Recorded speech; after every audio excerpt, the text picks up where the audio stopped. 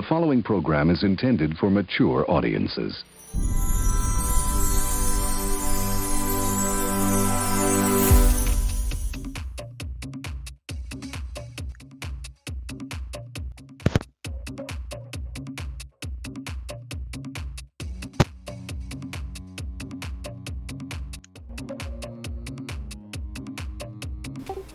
Okay, let's see what we got.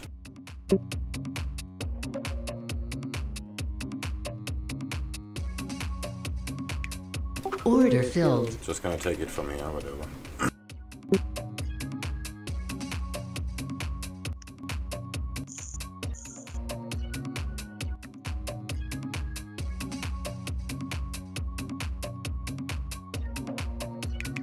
Order filled. Oh, that was maybe a bit too much.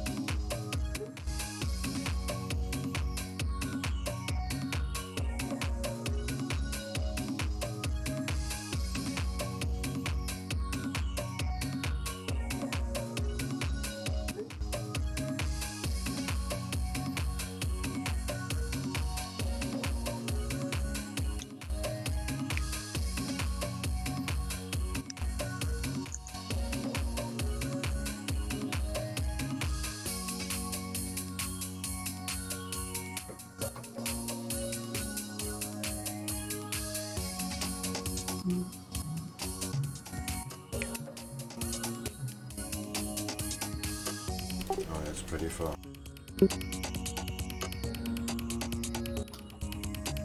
Below S3, ASEAN.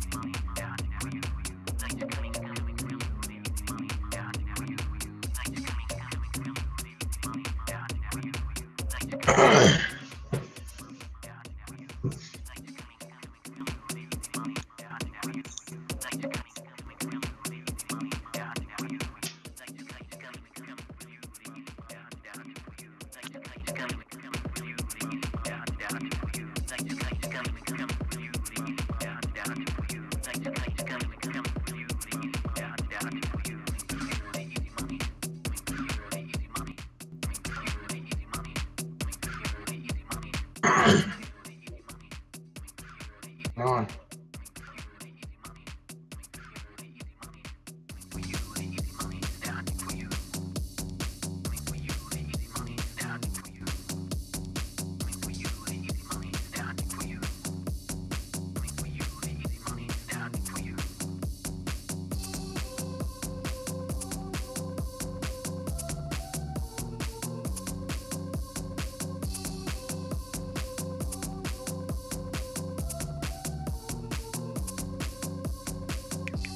Order filled.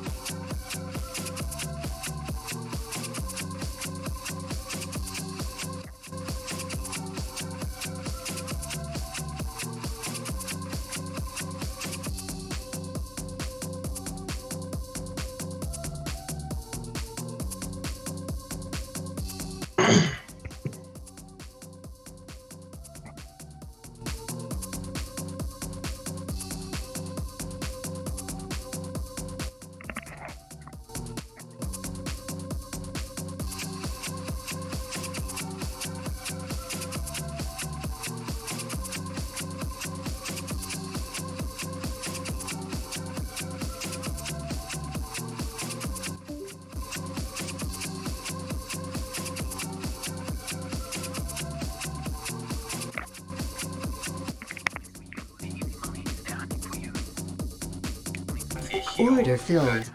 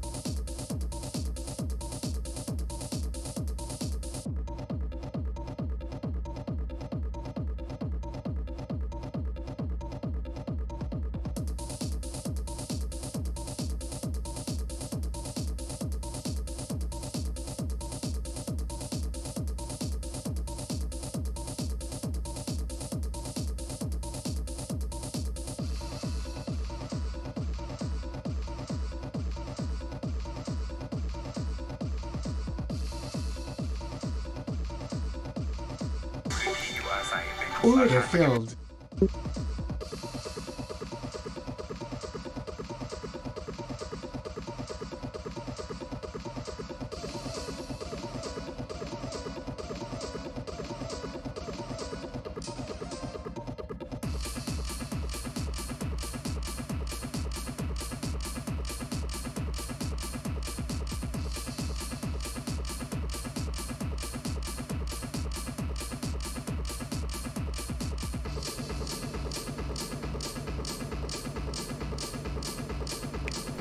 Order filled.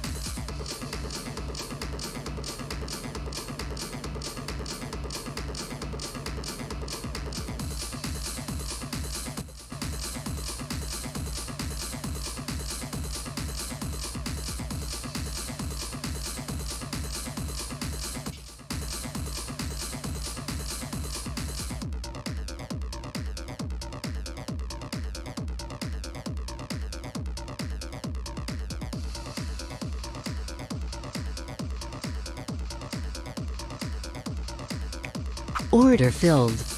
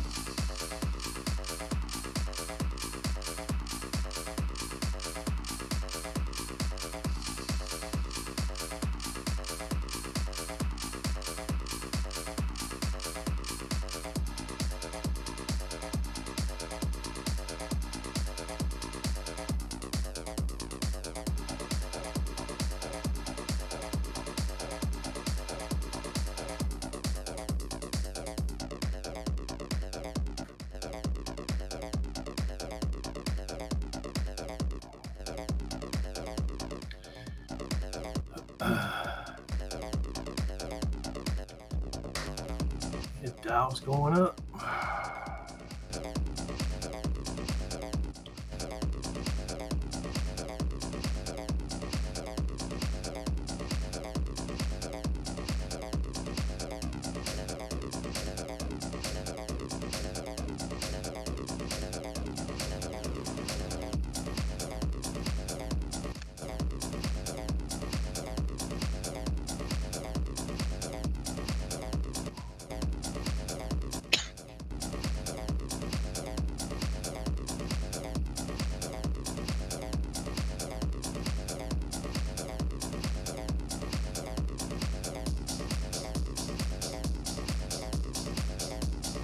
guess that's not gonna work out.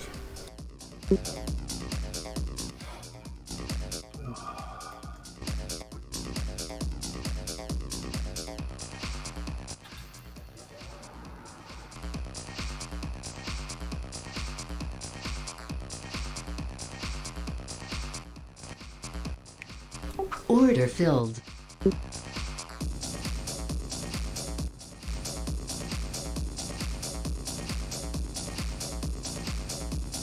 Order filled. Ah, shit.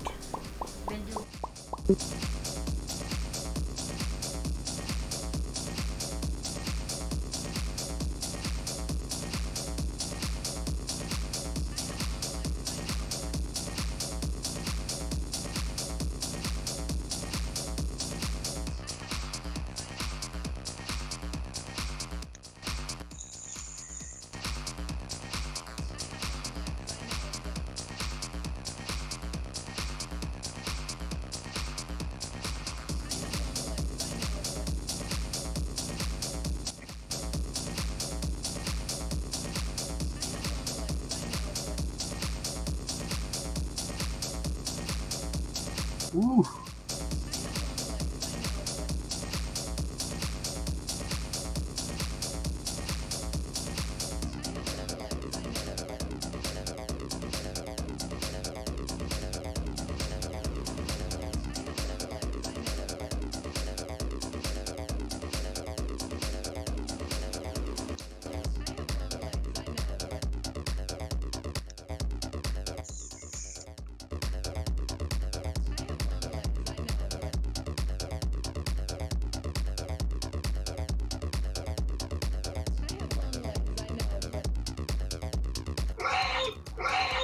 I turn into a greedy pig.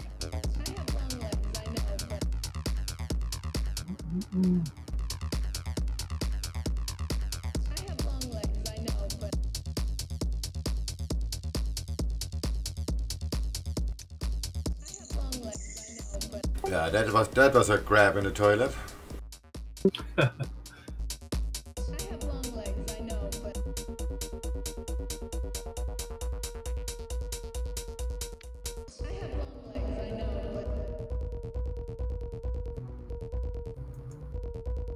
That's the price to pay if you're late. I mean, ASEAN felt so nice. I don't even dare to turn on the reverb to see how well that went.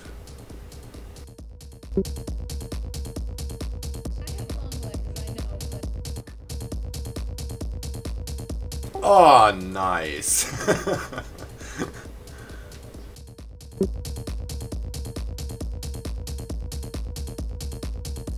Yeah, it's moving, man. Look at that. There was just some open volatility here.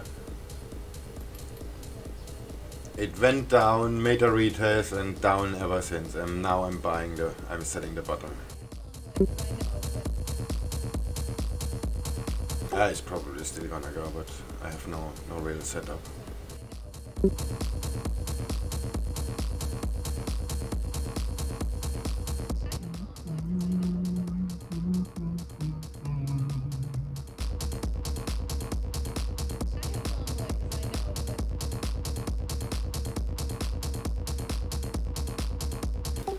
And also it looks like it's gonna...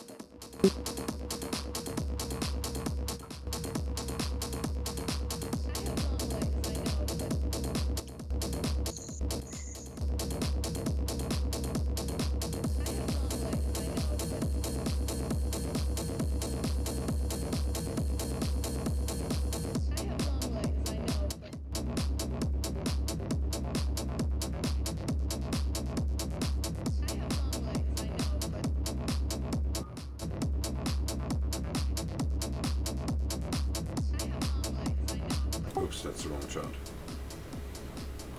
One more push up. Oh, US thing is right at the reverb and the dollar is going up. That's actually much better.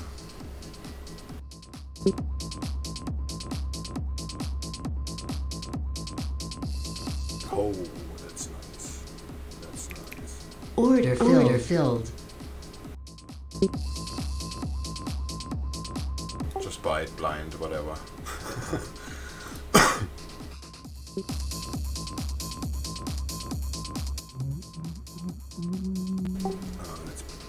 Oh, come on, come on, come on. Oh, fuck it. Order filled. And one more.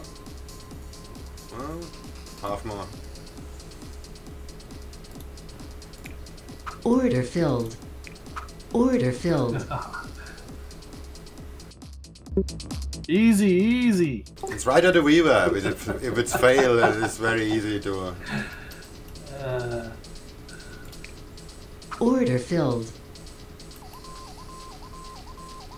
And it broke out already. Yeah? That's very nice. It's a 15-minute actually.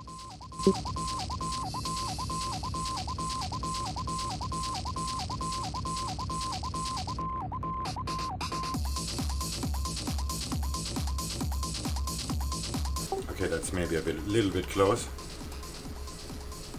2.5 pips.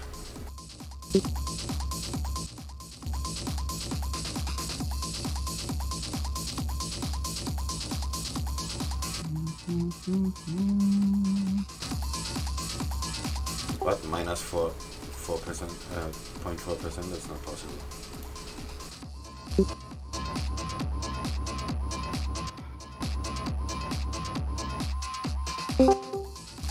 Why I cannot refresh that chart? Ah. Oh.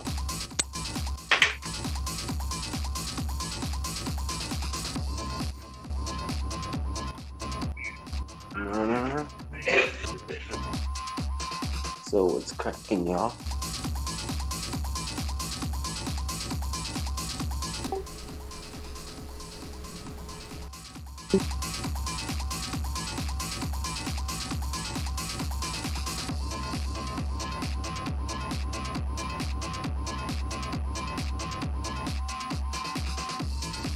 Sorry, what did you say?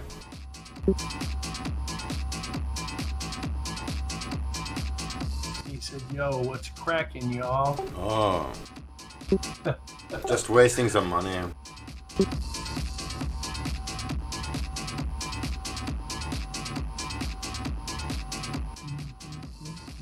Why this is such a large drawdown? Ah, the positions are too big. And it's gonna break below. Seriously? Make me 2 losses?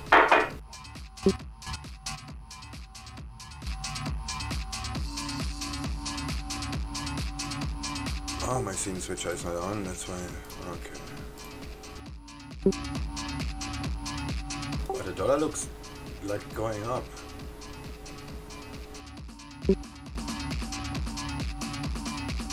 So does the Nikkei.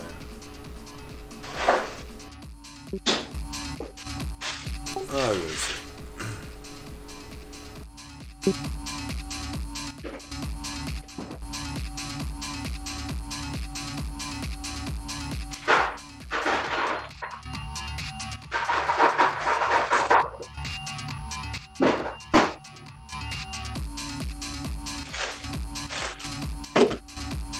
There we go.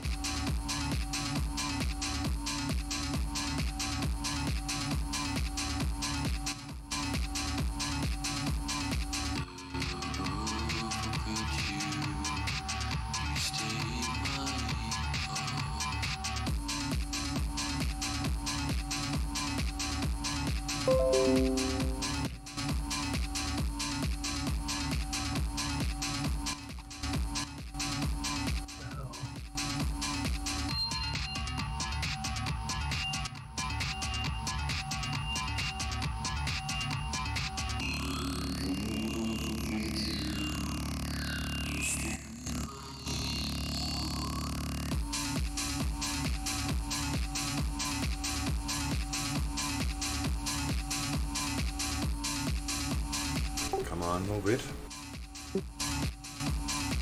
Got to move it, move it. Yeah, right.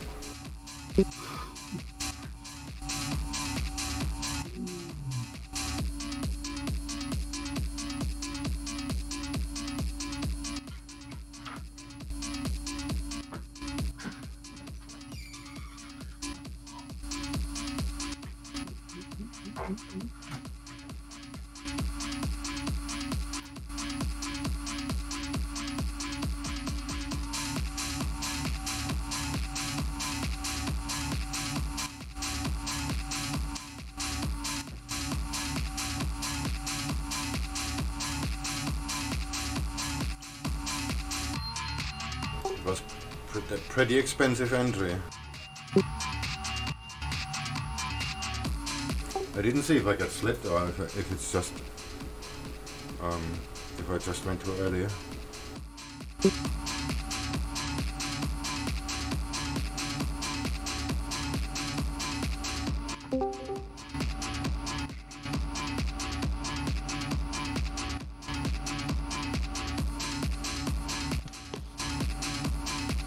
What's up, boys? Morning. Morning. 9:30, man. Nothing is going on. I'm about to go to bed. It's 11:30 here Oh, nice. in the morning.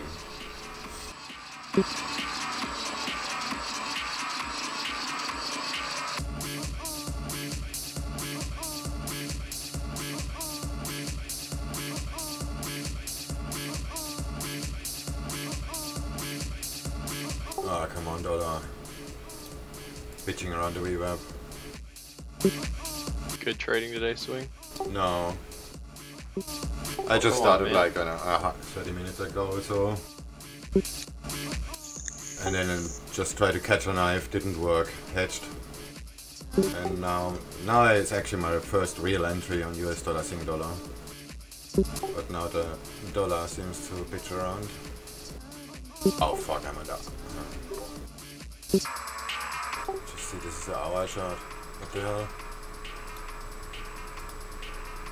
Okay, still looks good. Just not as good Yeah, as before. I broke even today. What's up? I don't know, I might watch it. I'm gonna see. Yeah. Okay.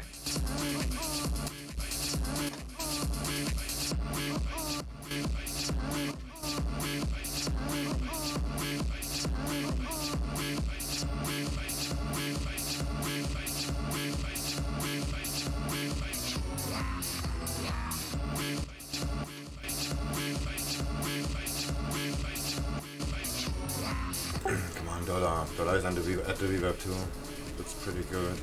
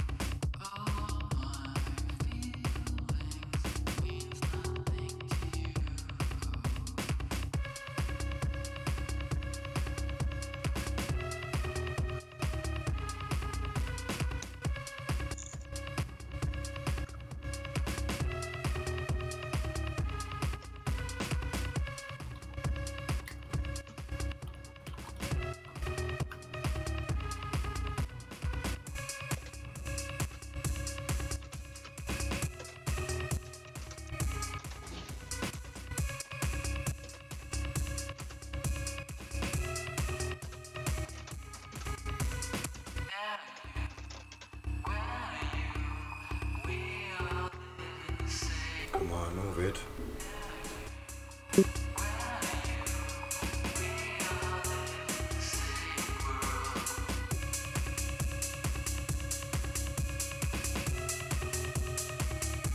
We got to move it, move it. Let's go.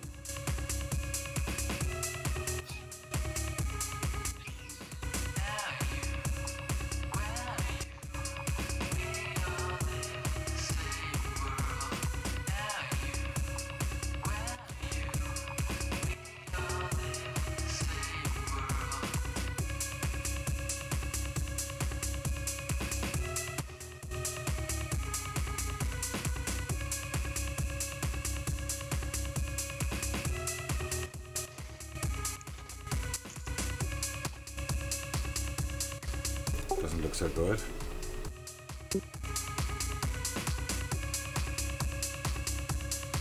What are you trading right now, Swing? Buying your thing and hedging AUD. There you go. Oh, that's gonna go bad.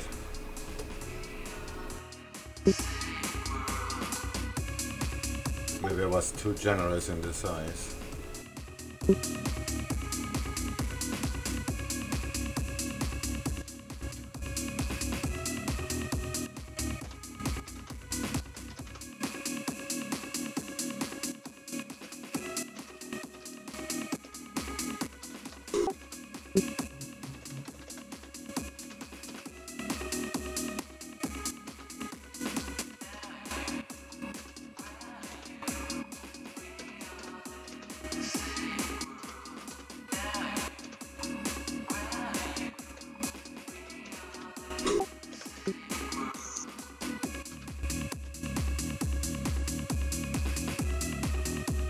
Can I record sound with QuickTime?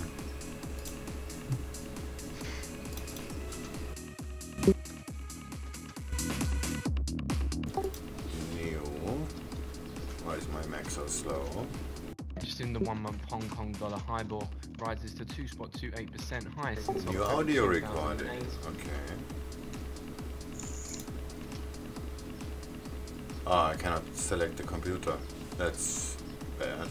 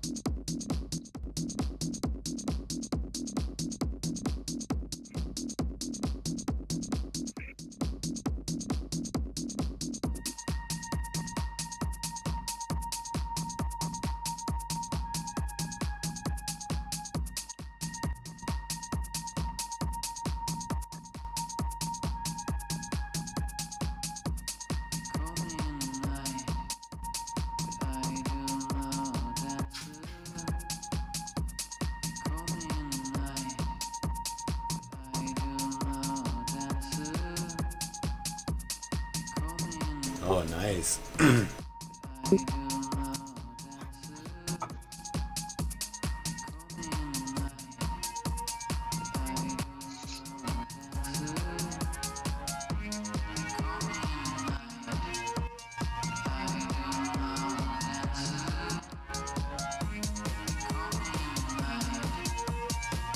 Let's go for a Kramer sound instead.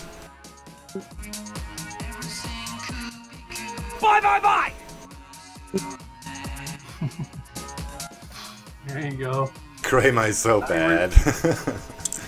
Bye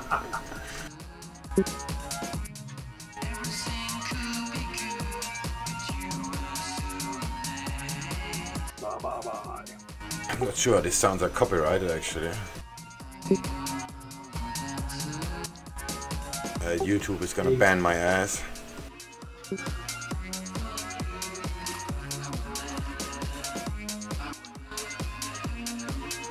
Are you on the Mad Money website? No, I don't know. This is just very distracting, annoying. I don't know how to put it.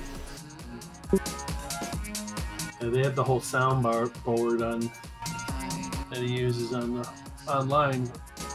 You can't download it or anything, but you can use it from the site. I just found a website where I got the sound from. Jim Cramer Mad Money Wave Sounds.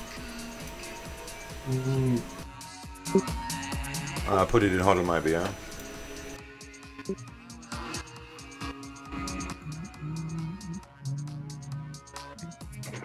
I think Doji mentioned it earlier, but you see that crazy amount of reading material that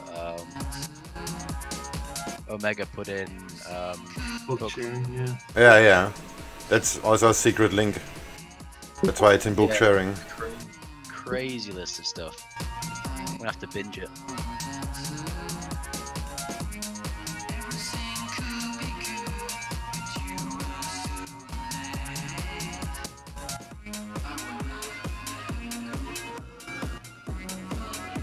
Well, I should start finding a target for the US Sing trade.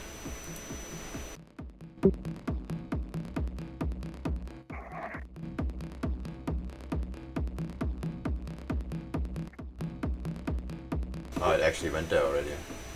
Pretty much. Bye bye bye!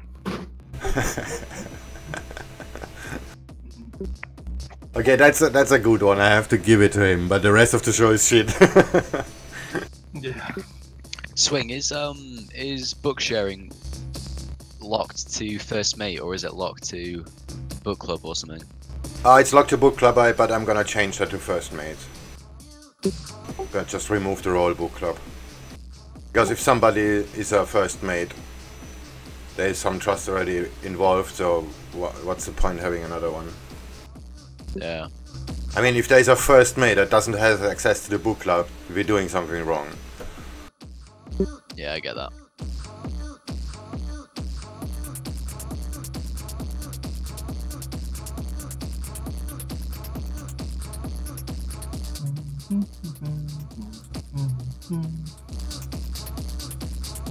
But I'm thinking of making an extra channel, freebie channel, where you guys and me put stuff, like my indicators to download, and this is only accessible if you actually have a role.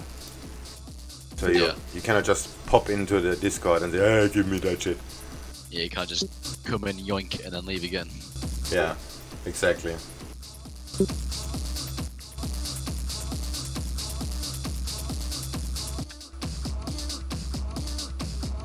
I'm gonna reverse the Aussie into a buy. Probably a terrible idea.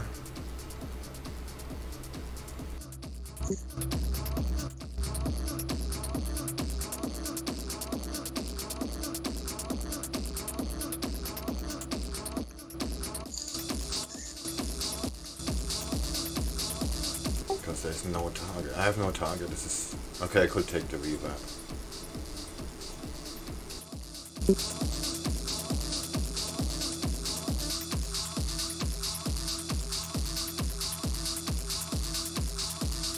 How much did I lose today? Oh, 0. Nice. All trades still on.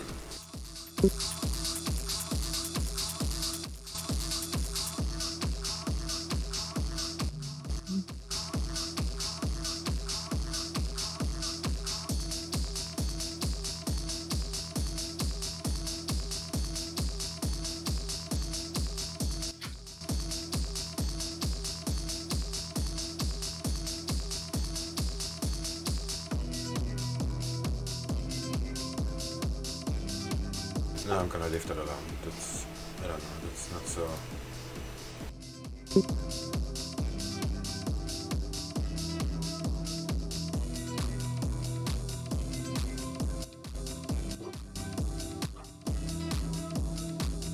How much do I need?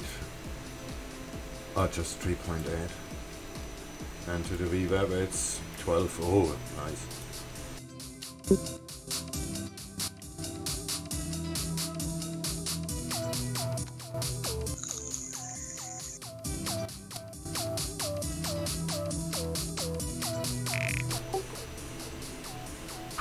Order filled.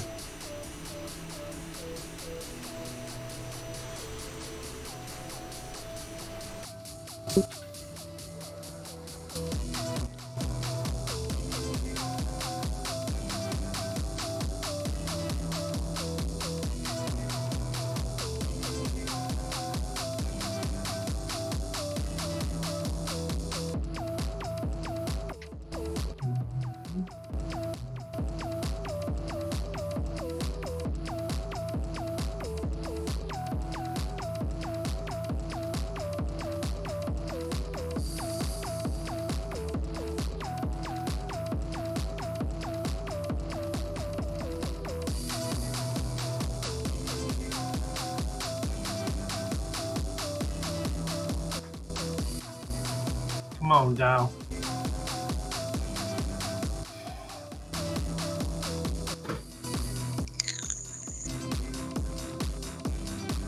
Trying not to be too greedy here, but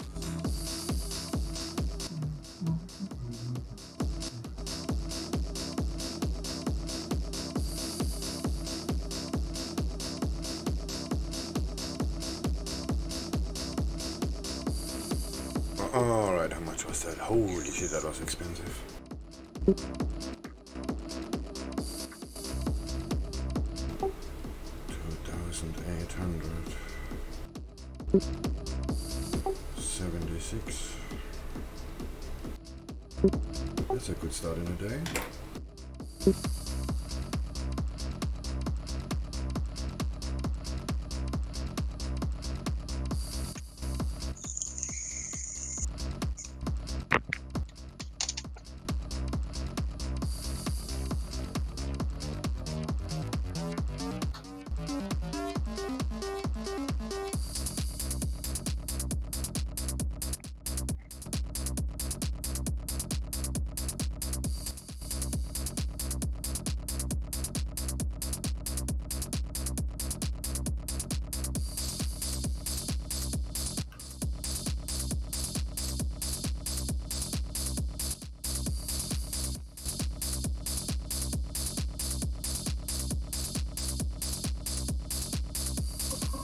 Come on, Nikai, move it. This looks pretty good.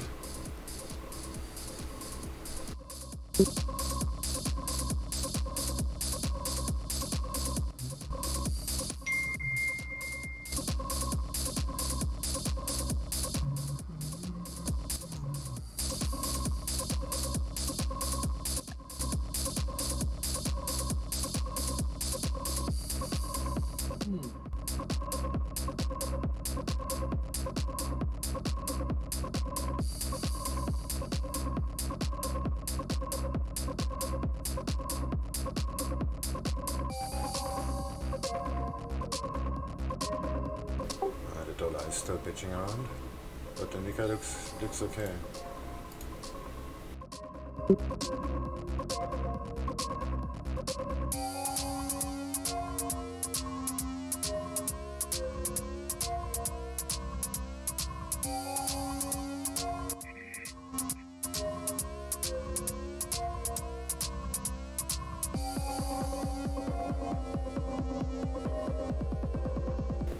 There.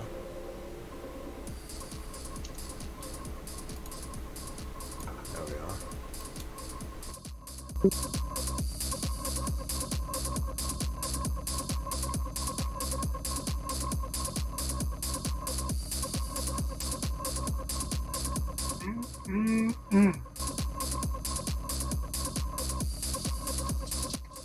Counter trend, that's not a good idea usually.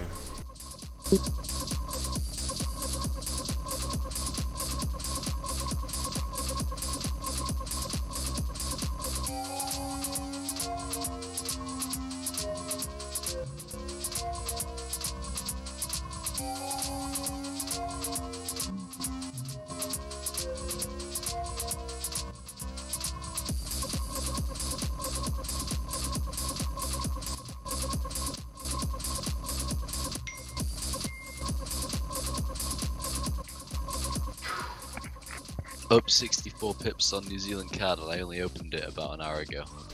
Yeah. I'm so late. I hate myself.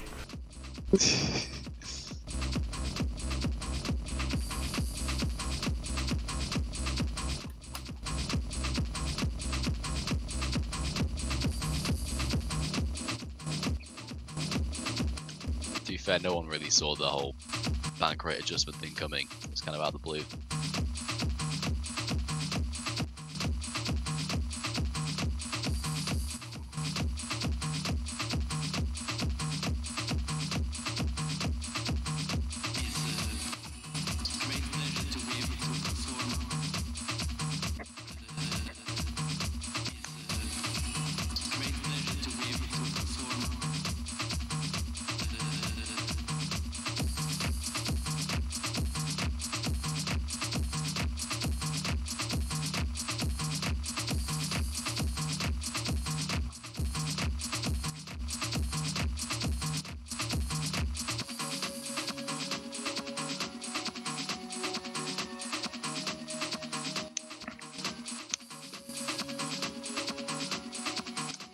Kind of pissed that my second order didn't get taken on New Zealand CAD though.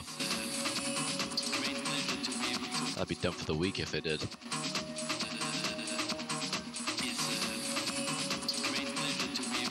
Hell, I'd be done for next week if it did.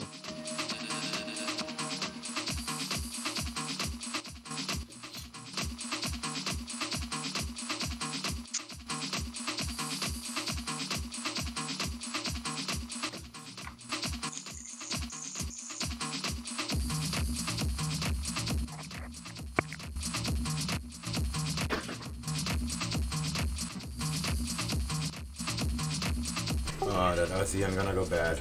I can feel it. Don't jinx us, man. Yeah, double loss in a minute. Let's buy some more. Come on now.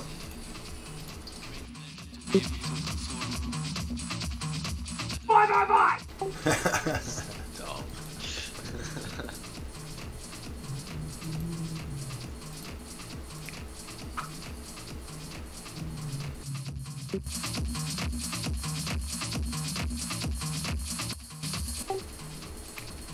Order filled. Order filled.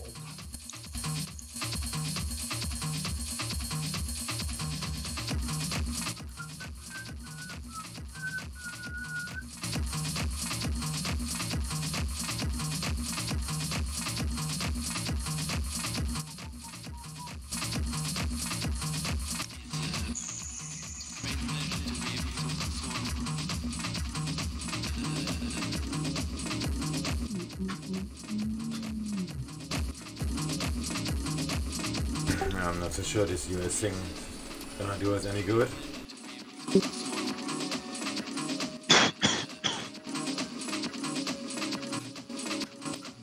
I hate it if it slugs around there. That's all good, all good. I'm so glad the Sea Trader update added Renkos and range bars. They're awesome. Yeah, but the problem is you can't use CTrader. If you switch the window, you have to remove all trend lines unless you want it to crash. The trend lines are still there for me. They don't look right on a Renko, but they're there.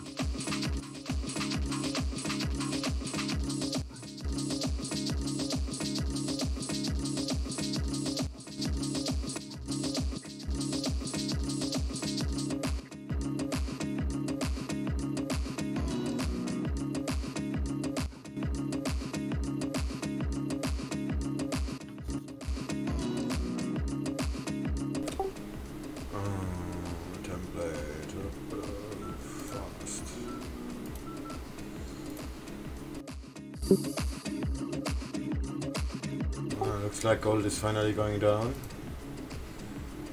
But the dollar is still fucking around with the reverb.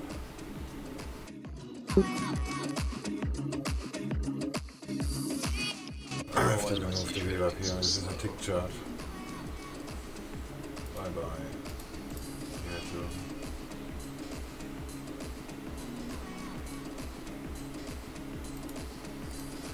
Ah, this new layout is still confusing me.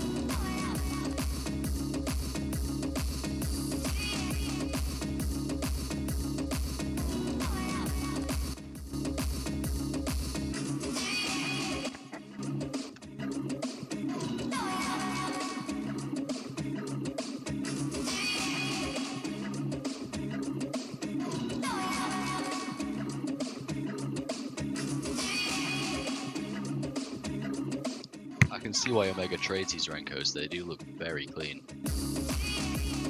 The range bars look pretty good, but yeah, you have to get used to them. Yeah. 8 pip ranges do look very nice. Yeah, 8 pip. I was with TechX a few days ago playing with that. But you have to adjust them to the volatility, and on Renko you don't. That's the only difference. But I like the range bars actually more.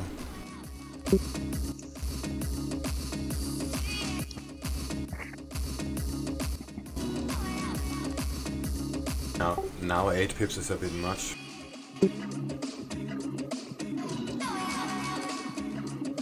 22 pip range. Let's make it 4. Periods. 4 pips. 8 looks good to me, to be honest. 8 looks good.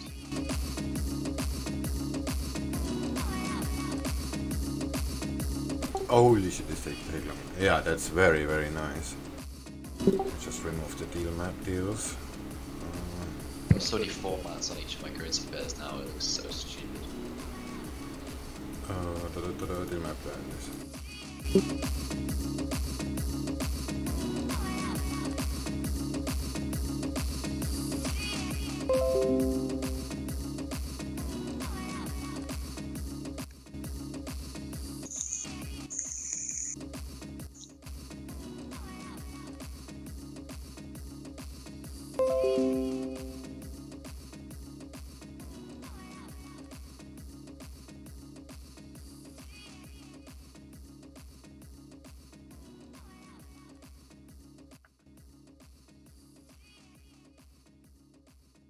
Oh, I've got to restart C-Trader. Everything's loading too long.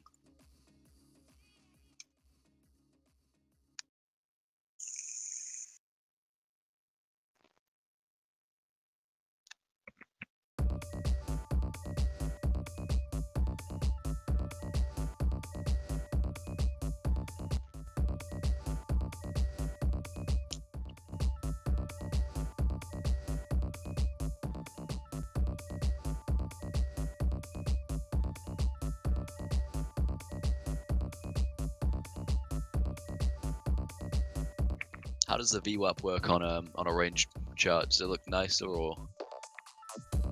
I don't think it works. You have to use the T-Web then. Uh, I have to ask TMC about the fix. I think you posted a fix already. Never really had a chat with TMC. He's a quant, isn't he? Yeah.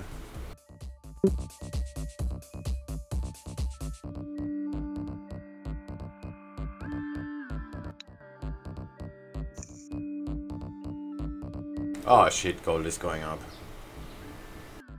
That's gonna fuck the dollar now. How much I'm up? Not enough. Half my loss.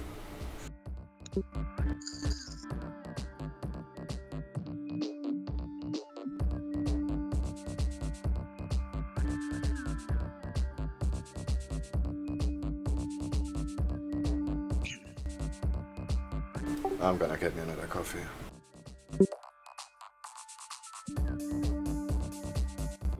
Shit, I'm talking to you guys for 5 minutes. Didn't realize I was muted. Oh, Telling us your life story with all the ups and downs. Thinking, what the hell? This is a rude guy, he's just leaving. Not talking anymore. Let's just ban his ass.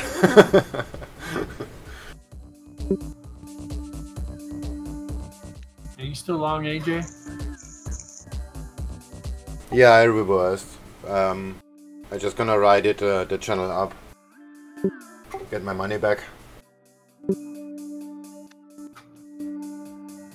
Mm-hmm. Oh.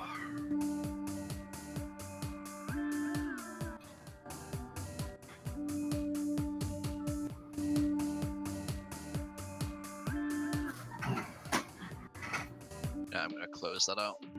I'll take the 64 pips.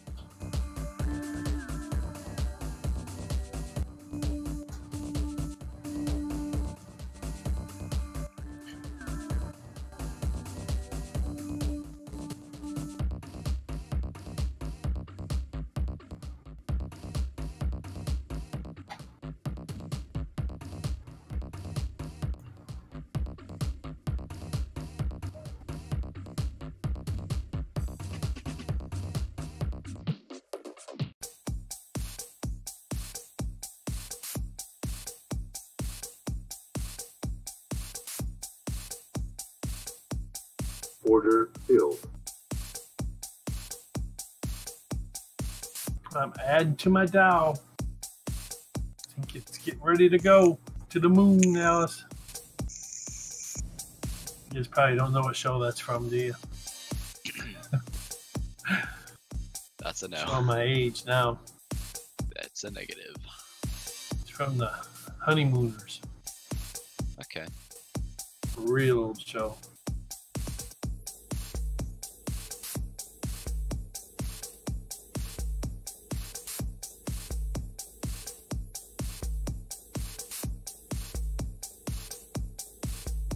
Alright, let's go down.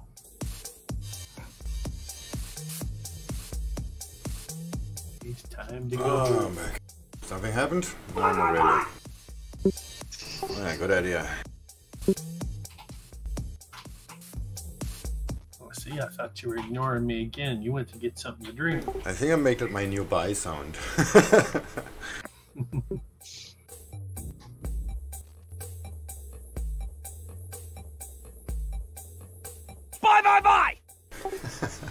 Like it. That's the only thing I like on Kramer, the rest is just junk. Actually, it's good entertainment. Saying it's bad is not really a nice thing to do, I guess. It's good entertainment, market entertainment.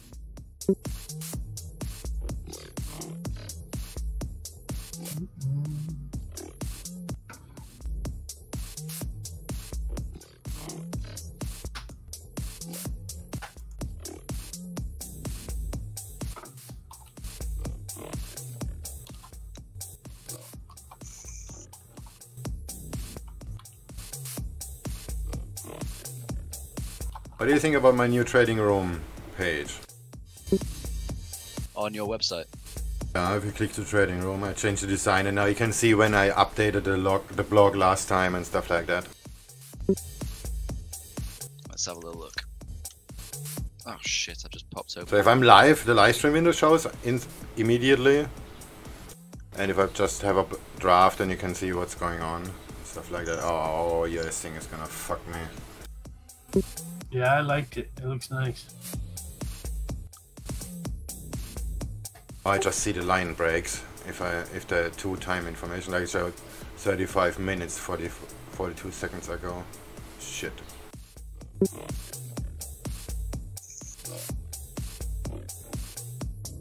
I just make it one. Just show one time information. Where is it?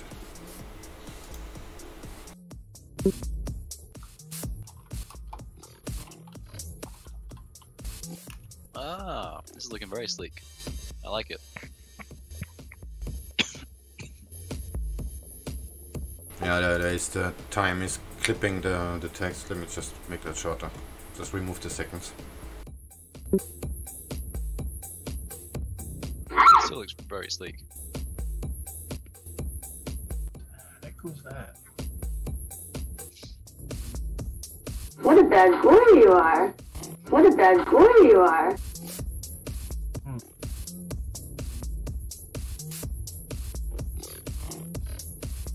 Alright, that's better. But now it's just shows 37 minutes ago. That sucks too. Ah, well. I had to treat.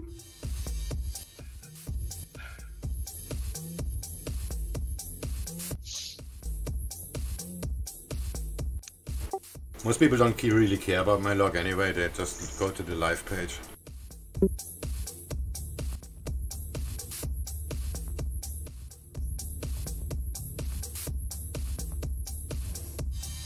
If you go to the live page, you see only the live stream and the last 3 or 4 chat messages. Yeah. Last 4, yeah.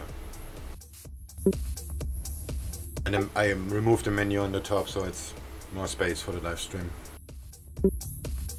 Trading room is just all combined.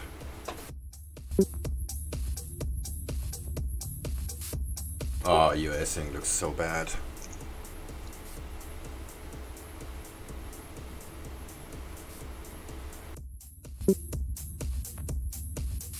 Wait, there's something wrong. My buy line is way lower than that.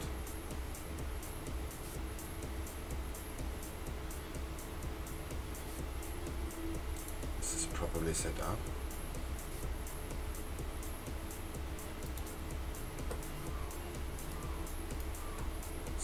.65. Is that a 6?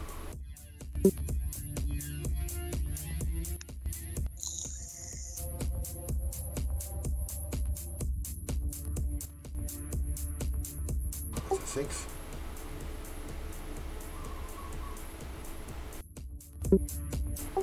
C-Trader forgot how to calculate or what?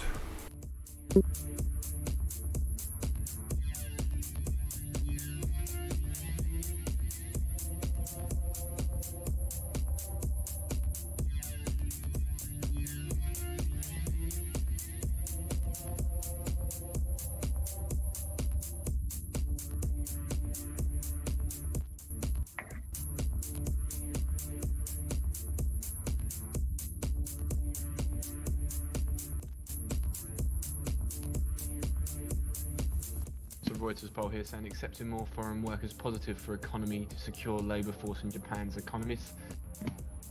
Sorry, let me repeat that. So this is a Reuters poll here saying accepting more foreign workers positive for economy to secure labour force in Japan's economy. BOJ to keep short-term interest rate target at -0.1%, 10-year JGB yield target around 0% till at least mid-2020. Over 70% of the economist survey said Japan should raise sales tax above 10%.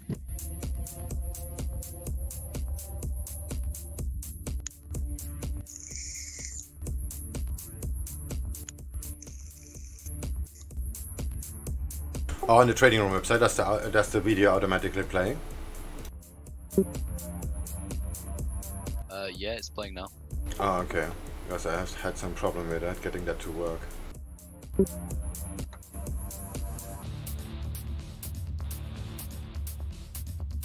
Alright, 2876. Today already.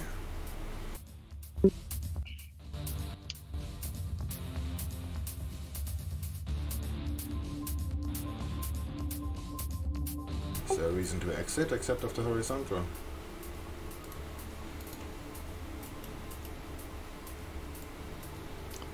Nice short Swiss yen. Give me a Fibonacci.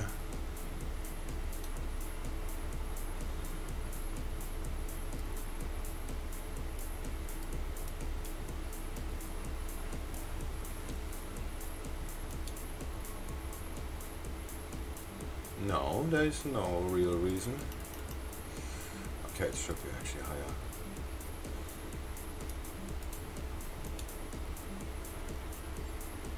Still, huh? Oh, I'm so gutted. All my New Zealand trades are like miles away from being taken now because of that news.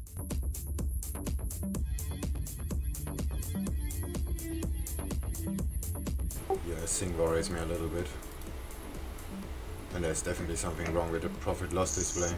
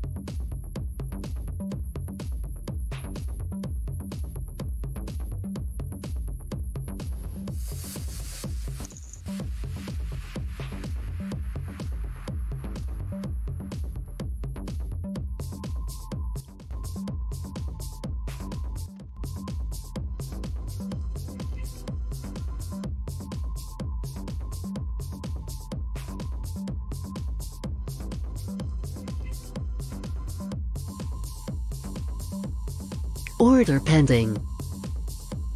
Order cancelled. Oh, that's very close. Order pending.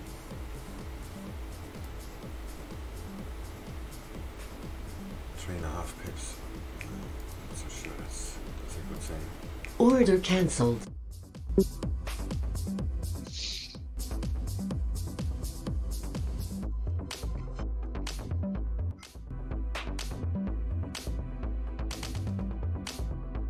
Spotware C Trader, welcome to C Trader ID. Your account has now been linked to C Trader. What the fuck? I never signed up. I mean, I did, but not with that email address.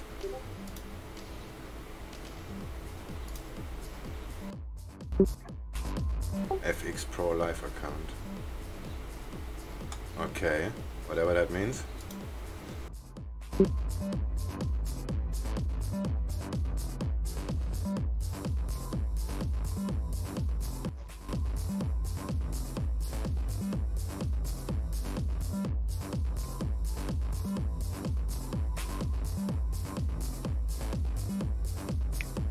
Order filled.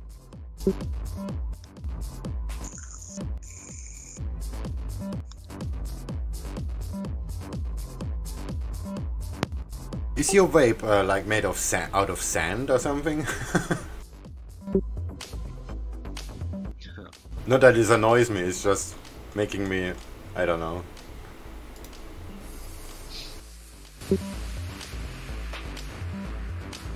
How do you find the right one anyway? The right what? Vape.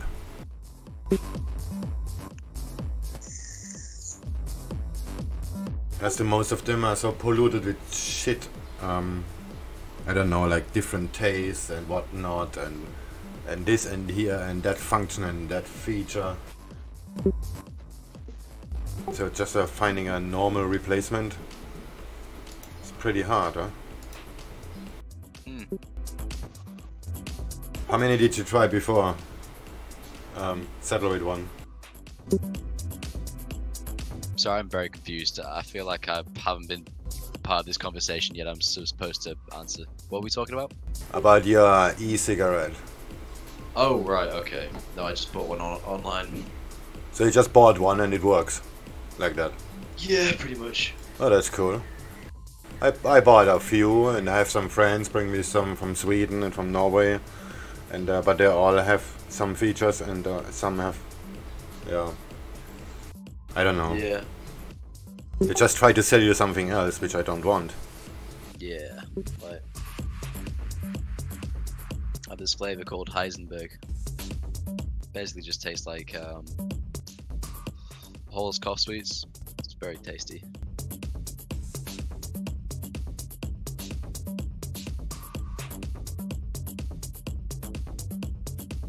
Only problem is it turns your room into a fucking cloud. Like, it's so misty in here. A friend of mine bring me one from Norway like 5 years ago, and it's still working. Yeah, good. But it's pretty much tasteless. That's exactly what I wanted. So her choice was correct, but for some reason it doesn't hit you very much. Just want that nicotine.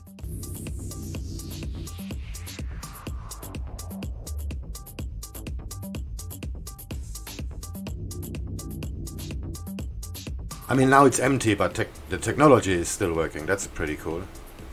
Yeah.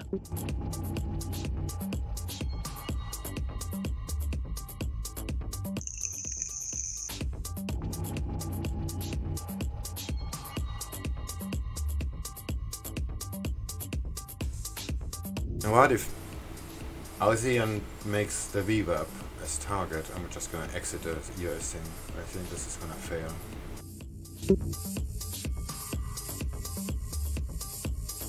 Also, there's something wrong with my display. My loss line is a lot deeper than 0.65%. I'm 0.54 now.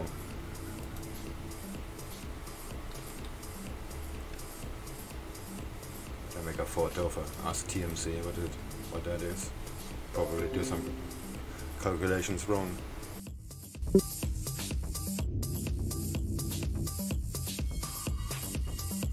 Should edit the trading room name to add no P&L lists. Yeah, I'm gonna do that now.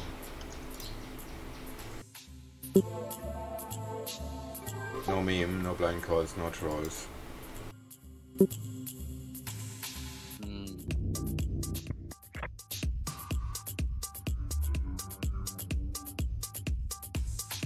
Post.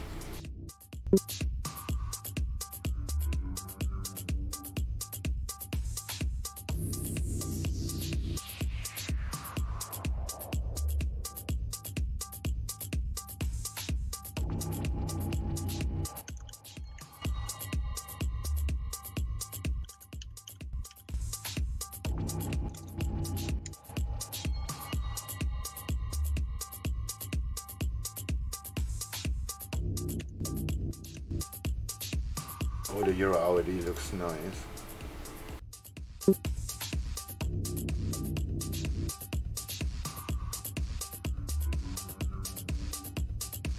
That MetaTrader on mobile, that's so terrible.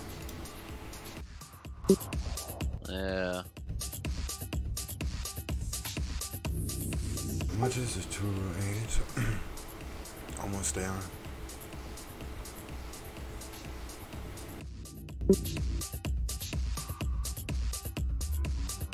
Yeah, I'm gonna make that a break-even one. This is just mid-range shit.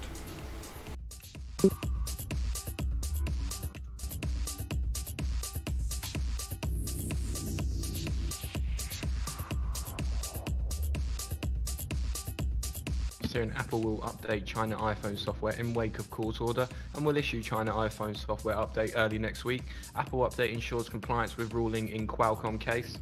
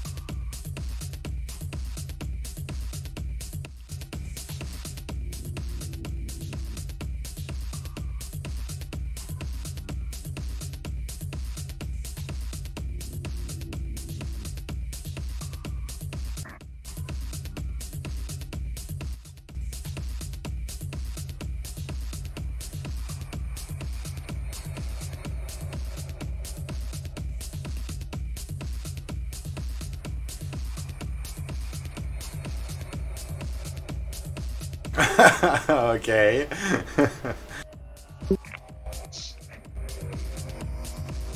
What's going on? Oh, sorry, he's not in voice. I just got a private message about a bot test. Ah.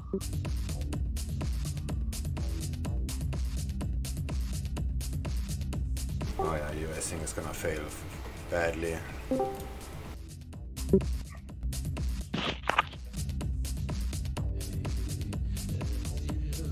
Come on, give me another 400 bucks. That went bad. Hello.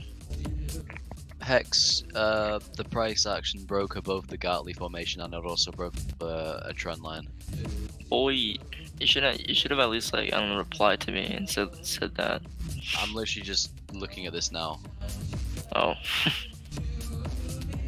I mean, for now it's a short because there'll for sure be a retracement, but in the long run. Ooh, it's a short, so that means I should sell now. I mean, don't take trade advice from me, but I'm just saying, saying it as I'm calling it as I see it. But essentially, it's broken a trend line. Yeah, okay. Yo, I don't have my Swing. scanner active right now, but Yo, my boy, Swing. You wanna go check out my chart real quick?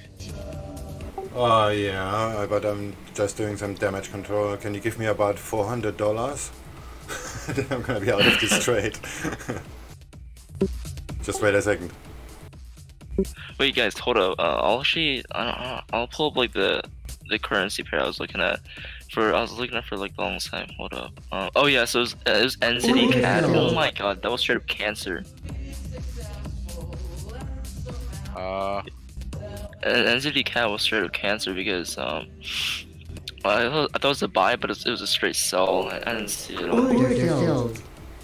Order filled. I sold it. You sold it, boy. Dude, even like online with all the technical analysis that like literally like everyone says short. I'm like, oh my god, I didn't read that. So I like hedged myself out of it. It was bad. NZDJPY can't really be anything other than a sell right now. Yeah, no, right now it's still bearish. I don't know. I don't know why I thought it was bullish. That's the daily chart. Ooh. Order filled. The 1-day chart. Ooh, you at least use MACD. Okay. Way overbought. What? Be suicide to buy it. Yeah. No, I was in the trade for about a straight 2 hours actually, but then I closed out with 11 cents. Let's go. I think I'm actually gonna go negative because of commission and tax, but that's okay. You won't get taxed for 15. Dude, I won't. No. No, like a shared account's the same thing as having a normal account. You know that, right? A shared bank account.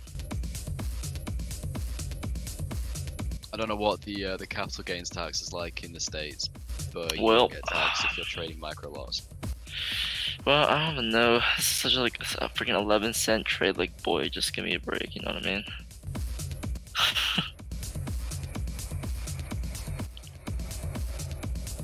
I don't know. I've been trading on the demo for about like a straight week. I'm like, nah, man, this is too easy, dude. Sell with one lot. Oh, so easy. But making money is easy. Keeping the money is the hard part.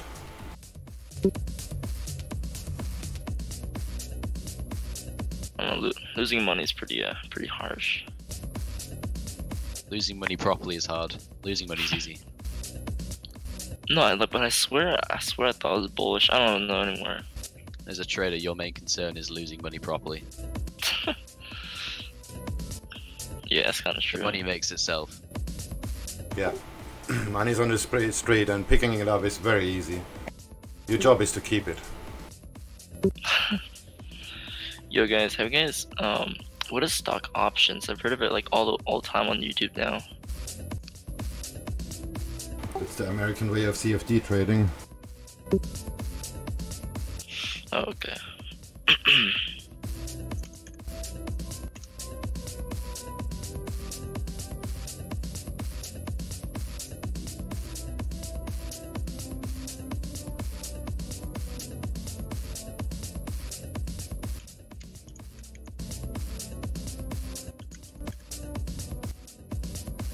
on, move it already. What? Actually, I'm long break even already on the Aussie yen, but I want to pay for my US sing loss as well. Wait, how much did you lose? What, 0.5%? Oh, okay. It's not too bad.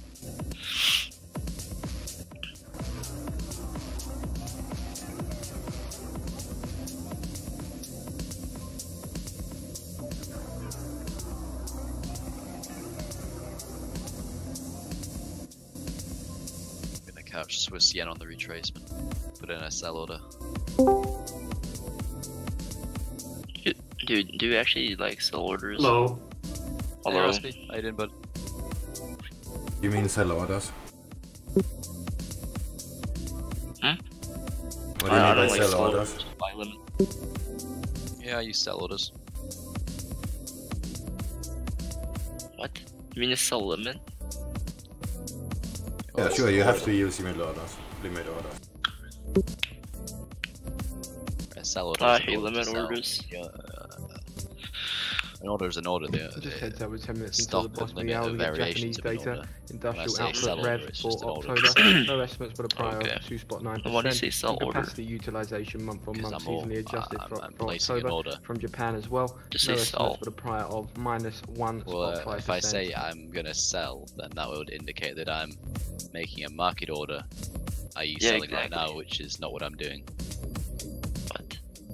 It's pending order. It's circumstantial. I'm not jumping into the market right now. Yes, it's a limit. Yeah, you gotta use limit orders. Limit is yeah. I'm using a limit order. Alright, cool. Limit orders are always in your favor. That's the main thing. No, If you get slippage, except you're on MetaTrader, then it's a different story. But if you get slippage, it's always in your favor. I don't know. I don't use limits though. I always use like market execution, which is the same thing as a sell, but you know, sell or buy. But I don't like limits in general. Yeah, but you're writing a blank check to your broker. They can fill you at any price they want. Yeah, I know, but I don't know. I usually just set like price alerts, so I think I'm good. I mean, if it works for you, then, or if it works for anyone, then it should work for some. I don't know anymore. I'm just salty about like my loss, so. How much did you lose? Out of my $100 account, 10%. Oh. Yeah, that might happen a lot more often than you think it would. So yeah, I mean, a bit more careful and size down until Order filled. I feel like the point of limits is like you actually have to know where the market's going. That's what we do here. Yeah, it's this thing called trading. Have you heard of it? No.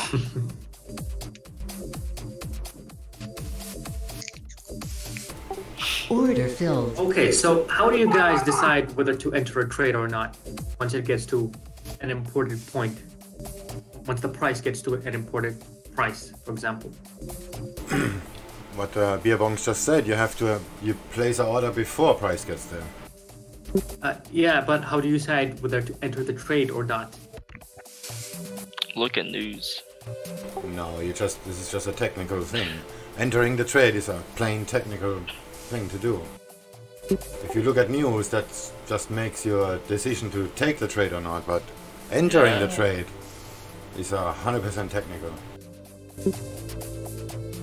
Mate, just look at like the 1 minute mark. I know it's about the fundamentals, but I can't wrap my head around it.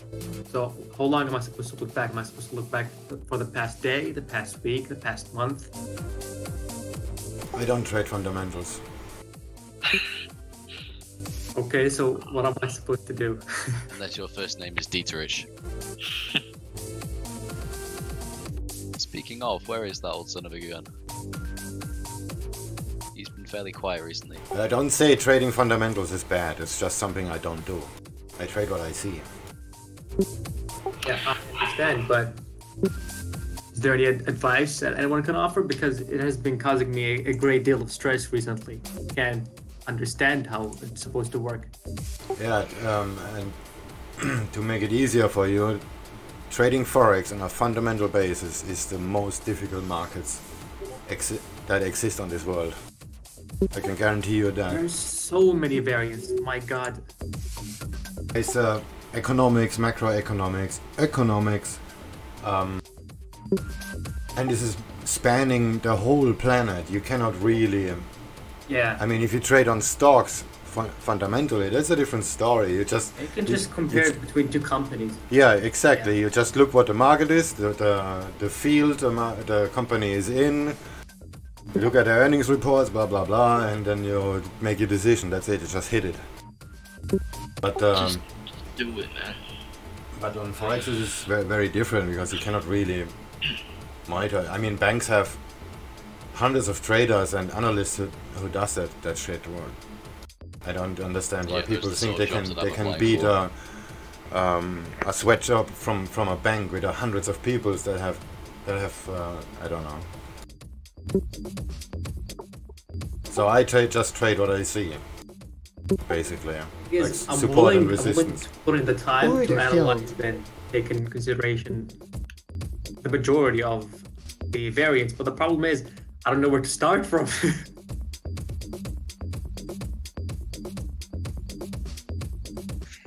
I can help you with fundamentals, because that's kind of why I got into trading in the first place, because I graduated economics, and I thought, you know, what better way to apply my, you know, my economic knowledge than to trade currencies.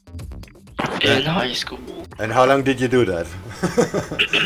A week? Fuck that shit. It took me very much time to realize the technicals.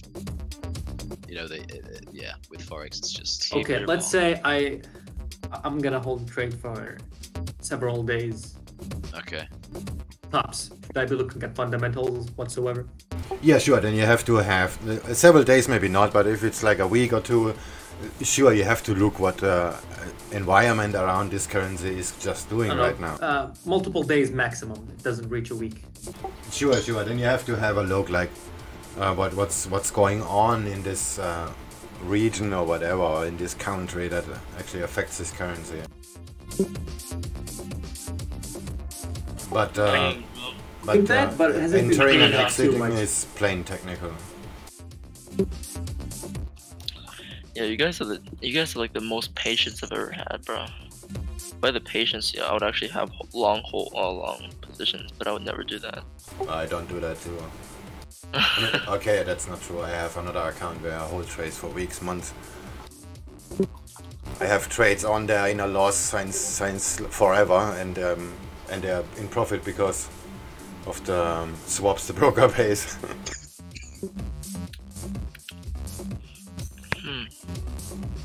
I don't know, honestly. I mean, holding a trade over the week, not over the weekend, is relatively safe.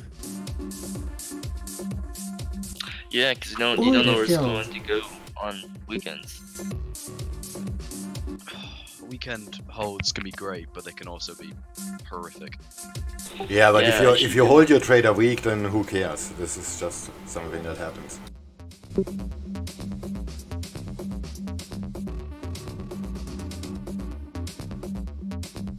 Is that all you've ever done, Raspy, is fundamentals? Yeah, I've been focusing on fundamentals a lot. I've been analyzing current state of the market, whether it's risk on, risk off. Been analyzing equities, energies, how they relate to currencies. You know, when energies are cheaper, the euro is stronger. When energies are more expensive, the Canadian is stronger. I've been looking at fundamental news, current trading balance, seeing how much percentage change from the previous amount, and all of that jazz. That's tough, dude.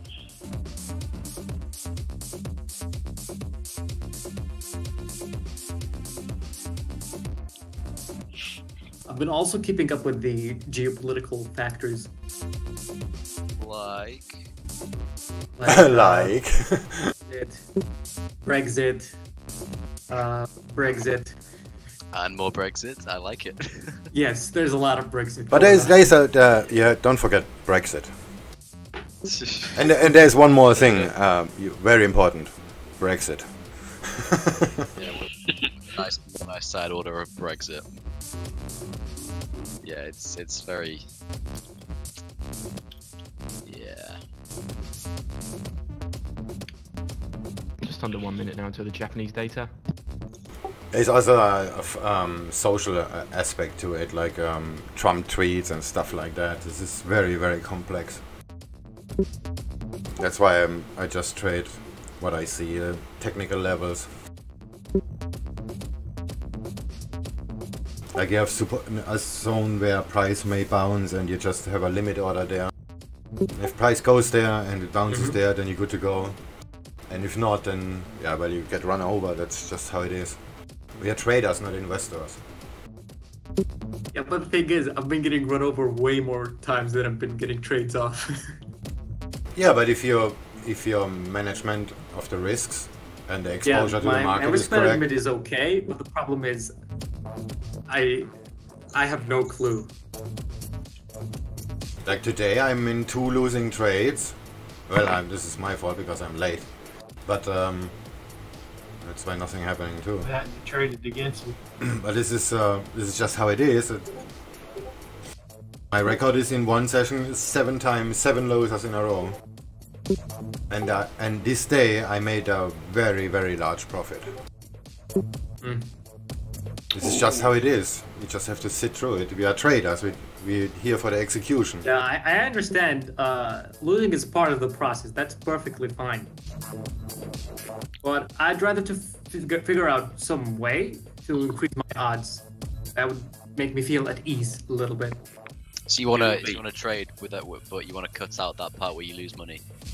Yeah, you wanna increase your odds. What? Yeah, that's what you do by buying in a falling price before support. You wanna decrease your odds.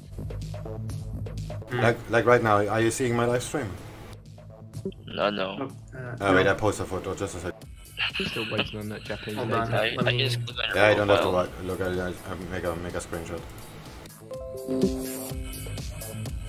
Ooh. Yeah. So basically, you just determine places where the market is likely to shift momentum. Yeah, like I made one line below, and the prices I'm buying actually. Price is falling down, and now I'm starting to buy more because we are at the point where the market is likely to go back up. Okay. Yo, what does this say? 0.65%? Is that 0.65% of your account? Yeah. Oh, okay. That's kind of weird. That's the point where I'm gonna get out of the trade. But Raspy, what Swing just explained. Order to you, filled. That's not fundamentals. Order filled. Yeah, I know.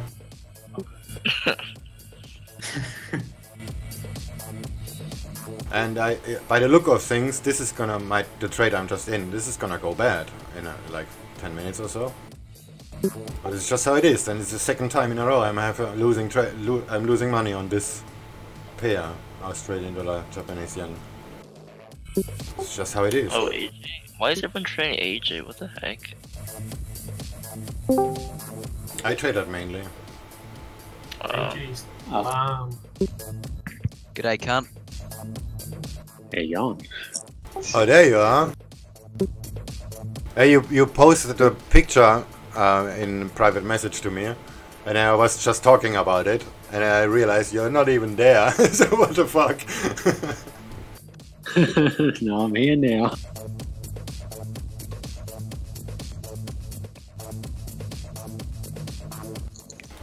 Order filled. This is gonna go so bad at the end. It's gonna break down. I mean, this is a counter trend trade anyway. So whatever. Nika is still below the reverb. Everything speaks against that. So I'm basically back at the starting point. This is really annoying. Yeah, what do you want to hear? When it gets to the point, I know that there will be a tremendous shift in momentum, whether it's going to be up or down, but I don't know whether it's going to be up or down. Yeah, nobody knows. I mean, literally nobody knows. But so, what's the highest probability? Yeah, like the chart I posted just now in the trading room. Right now is the highest probability to buy, but it doesn't mean the price is gonna go up. Order filled. I still can lose this trade, and I just do. It's just broke below, so, and I'm still buying. Order filled. You buy it, support, sell resistance. Is that right? Basically, yeah. God, if it only went that simple. It is that simple. Educated guesses. Exactly, yeah. Being the casino, not being the player.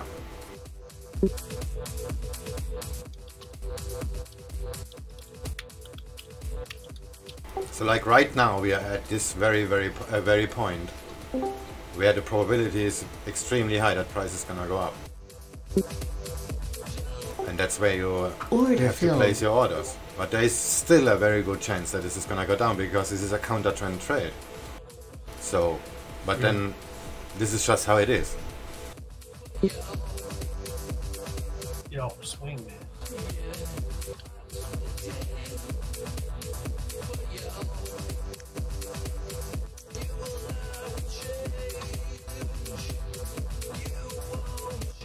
Do you reckon that's gonna start dropping? I reckon it could start moving back up because it didn't really make a lower low overall. Yeah, that's what I'm betting on. Which pair? Oh, the dollar is very big. Order filled.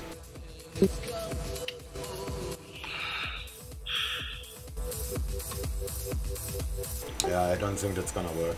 Oh shit, the dollar is dropping really hard. 4.8. Like even the Aussie dropped severely before, but it didn't make a lower low overall either, and it's starting to crawl back up. It looks like it's crawling back up, actually. Yo, are you guys gonna go sell on AJ? What was that, sorry? Are you gonna sell on AJ?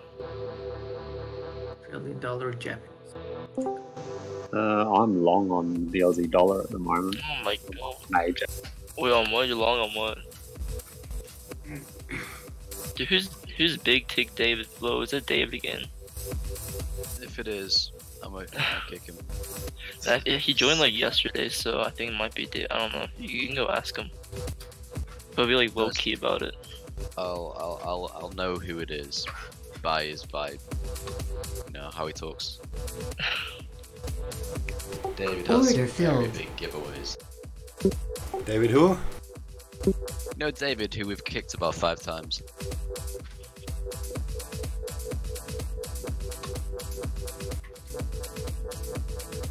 Okay, so once you've determined important price areas, how would you enter? How do you time your entry? You have a limit order, and then when price gets there, it gets filled. And the faster the price gets there, the better. The exact position where you want to buy or sell. Minor resistance and minor support. Multiple positions. And where do you place your stop loss? You gotta know where you're wrong. That's very important. I flip a coin. Let's see. You gotta have a place where what your idea is just false, and that's where your stop is, regardless of where you place your orders. And then say price is approaching a key resistance, and there's lots of minor resistances in the way. You place multiple pending orders, and the closer, and you put a stop above that resistance. The closer to your stop it gets, the bigger your order is. So if you're 100% right and it goes all the way to the pivotal, the key resistance, and then drops, and you're more or less 100% right. Let's say that's where your risk reward is the best. So just to recover those numbers, down as they were coming out. I apologise for that. So Japan capacity utilisation month on month for October coming in at 4% against a prior minus 1.5%. Industrial production month on month October reading final coming in at 2.9% against a prior 2.9%. And industrial production year October final reading coming in at 4.2% against a prior 4.2%. So you're looking at the dollar CAD Raspberry? Yeah. market what you've got broken there, through a daily trend line, and it's currently heading towards the downside. But I'm not sure if this trend line is going to hold or not. And if it holds, I'm not sure where to enter, and I'm not sure where to place my stop loss. Well, your stop loss for a start, I would place that slightly higher than the previous high, because if it breaks out higher, 2, 3. You got to be able to play the fake out if there is one. Are we talking about 5, 10 pips, 20 pips? it really depends on the pair you're on, because some pairs will have a lot more volatility than others. Like, let's say you're trading the Aussie, you might want to put it only 3 pips higher, but if you want to trade pound yen, you might want to put 10 pips higher. Yeah, that's perfectly fine. Yeah, pip values vary. But the thing is, the way the market moves, you always want to leave enough room for a shakeout. So how many pips on average? It's really a judgment call. More than There's no average. There's no average. Like an Australia, Japanese yen. If I trade a Viva reversal, I may have a 1.5 pip stop. On a quiet market, maybe 0.5 pips. But if you trade on the weekly charts, you're gonna have a 300 pip stop. So you can. Yeah, that's it. The bigger the time frame, the bigger your stop loss. General rule is whatever time frame you're on, 2.5 times the ATR. Yeah, that's a good number. That's a good point. For example, my stop loss on Swiss yen. At least that's tangible. Yeah, if you're less than that, you're probably going to get stopped out most of the time. Because of some progress. Because of the volatility, or not because you're doing anything wrong. This is just the market moves that way in that point of time. It moves a certain distance, yeah. So if Are you're you 2.5 on times the ATR, you're outside of that reach most of the time. So if you check on a weekly chart, make a 2.5 ATR, this is gonna be like 300 pips on a pound-based pair as example, maybe even more. But if you're on a 1 minute chart, this is gonna be a lot less. But still, the levels apply. You cannot just press the button and then you say, okay, I'm 2.5 pip down and I'm gonna get out. You have to get out where you're wrong. So it's the. I don't really mind widening my stop loss. I just don't want to be for nothing.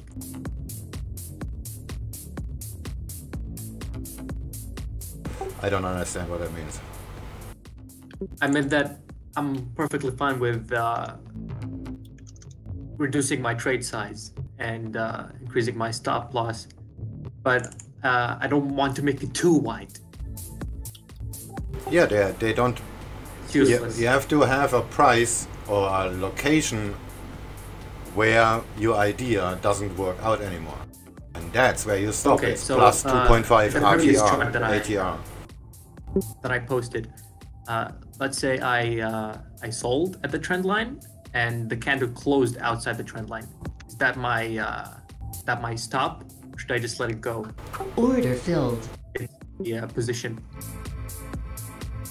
Yeah, but that's just how you trade. That's unrelated to the market itself. This is just your rules and how to execute. Some people say, okay, if it's close outside, blah blah blah, then I'm gonna take it off or something like that. But I don't do that. I don't really care about where candles close. I guess they're practically zones, a rough estimation of where purchasing or the selling is going to happen. It's not like an absolute area. Hoodster, just to reply to your comment, I guess my problem with sentiment is just a huge basket of thousands and thousands of different traders, all trading different strategies, and all of them trading different time frames. It's really an unreliable indicator. That looks pretty nice. So I would have thought about doing something like this.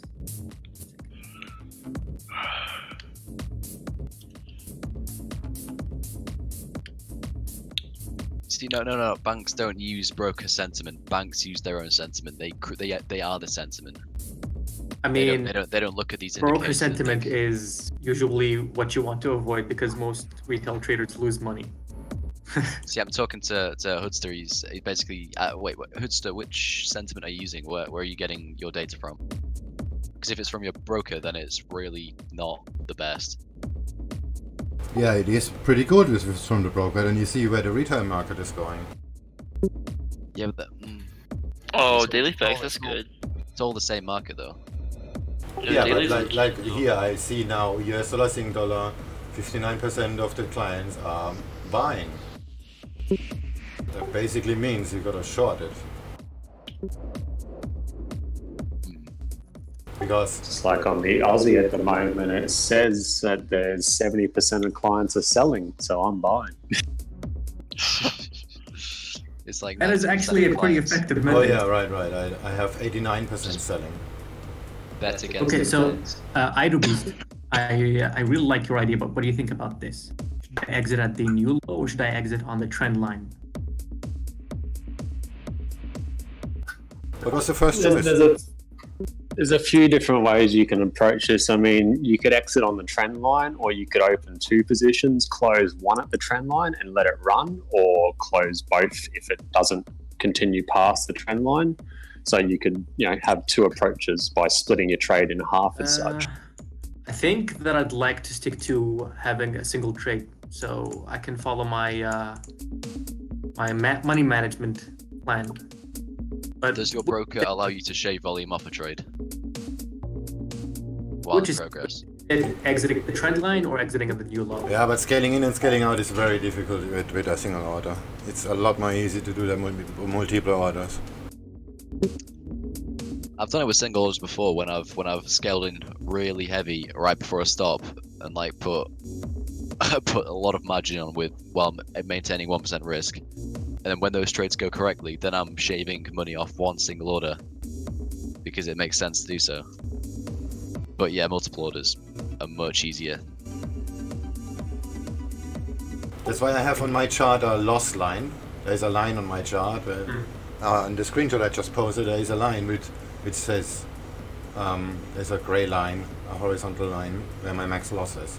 Because I keep scaling in, so the position is getting bigger, so the distance to my maximum loss is getting greater, getting smaller, basically. Yeah. I guess I'll have to learn that eventually, but right now I would like to focus on my risk management. I would recommend doing 2 orders if you want to keep your risk management. How much do you risk per trade? 2.5%, but the thing is, It's kind of a lot. I don't know. The more trades that I open, gets a little bit complicated. Yeah, and it's just split it into 2 trades, and then you risk 1.25 per trade, and then you're good to go.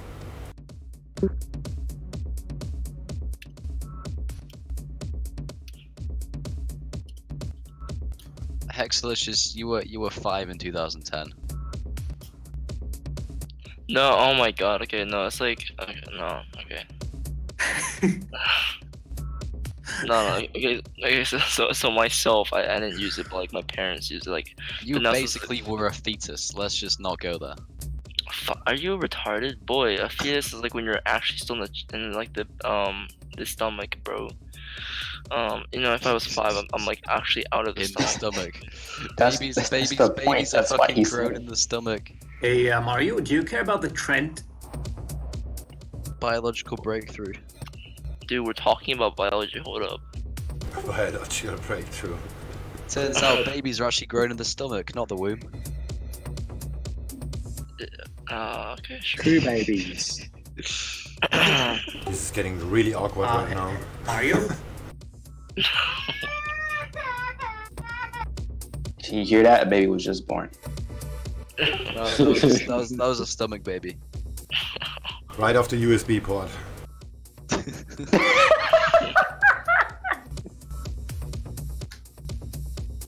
DIY test tube babies off your USB. Fucking hell. Yeah, give me a second, let me just plug in my child. You're raspy. Yes. Did you see what I said in chat? So like, Hooster was like 10% no balls. I don't know, like 100% no balls you won't. On like the next trade you put in. Oh, sorry, I was spacing out. No, it's okay. I'm constantly thinking about how am I supposed to execute my trade. It's weighing on my psychology at the moment. I can't even talk anymore. I mean, I don't know. Just go into demo and just like start placing. Psychology is dangerous if your psychology tends to be in the popular majority of like what people are thinking is going to happen. Order filled. Oh, this is an interesting topic. Oh no, it's not about that. It's getting frustrated. Subconscious. Oh. I'm getting frustrated because I can't get to what I want. I don't understand how the market moves, and that really pisses me off. Yeah, you will not. You have to live with that. No. Nobody does that. What I've learned to do. Technicals. Nobody understands where the market's going. No, what you do is you don't get into a trade, or you don't analyze and try to force the. You don't drawing trend lines is not freaking drawing barriers and making the market bounce off. You don't force the market to go in a direction. You gotta wait for it to choose a direction and then just hop on the bandwagon. Yeah. Hop on the moving train. No, that's not what you do. Yes, that's what you do. You hop on the moving train. No, you don't. It's called FOMO. Yes, you do.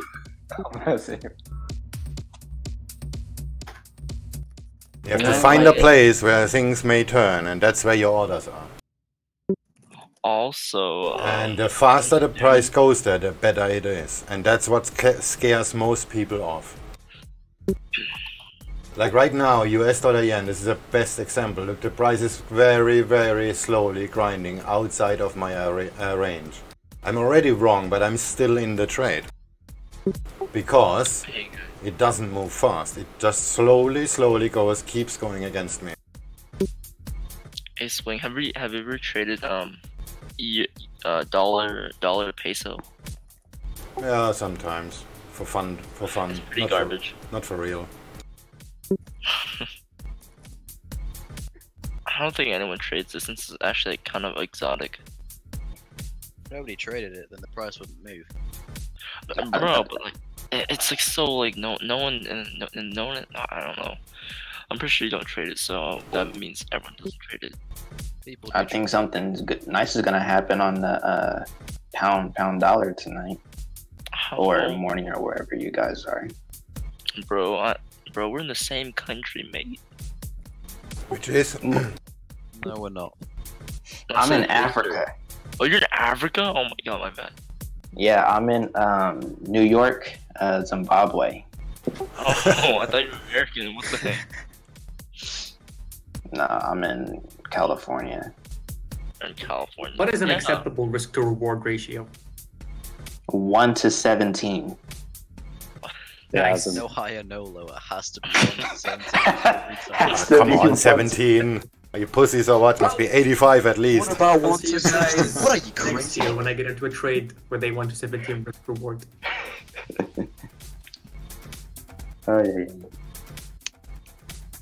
Really, the market determines your risk reward. You just decide whether to take the trade or not. Yeah, that's what it is. You have to take what the market gives you. But not 2. You take the trade or do you leave it? Depends on the probability. And how do you determine the rough probability of the trade? Honestly, trying to put a numerical value on everything and anything and everything in trading is probably the wrong way to go. No, not a numerical value, but which factors do you weigh in? It really comes down to your strategy and how long you want to hold the position for too.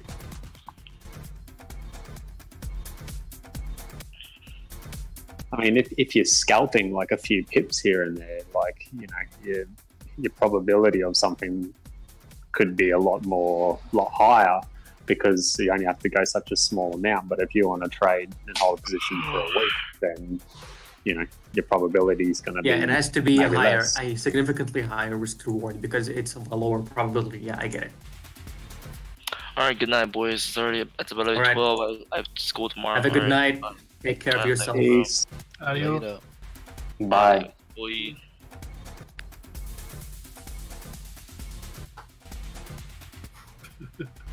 Fun kid.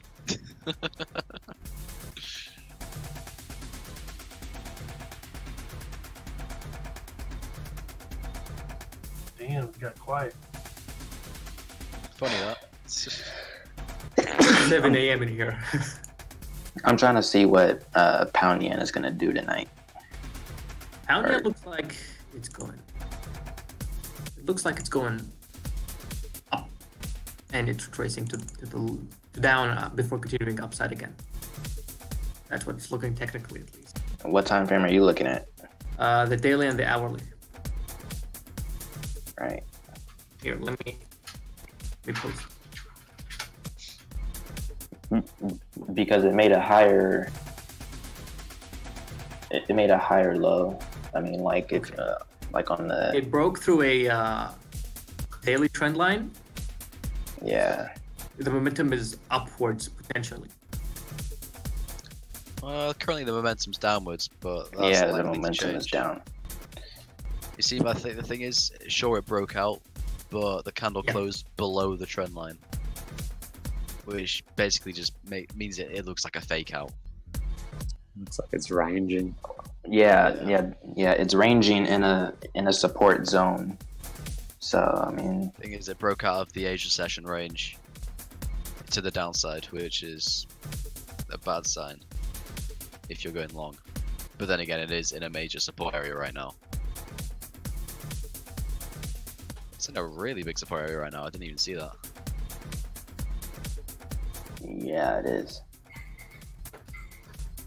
Another thing is on the British pound index, it's going to reach a major resistance zone as well. So that may weaken the pound. Okay.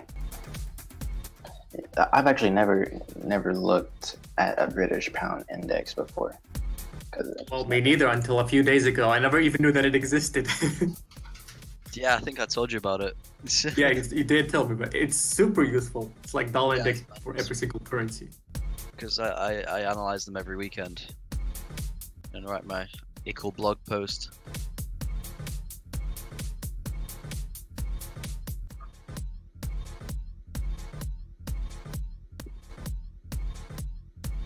Oh, okay, yeah, I see the resistance.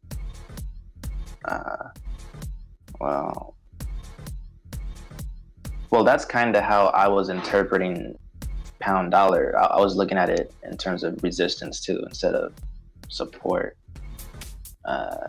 on the daily. Yeah, pound dollar and the pound index are very, very similar. And then also even on pound yen. But it's kind of because like the way I have my chart marked up, it bought up and it bounced perfectly off of 50% retracement off of my fib that I have placed, and now the momentum is downward, but it hasn't reached the 38 yet.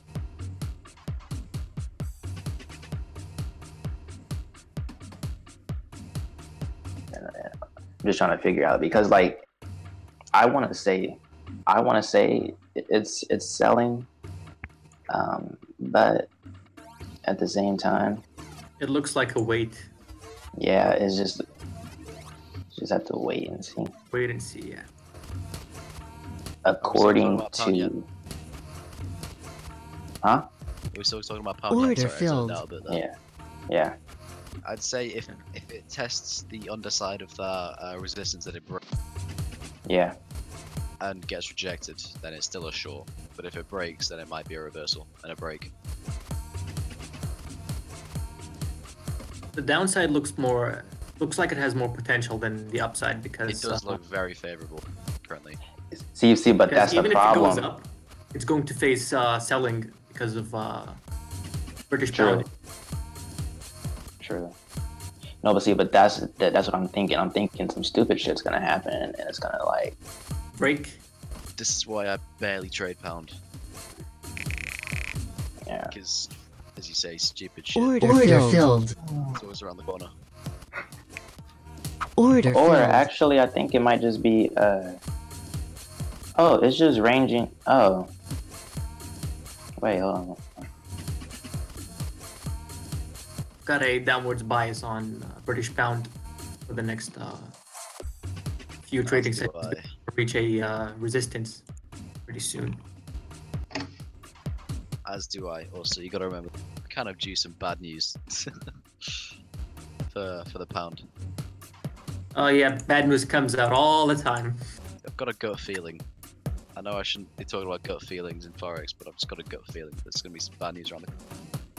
If it breaks, like, well, on my chart price, like, if it breaks 153, like 153.05 or so, it's like, then I'm like, I'll just Can I use news results as entry signals, or should I just completely avoid the news? No. News is tricky. It's News probably is worth dumb, learning, but just don't like use it all the time. Take it from someone who used to news trade. Entering based on what actually happened. No, as in not an entry signal. Like it's a support or resistance, and you get the go signal from the news. That's what I'm saying. As in, Problem with news is unless you've got a source that gives you the news data instantly, you're always going to be well behind everyone else. Yeah, every time. So, wait, you mean like macro data, or you mean things like yeah, news releases? Right. Okay. So, buy the rumor, sell the news. So buy. I mean, let's say it's at a resistance zone, and let's say you're trading USD CAD, right? And the news comes good for CAD. So now the bias to the downside, so you sell. That's what I mean. Right. If everything's at a support or a resistance and you get news data to confirm the bounce off of one of those lines, it's normally a very good signal. But same thing, if you don't have that data instantly, you're behind and you're going to miss that. Well, it's not necessarily the data is like you have consensus readings, right? You don't need you don't need to wait for the new signal to make the trade. If you're ahead of the market and you take consensus as fact, I mean, it's not always fact, but is that a thing? Yeah, 100%.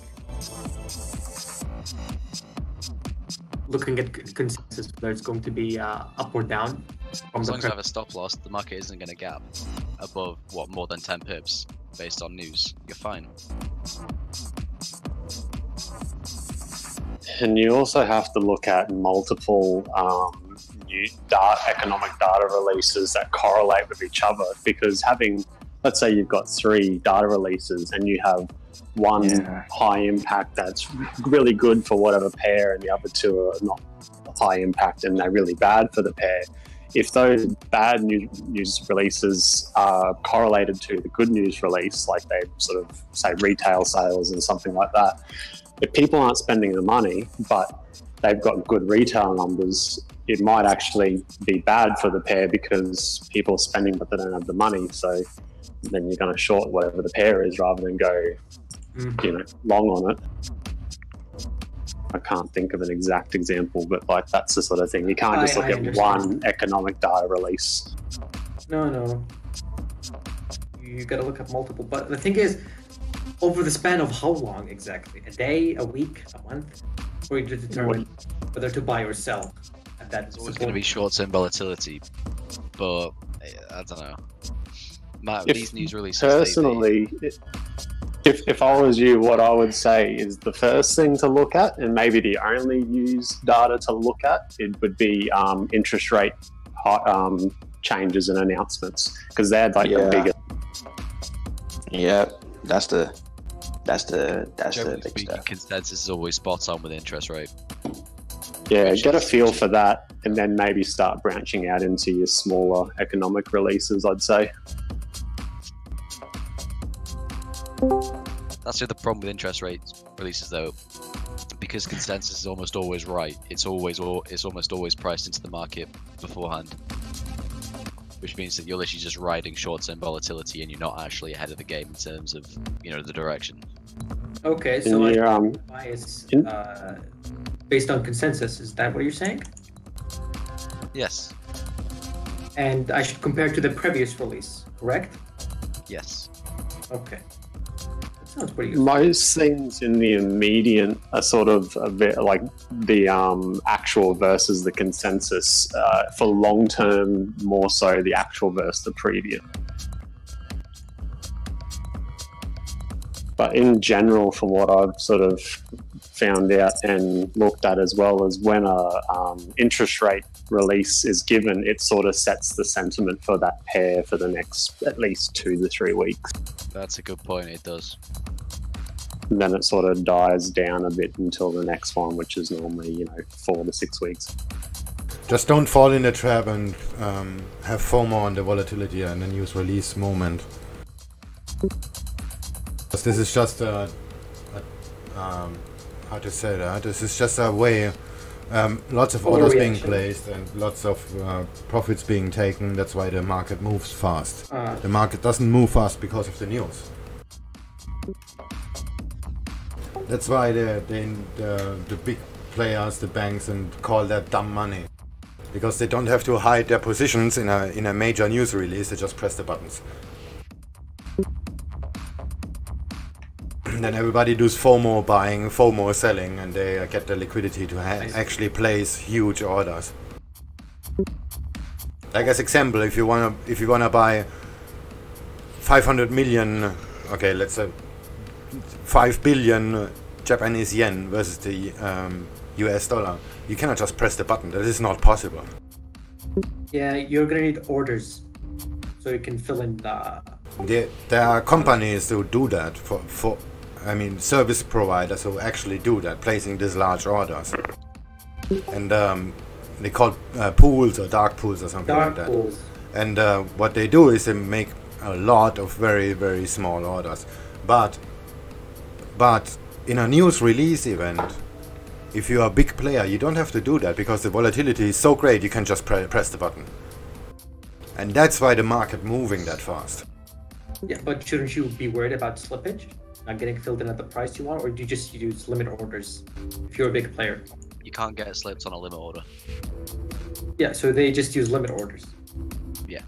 Yeah, but they're playing a different game. This is very you can actually see on the ticker what is available for you to buy or to sell right now at this moment of time, and then just take it.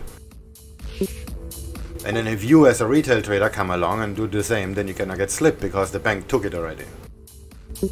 In the stock market, this is actually a lot more serious, because there is always a limited amount of shares available for what you're buying or selling. Yeah, stock markets are way easier to manipulate.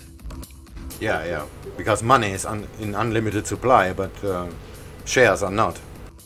You can manipulate any market you want with enough money, but with currency, yeah, but it's different. easier to manipulate the stock market because it requires less money. No, that's what I mean. That's what I mean. You can, as long as you have enough money, you can manipulate any stock you want. But with currencies, it's a universal thing. You can't just click a button and move. I mean, you can, but it's. You're gonna need a lot of money. Yeah, you'll need a lot of money. Your second name has to be Rothschild. It has to be Rothschild. If you want to do that.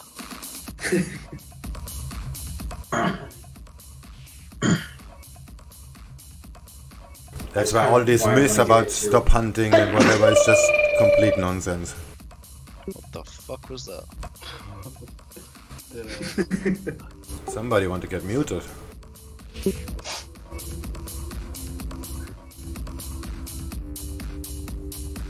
Ah, come on. This is so boring today. You know what that reminded me of? You know, have you seen Final Space? Of course I did, but there's no new season. Yeah, I know. You know that little green thing that sort of floats around? That's what that reminded me of.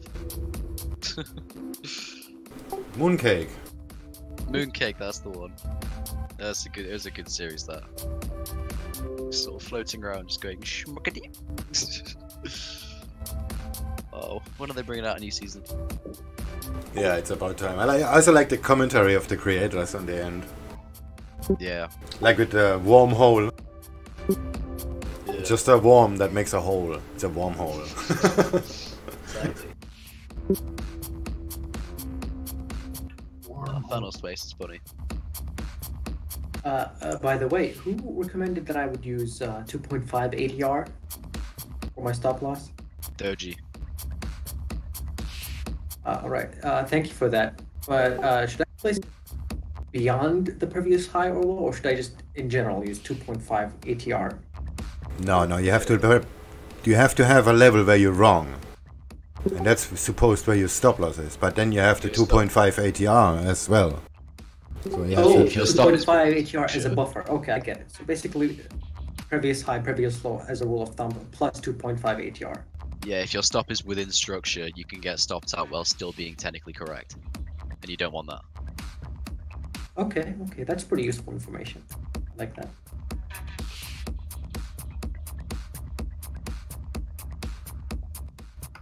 Holy shit, this is a boring day. Well, it's Friday. I've got to drive up to Glasgow in about 2 hours. I'm down to tick charts on the indices and they just don't move.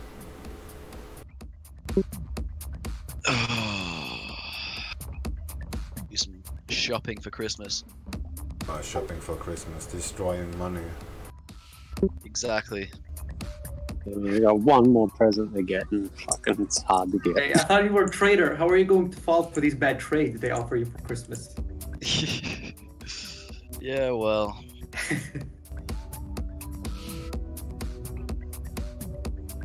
Gotta take some lewd trades sometimes, I guess. So it's gonna be like my girlfriend wants this fancy candle, and I just give her something. I was like, well, this isn't what I wanted, but I said, well, I looked at that candle and the risk reward was just terrible. So Oh, that's funny. Yeah, I have this problem too, basically all the time. I'm starting to think like that too every time I talk to my girlfriend. Like, are you going to wear this sweater? Are you going to burn this candle? It was like, he's like, yeah, if you get it, I'm gonna wear it. It's like, but what if like you got it? Would you wear it? Or would you just leave it up in your closet? And it's like, because I could use that $40 and do something else. Sure. Yeah, what's the probability of it's being used? Right. And then too, it's gonna be something that she'll cherish, which is a good thing. But she wouldn't wear it at that point because she doesn't want it to get dirty. So it's like I'm just buying her something so it can take up space. It's like terrible risk reward.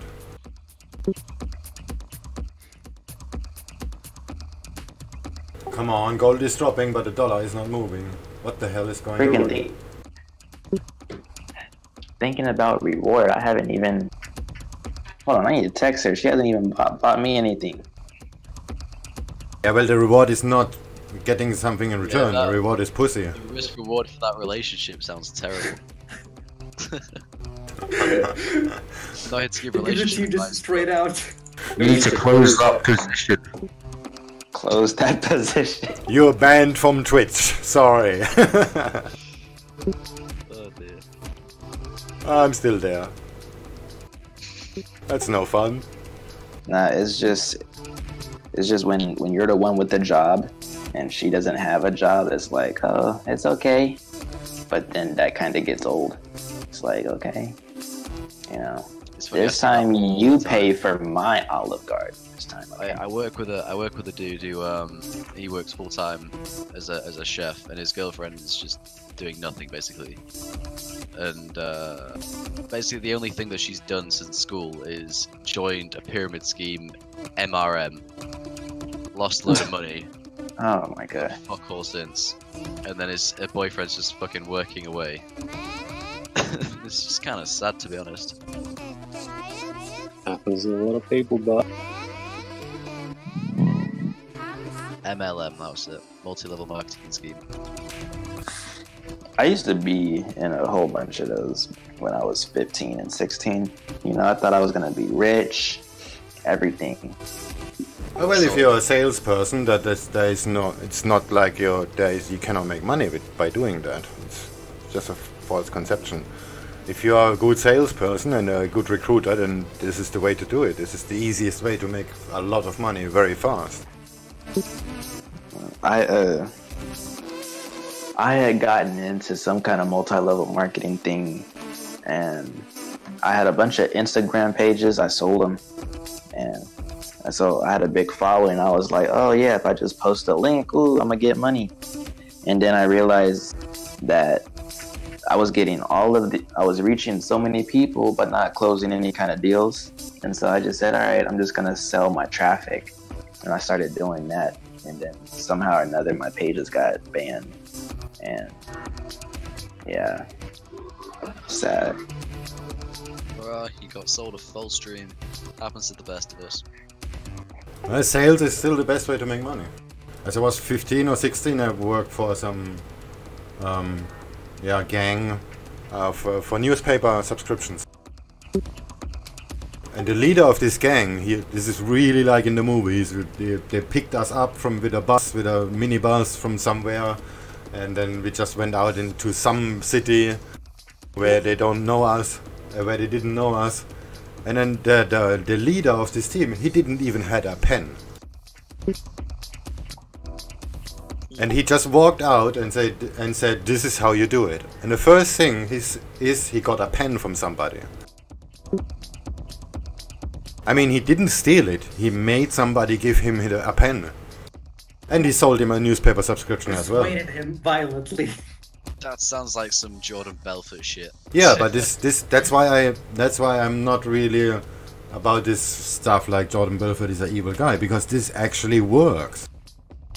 Yeah, like multi-level marketing could work. It's just people go about it wrong, and it's worse than trading.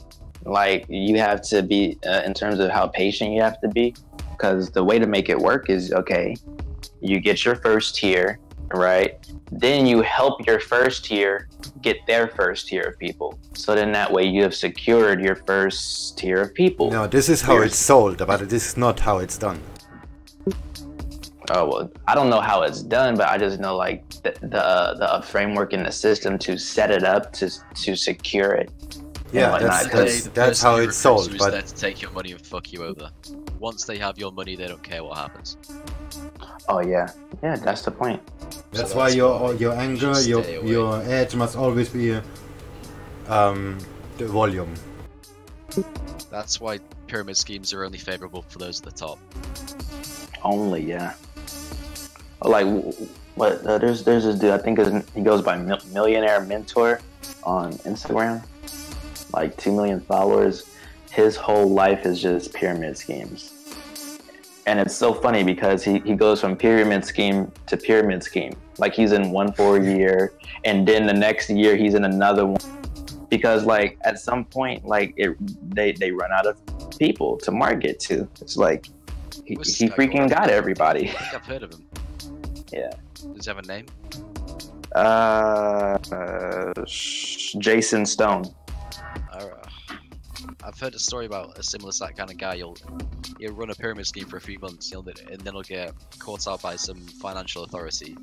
He'll go under, he'll resurface, do the exact same thing again with a different product, and then he'll go under. Oh, it's like, Seen this video last week about false followers and likes and stuff, and how people like set up banks of like 10,000 phones, and they're all connected to like a computer, and they basically just spam likes and comments and all this shit for all those people. Yeah, it's easier to just make bots instead of that's essentially what it is. But yeah, you're just spamming it out for 10,000 different phones that all transmit on different IPs, and so it looks legit. That stuff is true. Like, I used to grow Instagram accounts. The biggest Instagram account I had was 116,000 followers, and I grew it within the span of either like half a year, or maybe a little bit more. But what did you do to make those people click the follow button? Okay, so the thing is I just got into a niche, and I just started posting great quality pictures. I would pull and literally steal pictures from other accounts, give them credit, post a picture, but the likes are coming to my page. And so you become like a hub. Say if you want to post architecture or post model homes or luxury homes or cars. Cars is very saturated, but I was just posting money. I was literally just posting pictures of money, and that was it. And it turns out a lot of people like money. So like, oh my gosh, ooh, look at this. There's a bunch of money. Like the picture, click the profile. Oh my gosh, she posts nothing but money. Follow. Is real quick and easy. But the way you get the followers though, you use the hashtags and all of that, but there's this whole system. All of the top Instagram pages, people who are trying to grow pages, they work together. And actually on the Telegram app, you would be in a group with like 2,000 people. And all of these people are the people who run these pages. Some of them run 5 pages at a time. And we developed a robot that once we put in our username, we would print out, the robot would gather all of our usernames into like a list 800 long. But all of these profiles have thousands and thousands of followers. So what would then happen is the program would run and we would connect our Instagrams to it. And the algorithm changed for Instagram, but so like it would change sometimes, either every 15, every 20, or sometimes every 30 seconds. We would go down the list and like the most recent posts on each account. So all the Instagram pages, they would flood Instagram with posts at the same time, and there were posting times. You had one at 10 in the morning, you had one at noon, you have one at 3 o'clock in the day, and you have a bunch of them at night when people are just on their phones. And we would just go through, our account would be liking pictures every day, but you get all of these accounts with all these thousands of followers liking your posts. Your post goes viral very quickly. It goes onto the Explore page, and you just really start to rack up a lot of followers that way. And so that was a great way to generate a lot of traffic, but it's a lot of junk traffic, because it's like you're getting a bunch of people who like your pictures that range from freaking Forex traders to people who freaking are Hello Kitty fans, so it's just a lot of junk traffic, but I mean, it helps your page grow. And for people like me, I just sold ads. I would let people rent out my link in my bio for a day. I would use a link rotation system so that, you have 24 hours, and then I would just log people for a month and charge, depending on the person, either like 20 to 50, sometimes $100 a day. And just keep them on, and they're just coming in, Some people would schedule for 4 days in a row. Some people would schedule, say, like 2 days a week. Some people would just schedule 1 day just to see how it is. And the only thing that they care about, okay, so companies, they actually want to see a return. Like, they want to see the clicks, which are like the impressions or how much their link got. And they want to see what their return was and how many people actually bought products. Whereas you have some people who don't know what they're doing, and they're a part of those like multi-level marketing things. So since I have a money page and it's multi-level marketing, it's just a perfect page. And the only thing that these people want to see is people clicking on their link, and they'll feel like life is great, And so when you go from getting on average only 20 clicks a day on your link to now out of nowhere, you have 500, 600 people watching your video, a day, you know, you're like, oh man, yeah, because now your mind starts racing, like, oh man, what if like 50 people freaking bought into it? And then you're like, oh my gosh, that would be 50 times $50. You know, so money sells. Yeah, money sells itself. I should go back to doing that again. It's just, it sucks managing the content, coming up with creative captions and posts and whatnot. Sounds like a lot of unnecessary stress. I mean, it makes money. Yeah, the stressful part about it is getting on the Telegram app every day in time for the program to run, and like making sure you schedule your posts routinely every single day. Because like, say if you post twice a day, which is okay, but like the average for a page like that is like 3 times a day. You know, like, it's okay, like it's easy to do, but it's not easy to do for a week consistently. So now you have to have all your posts logged, and I have like so many different drop boxes. I have like 3,000 different pictures for the different types of accounts that I run. It's technically a full-time job. Yeah, you know, just to get what, $25 a day passively, hopefully, if you sell, or just to have the bragging rights to be like, yeah, man, I got 100,000 followers, but they're not following you; they're just following a page. And you got people like me that post legitimate stuff that I've done and don't have any of that, and I'm lucky to get 100 followers. It's like, this is why like you get them little nerds that run meme pages and they get all egotistical because they've got like more than 1,000 followers. It's like, no, but I'm actually very happy that I have that background knowledge though, and I actually studied Ty Lopez and the way he runs his account and the way he like comes up with his videos and his ads. He has a whole system to it to weed out fans from everyone else who just hates him. And that's good, because now everyone who clicks on his link is probably gonna buy something that he has. But I'm gonna use that prior knowledge one day to start a Instagram account that's Forex related. It's gonna be personal, and then I'm gonna post like I might post one meme a day, along with just my analysis and my journeys and trading and whatnot, and offer to teach people my strategies for free on Zoom, like I already did. You're going into very, very, very bad territory here. Instagram and trading are 2 words that we don't like to use together in the discourse. Now, come on, like, doesn't it aspire to be like Forex lifestyle and like FX all of those lifestyle really... gave me fucking cancer.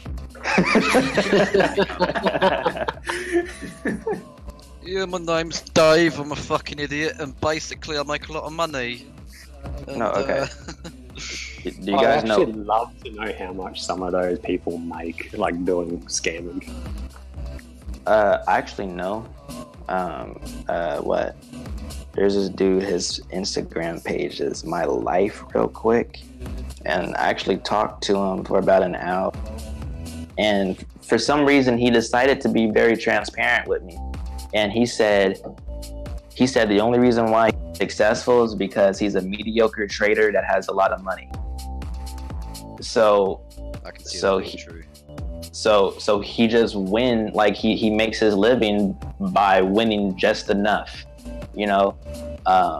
But he's not a skilled trader, and so he has to offer the signal service, right? And that's where he makes like his passive money to take care of himself, his bills, and all this stuff. But his people actually trade. No, my friend actually bought into his signal service, and I was like, yo, give me your Facebook password so I can see what his signals look like. And I look at his signals, and honestly, his signals is, yo, this is an awesome, like, 5-to-1 risk reward ratio trade on, you know, the euro dollar. I'll keep you updated. I'm thinking about getting such and such price, and then he'll literally send a text message to a group, be like, I'm getting in now, and then everyone is sending the text messages into the group is like, I'm in a loss, or oh, it already hit stop loss. You'd be like, yeah, we're looking to get in again. And then he keeps blaming everybody else in the group. Say, use proper risk management so you don't lose money and all this stuff. That guy, yeah, all these signal idiots do that. Oh. Yeah, so this guy basically he joined this Discord, and he basically said he was running a signals Discord, charging something ridiculous like $200 a month. And it turns out that none of his signals had any stop losses, and his own account got blown. Oh. Wow. That's really bad. That is pretty bad. It's not great if you're running a signal service and your own account gets blown on your own signals. Okay, I got a quick question. Let's say you have no market structure, like this. Where do you place your stop loss? Do I just put it 2.5 yard away from the trend line? Are you going short? Yes. I would put my stop loss above. I'd first wait for a touch of the trend line and put limit orders on the way up, because the structure hasn't formed yet. You don't know if it's going to be a rejection or a break. So there's no structure there to jump in on. So I wouldn't do anything with that at all.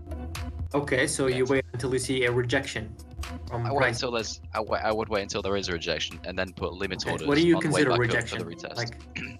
Like a selling candle? Okay, so price reaches the trend line, and it probably consolidate around the trend line. And then if it consolidates around the trend line, I would put limit orders within the range that it's consolidating at, so it can take all your orders and then break to the downside. And if it breaks to the upside, it'll hit your stop loss, and that's okay because you've managed your risk. Okay, where do you place the stop loss? The structure has to form first before you work out a stop loss. You can trade pin needles, a pretty good rejection signal. Yeah, but the structure isn't there yet. Yeah. Okay. I guess it's one of those things. It's just time will tell. You would take profit on that previous range before that large candle, correct? That would actually be a pretty good target. I don't know what time frame that. I don't see a scale. That's on the hourly. What pairs this? Australian dollar, New Zealand dollar. Give me a couple of minutes. I'll give you what I Take your time. I'm not running after you with a stick. Oh, Aussie New Zealand. Me and Swing had a bad day with Aussie New Zealand a couple of weeks ago. Yeah, that went horribly wrong, and it still is wrong. That wasn't fun. Sentiment towards the Australian dollar is really sour. People want to chuck their Australian dollars away. So this might be a good sell.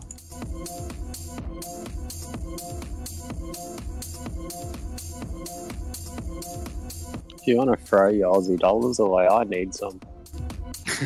Send them my way.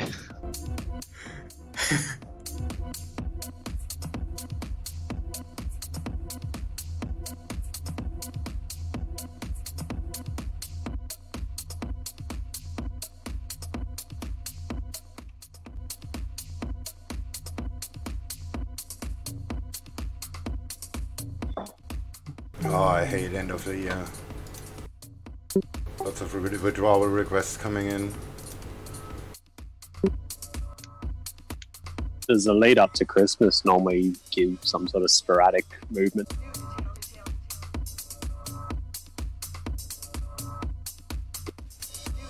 Oh, I hate spending money. I have to spend a lot this weekend. Haven't done any Christmas shopping yet at all. I'm about to go spend $2.5 grand on the mechanics to get the car back. Oh.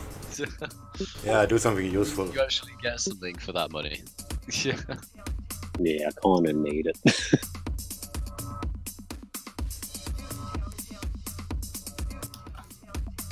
It's just annoying. I had to withdraw everything out of my trading account to pay for it, so I'm doing fuck all at the moment. Yeah, I had a similar experience. I got my phone stolen when I went on holiday to Amsterdam, so I had to withdraw a big chunk to pay for a new one.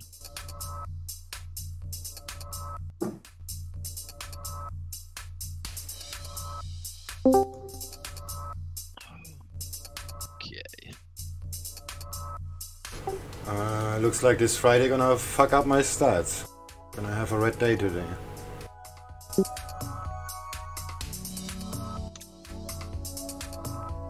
Okay, so I'm expecting Aussie New Zealand to maybe reject off of that. Maybe I'm buying you a thing again.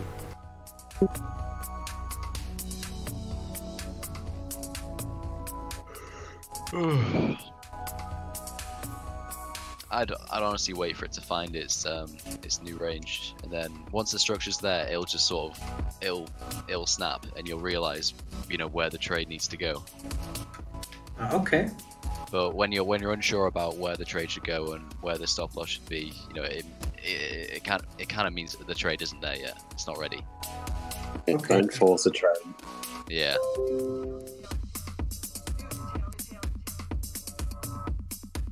But yeah. It looks like it's got potential. I'll just give it time. This is where the price just plummets now and you miss the opportunity. I mean, I don't really regret missing out. I'm perfectly fine in terms of psychology. The problem is I want to trade, but I don't know how to place my trades properly. That's what's frustrating. I mean, I guess in times like this, I guess it's better to miss out on a trade than lose money on a trade that you've botched up because you've entered too early or you've entered before there's a real market structure. But right now it is very overbought, and going short does look very favourable, but for me it's just not there yet. Use Elliott Wave, it helps out a lot as well.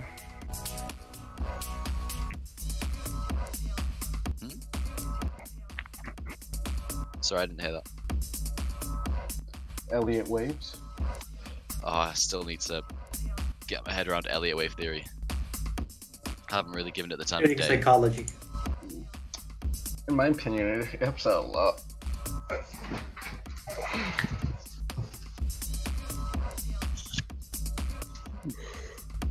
Okay, so I'm looking at the USD CAD. I think I posted it. So you place the stop loss at the previous high, and you give it a 2.5 ATR, that's roughly 39.4 pips. And the target is the bottom of the previous low, that's 33.3 pips. 80%, 0.85 risk reward ratio. That looks like a bad trade.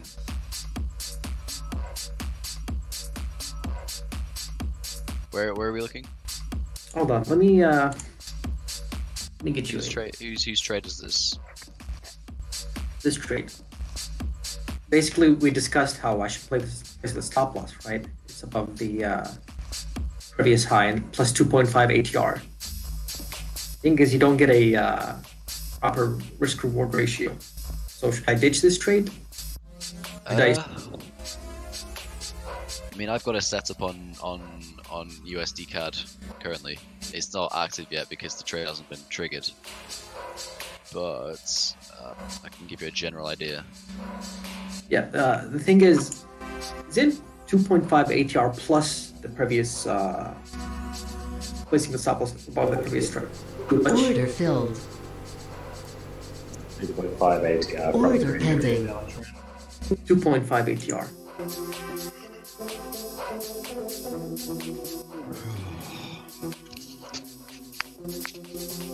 However, looking at your trade, your risk is larger than your reward, so it's sort of, is the trade worth it? I actually think that stop loss would be way too high. Yeah. But that's just, yeah, that's me. Yeah, it looks good. I would probably put the stop loss just above that last high.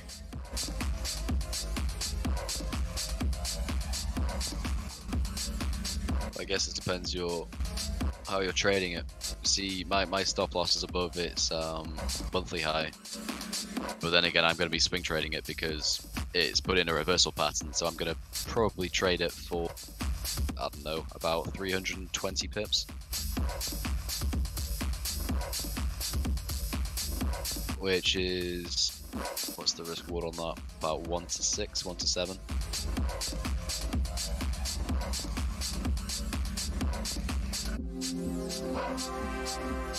But that's if that trade gets triggered. Which it might not.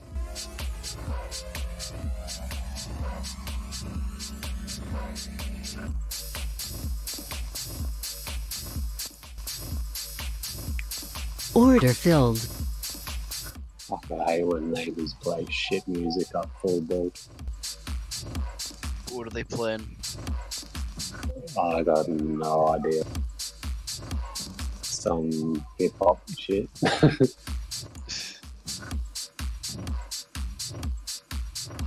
So should I place my stop loss above that high by like 5 pips? Does that sound reasonable?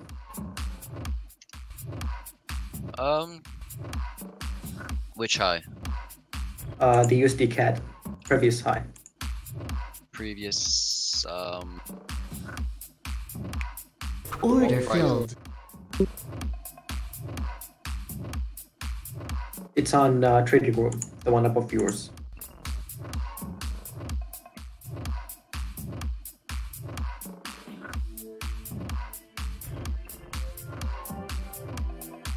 Because I feel like 2.5 HR is a bit excessive.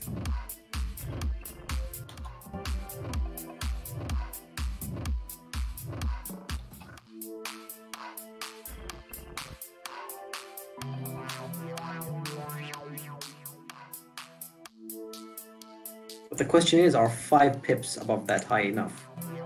I mean, 2.5 ATR is Doji's way of doing stops, but that's yeah. It's pretty safe, but I prefer to be more precise.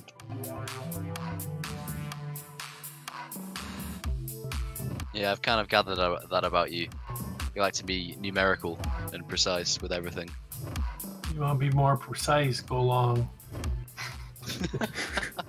Yeah, I just posted a picture. It looks like it's in a really bad position to go either way at this stage, depending on how long you want to hold it.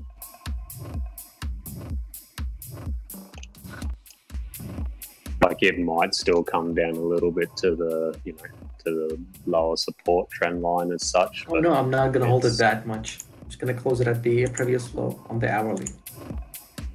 Because I'm not expecting it to go that low. The dollar index is... take a look at the dollar index. The dollar is still at a reverb, which is very, very strange. I'm just looking at it right now. It's kind of just trading sideways at the moment, but it has downwards momentum, I guess.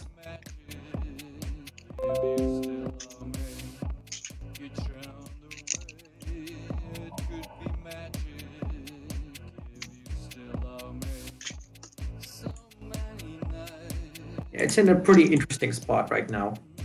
I think exiting at the previous low is a pretty good idea.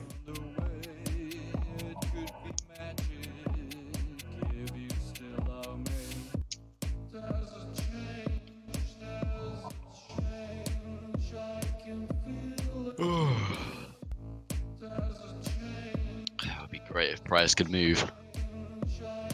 Yeah, like now. It'll wait till London. Yeah, dollar CAD is currently trading at a range of 5 pips.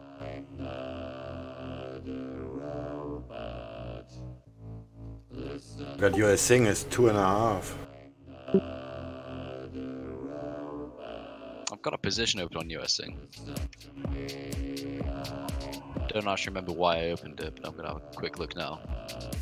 Make sure everything's all well and dandy.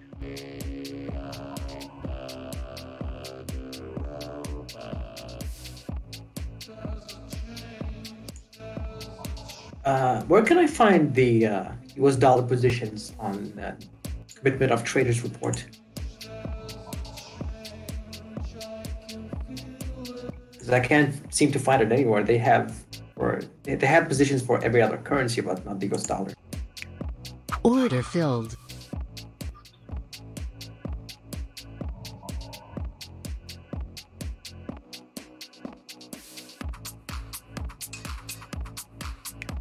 Order filled.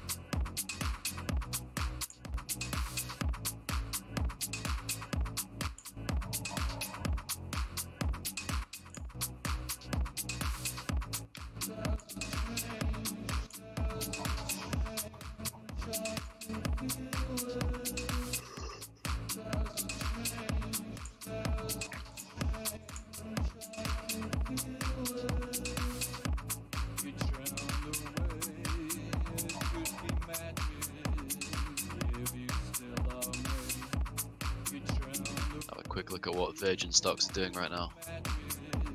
Virgin. I mean, they've just successfully launched their first rocket plane.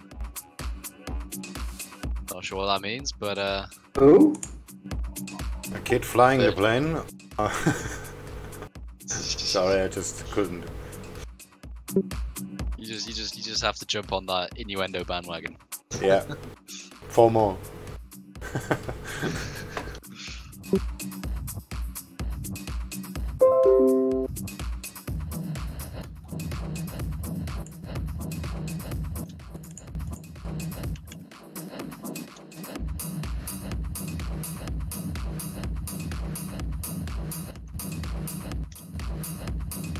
Oh, the dollar is finally going up. Looks my US thing would have worked out. I was just not patient enough. Let's just have a look at it.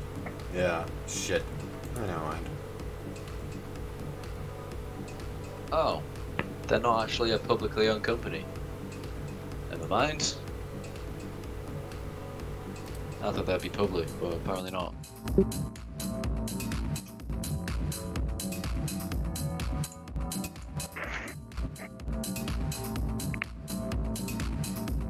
I just had a cool idea. Maybe I'll switch the...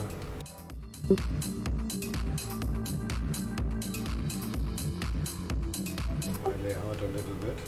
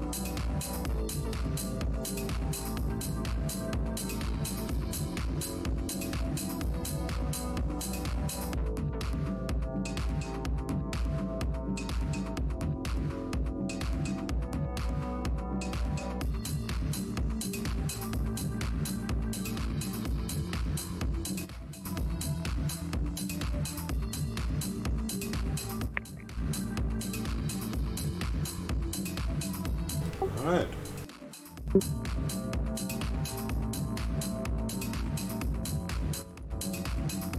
That's better.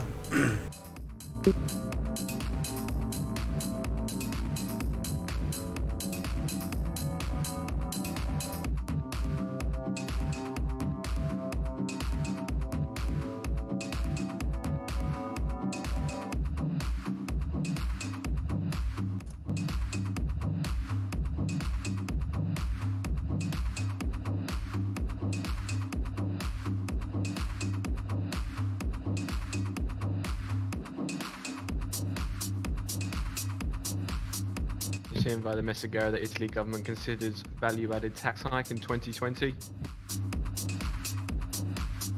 Nikkei starts to drop. Clicking. Dollar is going up. Finally, something is moving. Oh, never mind about the dollar. What do you think about an author called Abe Koffness? A what? Abe Koffness. Not so sure what that means. Author of Forex books.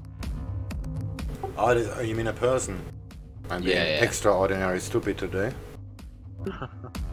ABECOFNAS. Abe Koffness. Koffness.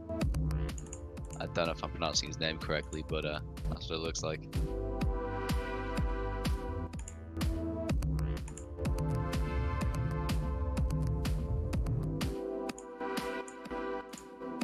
Oh yeah, there is a lot of search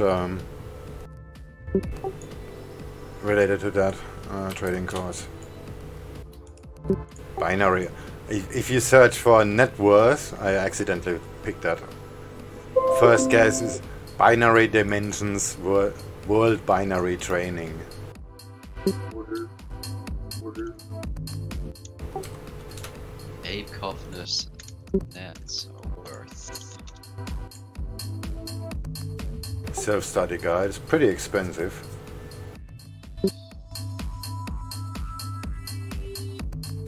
Well, I mean, it's in that book club thing, so.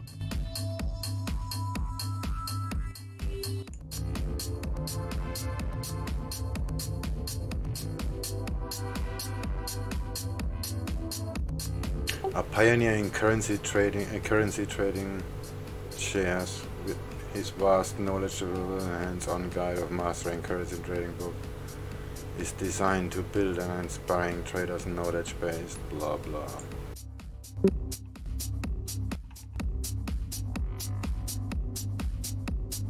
This book is not featured.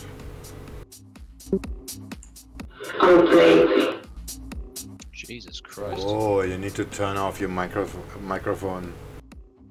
What was that? Sensitivity. That was an order complete. Did you hear that? No, because all our speakers are blown out and our ears are bleeding.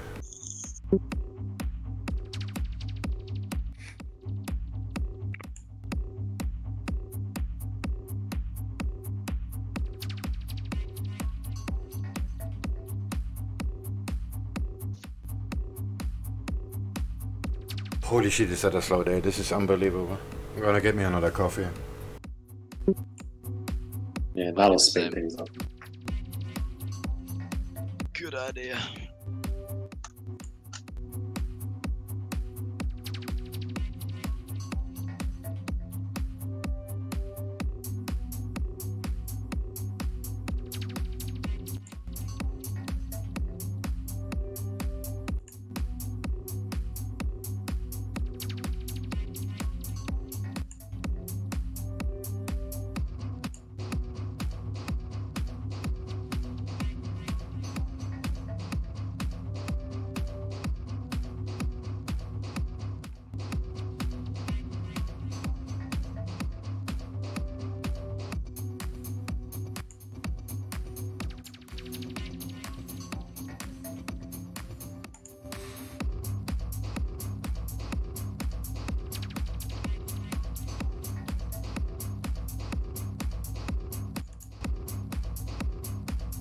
By the way, is my clicking bothering you?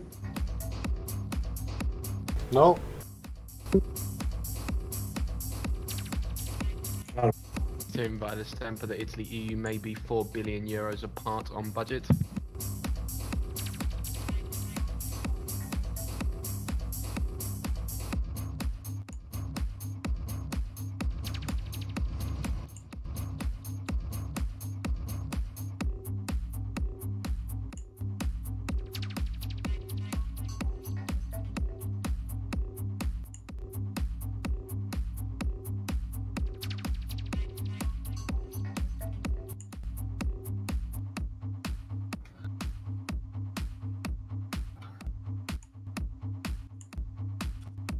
Is your mouse mic'd up?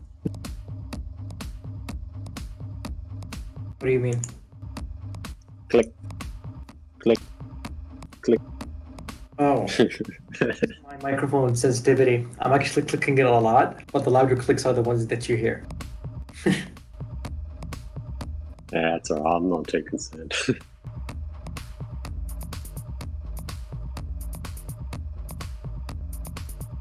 Like my neck makes the same sound when I turn it. Oh, that can't be good.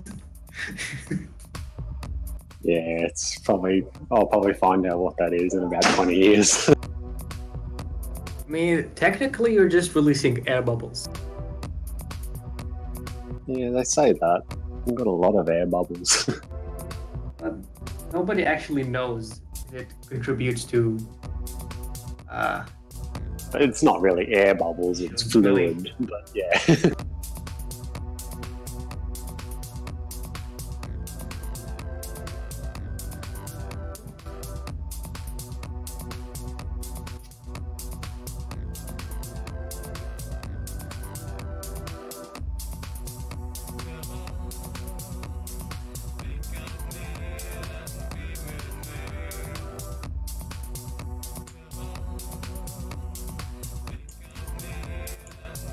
Let's just mechanic it, hurry up. It's gonna be so shit driving home after I pick up peak hour on a Friday and school holiday starts. Yippee. Alright, did I miss something? No. Well, lots of things you missed, but like, I don't know, nothing really relevant. It depends on your position size.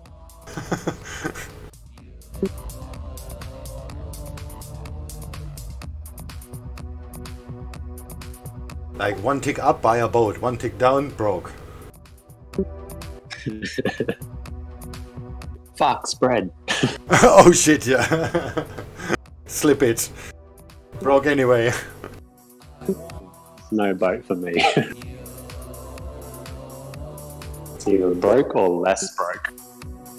So, how did you do today? Oh, I made about $70,000. But I have to pay another 25 to the broker.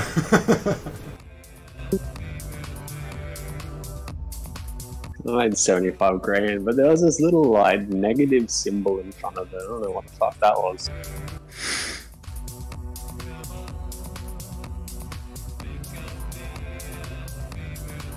Don't worry about that. This is just how MetaTrader works. It's like a sticker for your efforts. Actually, question for everyone in here, not that anyone may or may not know. Anyone know any brokers that have cent accounts but use CTrader? No, there's no such thing. No, that's why I can't find them. Maybe we should do something like that. But their fees are pretty high. If you rent a server farm, it's like, I think 12 grand a month for the infrastructure, and then you have to pay per client. Yeah, I just want one so I can chuck that fracting gulper on it, because I reckon on a cent account it'd go quite well.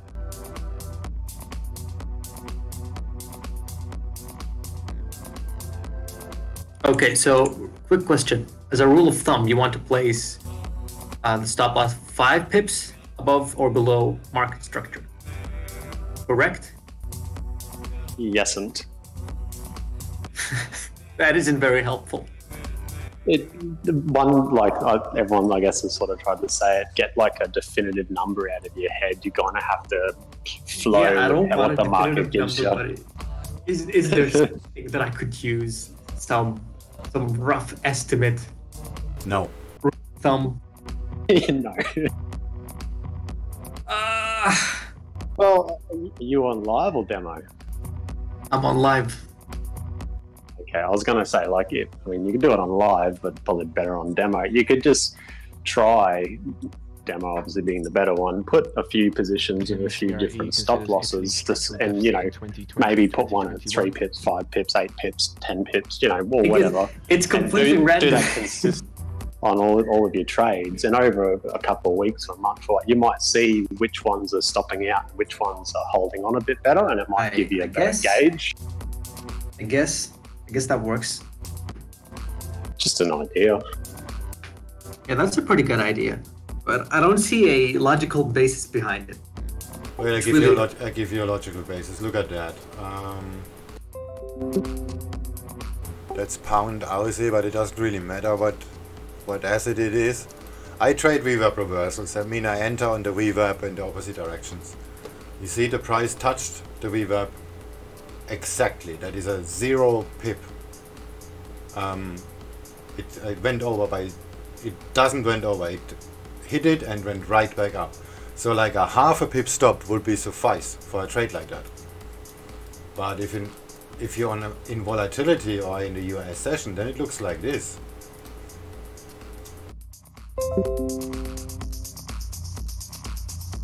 So keep in mind, this is the same currency pair, the same time frame. Okay, that makes sense. This is just a different time of day. This is a 29 pip overrun. And that's why what Doji said is correct. Yeah, no, who said it? Yeah, Doji Rock said 2.5 ATR. You have to.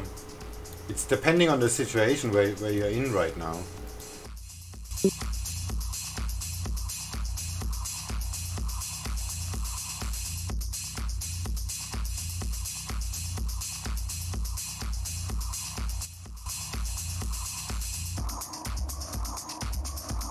And I do that, like, even in the second picture, okay, in the second picture I would not, but the first time it hits my buying level, I would have bought it, and I would have been overrun just with no mercy.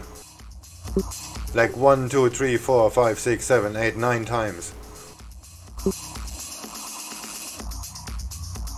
But yeah, this is US session, so I will not trade that anyway, because my strategy doesn't work there. But you get the idea, so this is very, very depending on how the market's working at this very moment. It's pretty helpful.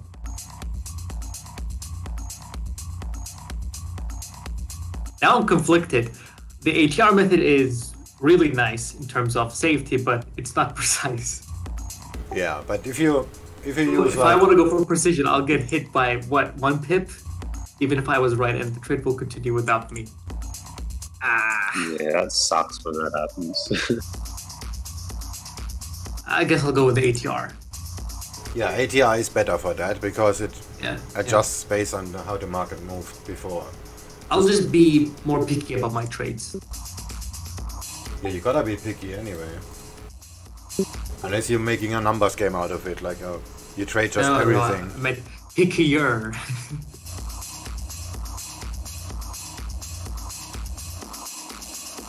That's why I've been a little bit conflicted with swing trading in general, or position trading.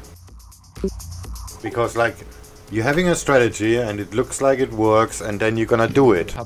And the day you're like doing it for 20 years, you figure out it's not gonna work. But what do you do then? I understand who earlier saying Italy and EU may be 4 billion euros apart in budget.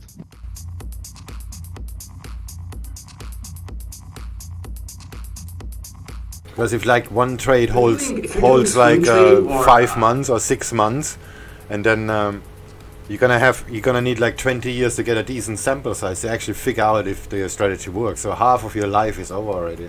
Yeah. But the thing is,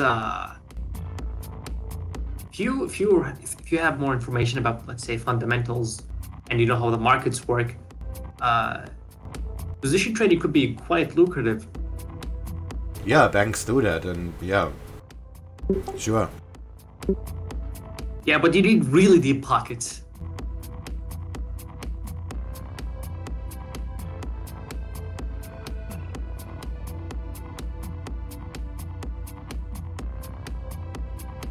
I use Reuters for news and informations, and I have the sentiment from the banks as well. How do you get the sentiment? I can actually see what they are planning or thinking or whatever. make a bot that reads off your readers and trades off of what the banks say they're going to do.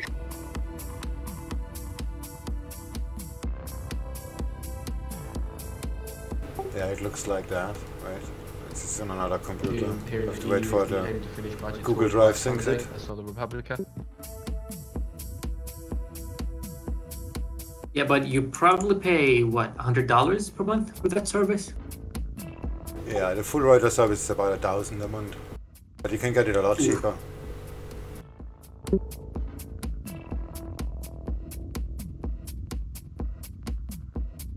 There it is.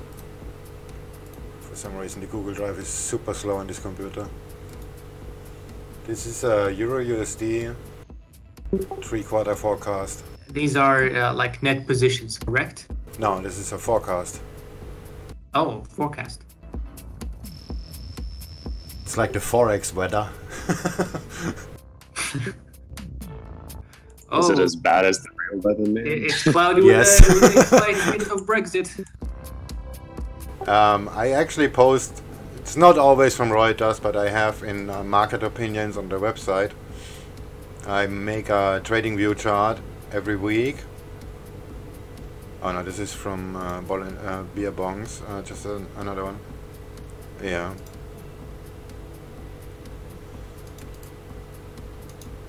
But I leave the old ones in, so you can actually see how the banks change the sentiment. Like the thin line on the chart is the previous one, and the big line is the current one.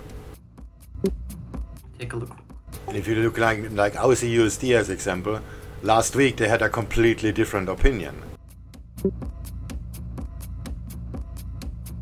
If you look pound Aussie, the opinion is pretty straight. The targets are a little bit lower, but the general idea is still the same. Or a US dollar CAD is very strong sell as example.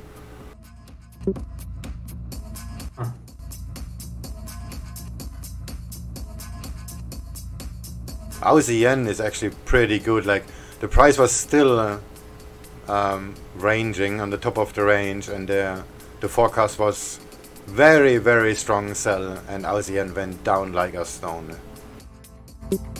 That was actually pretty good. But Aussie Kiwi is a good example, the last one.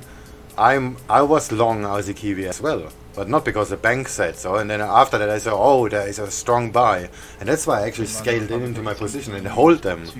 And this cost me a huge loss. Look where it is now. And the bank still say this is gonna go up.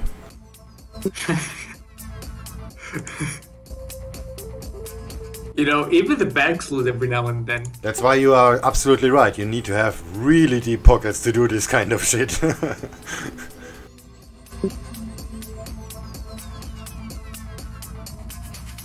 Or you could just do the. I can even see which bank has which opinion. I can tell you right now, most of the big ones like Morgan Stanley and Goldman, they are most of the time wrong. The smaller ones, like there's a Russian bank, it's called Alpha, they are pretty good. If they say it's gonna go up, it's going up. Because they're gonna make it go up.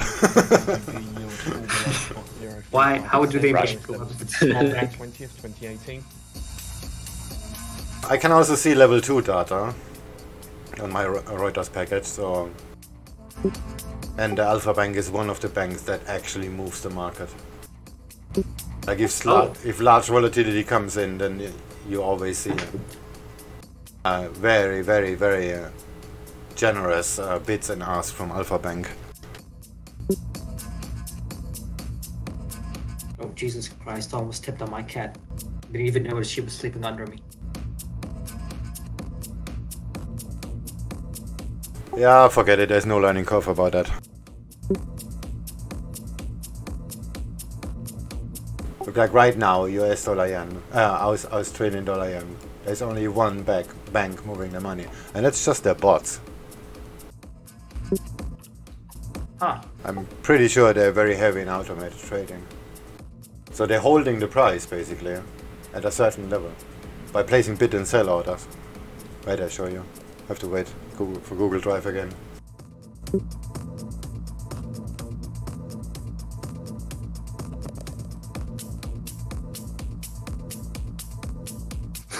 Jesus Christ. This sounds like fucking conspiracy theories, except that they're not. This is real data. I can see which bank is placing the orders. Jesus Christ. So what? They always hedge their positions. I think they're running bots. This is Alpha is a Russian bank. They're pretty big. They trade very heavy in the US and in the Asia session.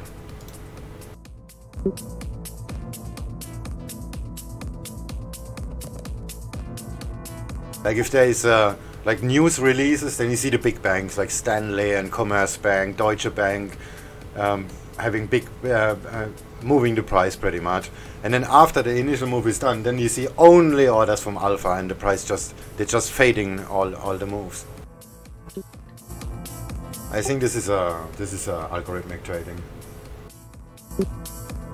I don't know, but I checked them out, and they have a very huge algorithmic department. With the information you just posted, like, because it's pretty much hedged, and obviously the market's sort of gone sideways at the moment. When the market's trending, would you see, say, Alpha Bank with a position in the direction of the trend, or would they still be hedging and doing? No, they're fading. Most of the time fading. Like if there is a news event, like on this Brexit news, they're really heavy into that. Like you see the prices spiking up, and then you see a lot of Alpha Bank orders going short like crazy. But they're going after the fades mostly. I think that's machines. They always have MOW as location, which is Russia.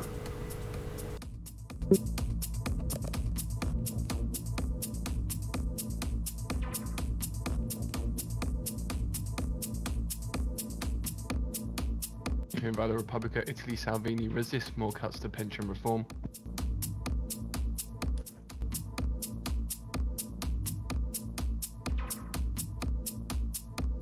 Oh, there was something like 2 days ago, a rumor Alpha Bank is gonna be sold to Commerce, and then this was during the Asia session, and then everything just stopped moving.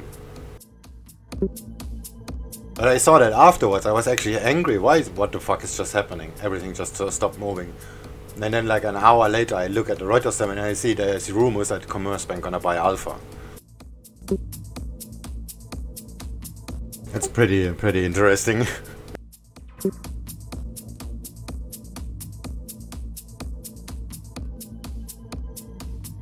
That's why news trading and fundamental trading in Forex is just nonsense. I mean, in my point of view, somebody may think different about that. I think in retail trading, it mostly is nonsense, but it's like anything, there is substance to it. You just got to know how to use it. Yeah, that's right. The thing is, fundamental analysis is very subjective. It's not straightforward like technical analysis, and most people find it a pain in the ass. Yeah, and then like it's the same like if you have a political discussion with somebody about Trump is good, Trump is bad, who cares? This is just keeping the masses busy and counting votes later on. What most people forget is political games is also a numbers game. It's about votes, and if you get the top 1% of the wealthy on your side, you're not gonna win the election.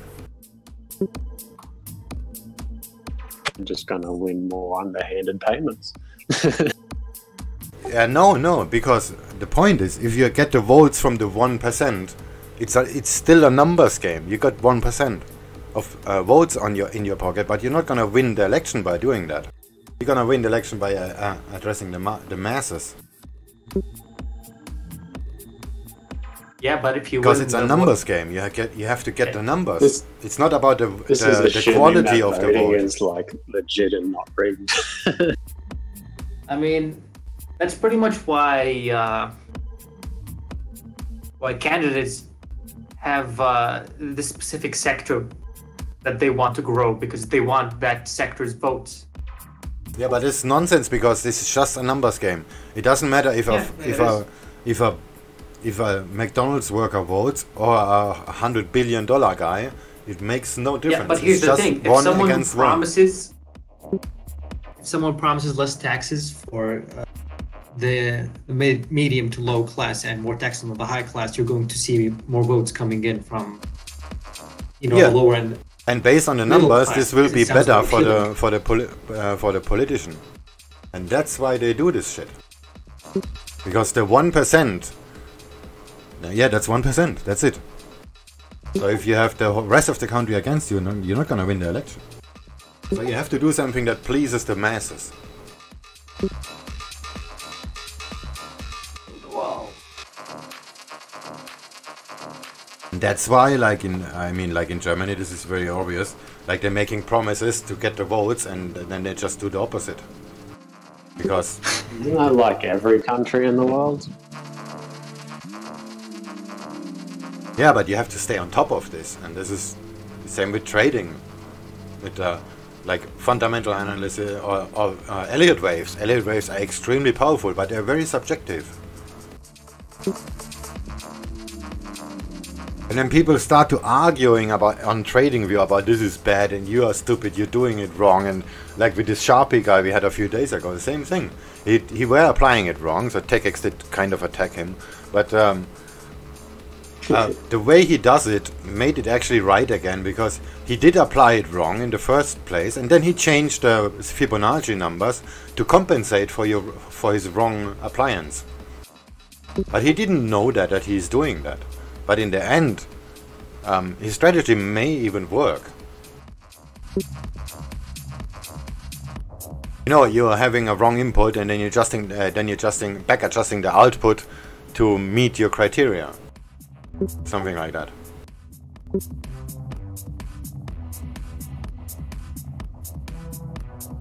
And then it comes back to the numbers game. If you have like, if you're like I keep telling people, you can make money trading Forex even if you just flip a coin. You don't look at the chart at all, you flip a coin, you buy, you flip a coin, you sell. If it's head, you buy, if it's tails, you sell, something like that. You still can make money with proper money management.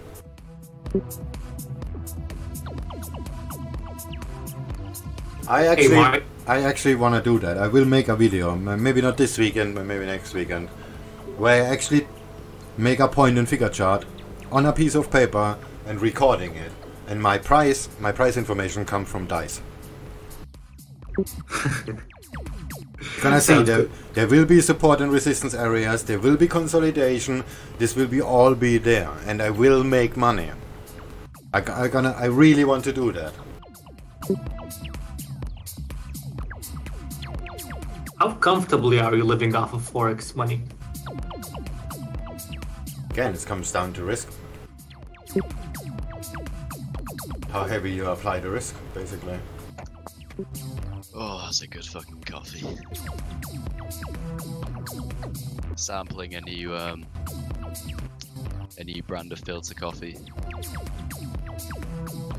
Very tasty. Order filled. Thank you.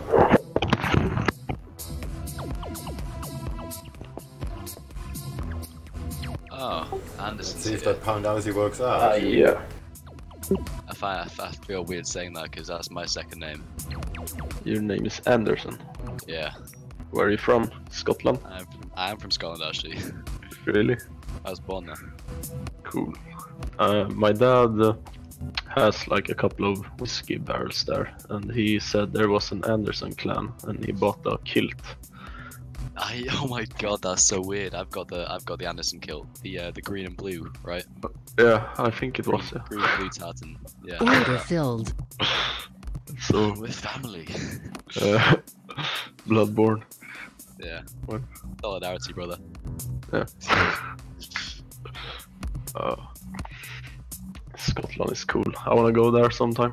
Ooh, it's mighty cold, and it's a bit of a political cesspit right now, but yeah. Well, nice. I'm from Sweden, so I'm used to the cold. Swing.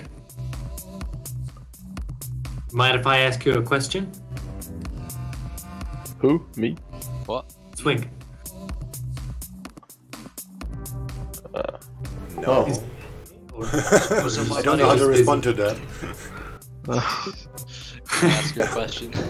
It's kind of a paradox in itself, asking someone who can ask. Is this a trick question? What is this? What's your net Everyone worth? have a good rest of the day. I'll see you next week. Alright, Thanks. Alright, you take care. See you. See you later, Ido. Or is this one of these touchy subjects where people don't want to answer how much money they have? Huh? What do you mean? How much money do you have? Yes, how much money do you have? In like trading account or total?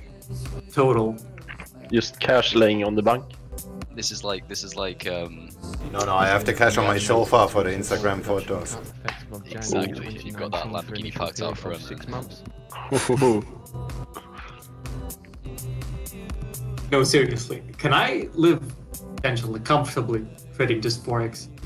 Yeah, there are actually a few people in this Discord who do that. I was talking to what's he called, Chiller. Well, I think he's fairly delusional about living off trading. He was asking about that. Who? Damn it, New Zealand CAD missed my orders. Sorry, sidetracked. Pound Aussie just got filled. Let's see if that works out. Is it everyone's goal to live out of day trading? No, your goal cannot be living from day trading. Yeah, I just wanna make profit, that's all.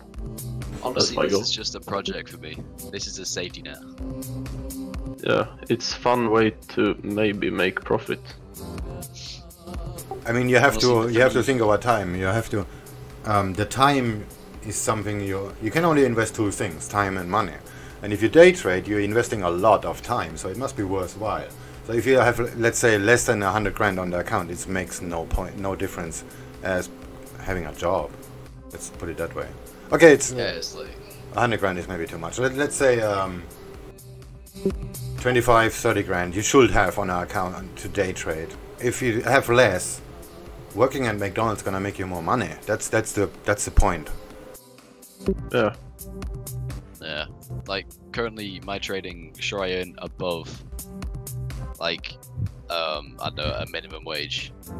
But it's like I consider it more of a project, more of like an active investment. I wouldn't try and live off this. Yeah. No, Like that's... I have a job and I'm applying for bigger and better jobs. Like I'm not gonna live off trading anytime soon. That sounds healthy. I think a lot of people need to accept that right now, with if they're trading a £500 or $500 account, they can't live off it. Yeah, of course. I think that's where a lot of people are going wrong because they think they can live off it. They set their goals way too high and they blow their account like that. And then they're just left wondering what went wrong. Well, I wouldn't try to live off it unless I've been profitable for way over a year at least. Yeah. Yeah, if you want to play it safe, you're gonna need to have at least, let's say, enough money to support your life for at least a year. It's like take Dojiro for example. He's been trading for years and he's a brilliant trader, but it's taken him I don't know how long he said it took him to actually gain the confidence to live off his trading, but that was recent. He's only just sold his businesses, but he's a brilliant trader and he's been a brilliant trader for a long time. But he's sensible. Money makes you stupid, and if you have large positions, then you're gonna make stupid decisions. Like right now, I have like a $1,290 loss right now, and this is my P&L. And then if you and then you think, oh fuck, this is my rent, then you're dead. Yeah. Money is a commodity, and you must treat it like this. Like if you're a farmer and you're farming like 700 tons of grain, you're not gonna eat it. And if you think like, oh, this is gonna feed me for the rest of my life and for the rest of my children's lives, you're not gonna make money farming. You always have in mind, I need to sell that shit. This is what a lot of new people who come to the Discord. Like the other night, I don't know if you noticed it. I think you were crashed out on your couch at the time, Fish, but a lot of people were joining the Discord and asking a lot of things, and they were constantly talking about the money value of their trades. The money value of their trades, not percentages, not pips, not this, not that. Always the money value of their trades, and they just couldn't grasp that trading the money value of your trade and constantly keeping that at the forefront of your decision making will cause you to make bad decisions and you'll never be profitable. And it's something that people need to learn early on. I listened to a guy during the night now, and he said something about like when you actually put your order in, it's common that your brain pretty much switches from one side to the other. That's right. Yeah. That's why you have to. The moment you press the button, the money is gone. That's how you have to think about it. You go from the analytical thinking to kind of fight or flight mode. That's exactly true. Yeah, self-preservation. That's why humans are very, very bad traders. Like, yeah, so you do your analysis, you do your analytics, you make a trade, but the second that trade starts going against you or it starts going your way, and you see the cash value of the trade, then those natural instincts, the fear or the greed, will kick in, and you'll make a bad decision. The analytics just go out the window. Yeah, there was a Swedish guy, pretty famous day trader, but he was anonymous, that blew his account recently, and he was on the news in every paper and stuff. Really? Yeah, because I noticed he was getting pretty cocky overall, and just one day his girlfriend, and he was anonymous, but his girlfriend apparently was like the biggest blog in whole Sweden. Okay. And she started saying that he was like a fraud and that he lost a lot of money and all that stuff. And apparently the only thing they know right now is that he left Sweden and went to Spain now. And people are were like standing outside of her house asking for him because he had like lost, I think it was like $2 million of other people's money. Oh Jesus! Wow. I mean, that's that. Oh, I was talking to a dude in another Discord, the one that I got banned from earlier today. What'd you get banned for? Oh fuck! I got banned for literally talking. I was having a right. There's a stocks trader. He trades SPY, that sort of garbage, and his Discord is actually pretty big. And I joined it, and I was in the voice chat having a conversation with a dude, and I was talking about Forex, and basically the owner of the Discord, he listened in to our conversation, and literally based on the fact that I mentioned the word Forex, he just banned me straight from the server. What? We're just having a conversation about Forex. What? And he was live streaming on Twitch, so I went to his Twitch chat and said, "Dude, what the fuck? What's wrong with you?" In a report that some of the I was like, "Sorry, this is just not a place for talking about Forex. You know, we trade stocks. We're the real big men here. You know, we don't deal with scrubs like you." And I'm like, "Fuck off, man! Like, give me a break." Oh, he's just jealous that we have leverage and he doesn't. Yeah. Do you have his Twitch account? It's GZ something. Drizzy or some shit. Yeah, like Drizzy with a lot of Z's. I mean, he's a good trader, but he's kind of obnoxious and he's kind of close-minded. I'm not so sure he's a good trader because he have no positions on it most of the time on his stream. And he just make people just asking him for opinions, and it just opens the chart and say, okay, buy here, sell here, blah blah blah. Yeah. I mean, I'm not a stock trader. I don't want to make him bad. What he says is most of the time correct. There is no right and wrong in trading. But if he says something, if he answers a question from somebody in the chat, I will most of the time say the same. So yeah. He's probably a good trader. He's a decent trader. He's an experienced trader. Let's put it that way. But he basically said, because I was talking about with this guy, I was talking to him about profitability and how long it takes to get profitable.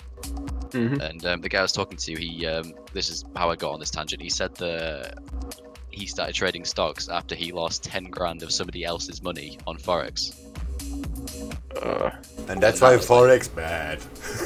And that's why Forex is bad. And I'm like, well, dude, you can't just label an entire market as bad just because you got stung starting out. Obviously not.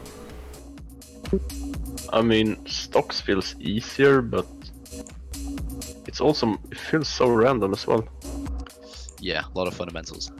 Yeah, a lot of fundamentals. Just some. Oh, the dollar goes up. What the hell is going on? Yeah, I mean, some movements happening at long last. Dollar's going strong. Yeah, my dollar Swiss trade is 12 pips under. End 2018 slowdown linked to weaker exports. Oh, trust me, that's not an The issue. guy's I've got going up too. multiple orders. Interesting. What is that? Sing yen. I just missed that. Yen. All the yen pairs are going down.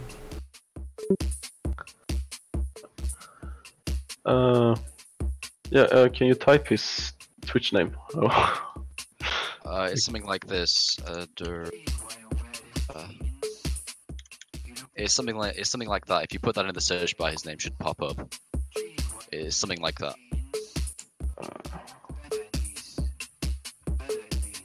Fuck. Why can't I get the trading chat open? Got a question. If you were to enter on that trend line, where would you place your stop loss? Below the previous low? Previous low. That's... See, I probably wouldn't enter on that trend line because A, it's a breakout, so it's most likely to retrace and break that trend line. And because I've been watching Pound New Zealand, because obviously it broke out because of the reaction to Royal Bank of New Zealand essentially hinting a drop in interest rates. Okay. There's something gonna happen like in a minute or so on the yen pairs. Yeah, something's going on. Kind of considering scaling on dollar Swiss, but having second thoughts. So you don't trade breakouts until they retrace? Yeah. Yeah.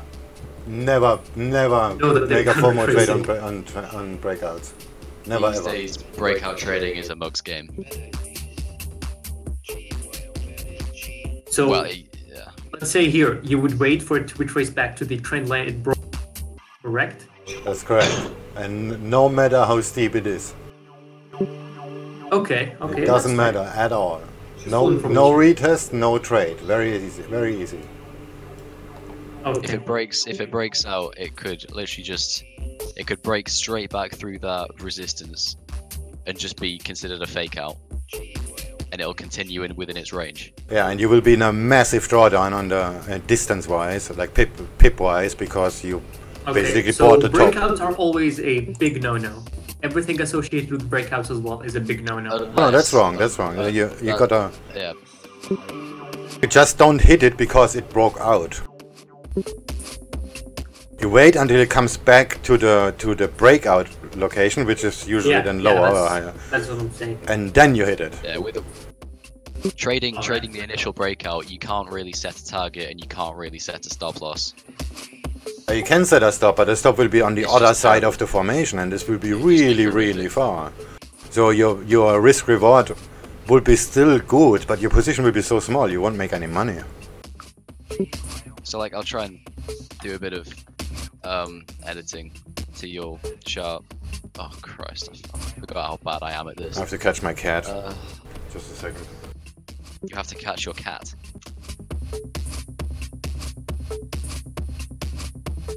I'm just gonna do a bit of editing to your picture real quick. Alright. That would be very much appreciated.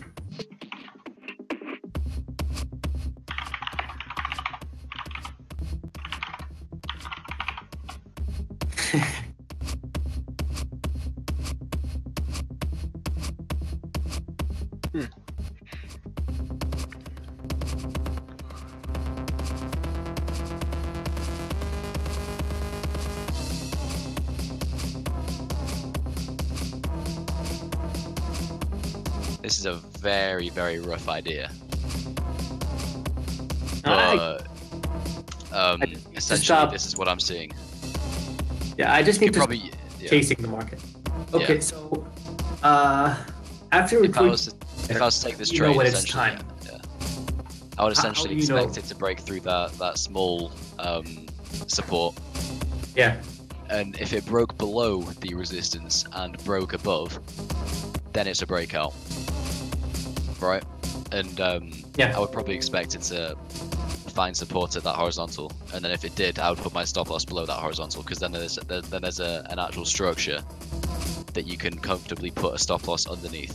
Okay, so wait. So you were going to wait for it to retrace back to the trend line that it broke?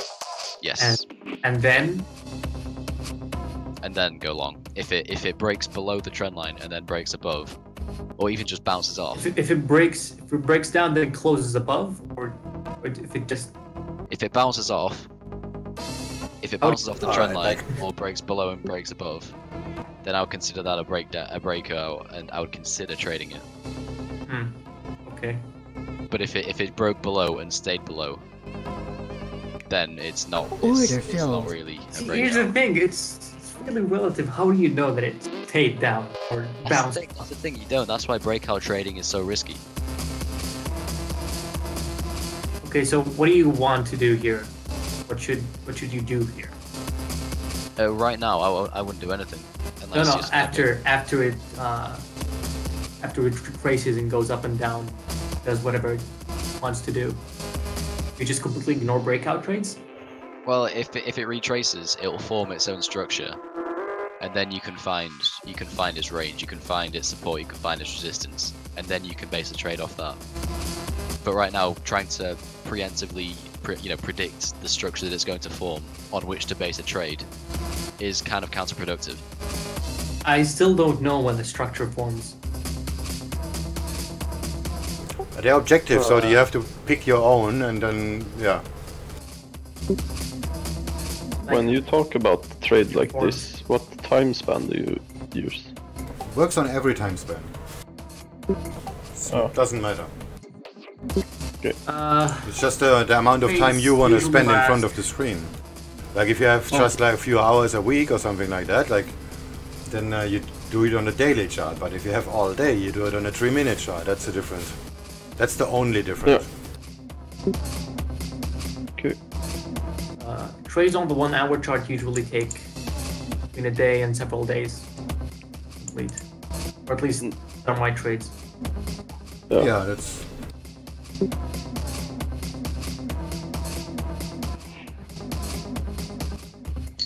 Oh, if I'd got enough money for fuel.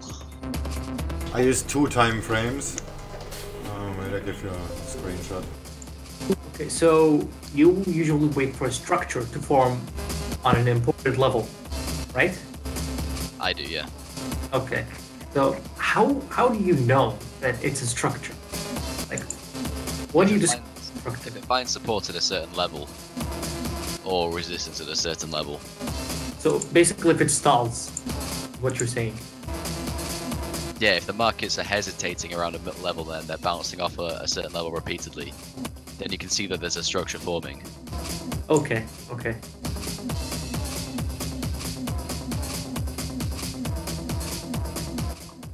Really tempted to scale in on dollar Swiss, but I feel like I'll get stung if I do. I'm already overexposed. Fuck it. I'm gonna close my New Zealand dollar orders as well, because over the course of this session they're already 260 pips away. My god. Jesus Christ.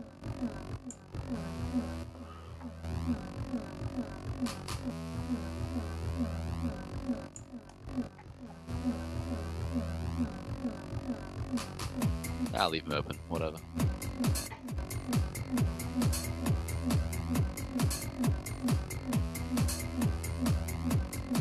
It's really tough to find targets today. Market is just terrible.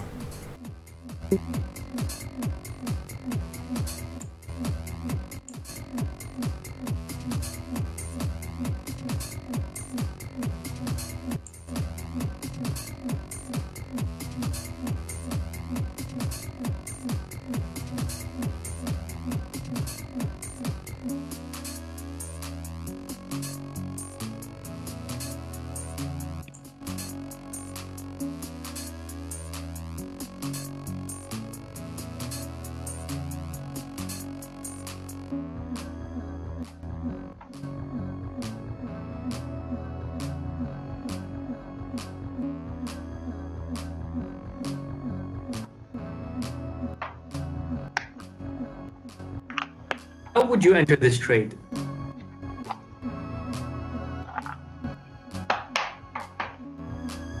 feel like we're going in circles here. I know I'm asking you a lot of questions, but No. You're essentially asking me the same question because it's the same market structure. Because New Zealand dollar is doesn't have a whole lot of market if you power. can look, if you look at it over there, there's a structure forming on the trend line, right? Or is that not? Warning. You could say that. Whoops. Hold on, let me get my own chart up. Order filled. Yeah, sure. Because this looks like a structure for a short. Now, would you have entered this as a short? As a retracement, probably.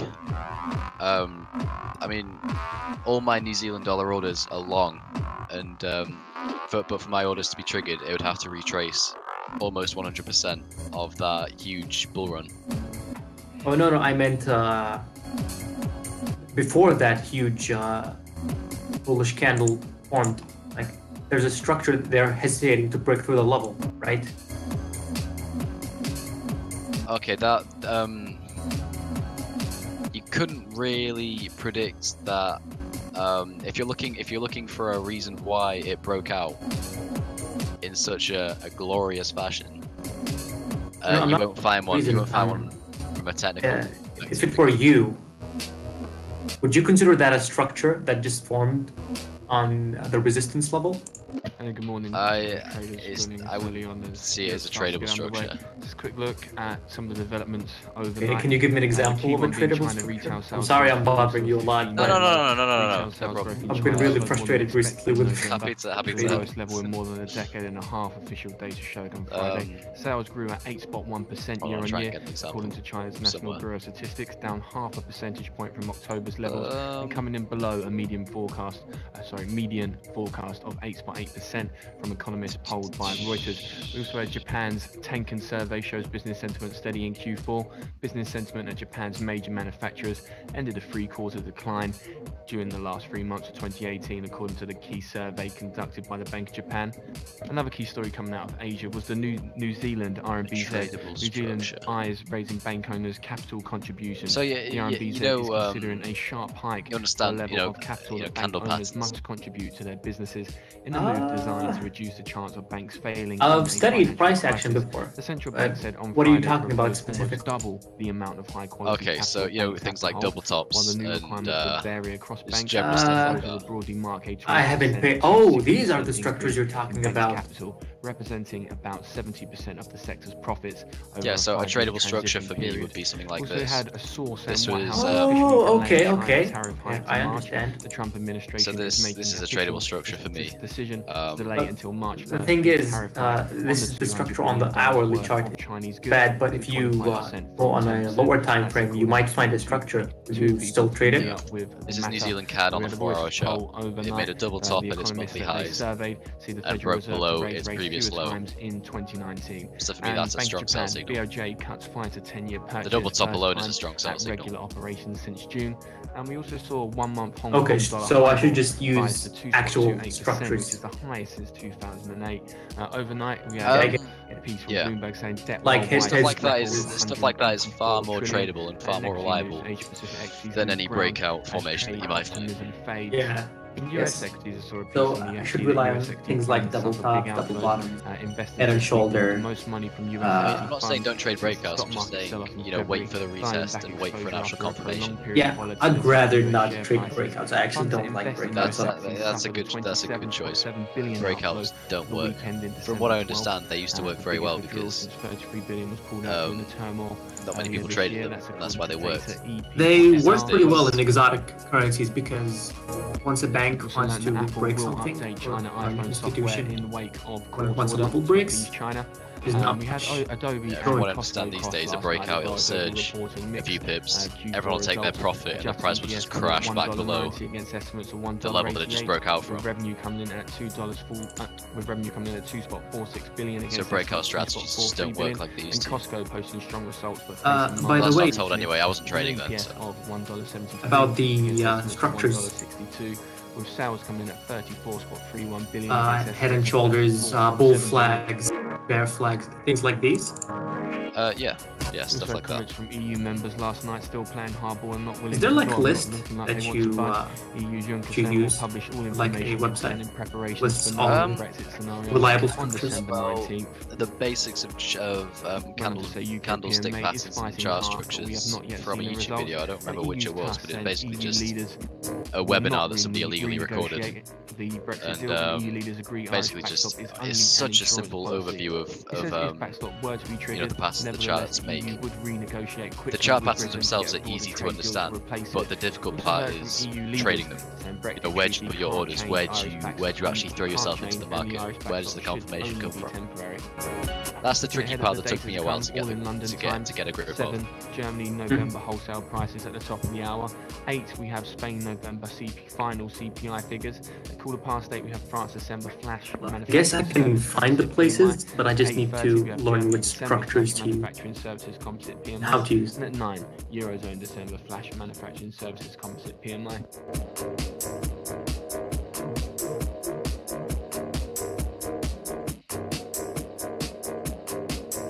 We also had European and Italy headlines across at 6 this morning.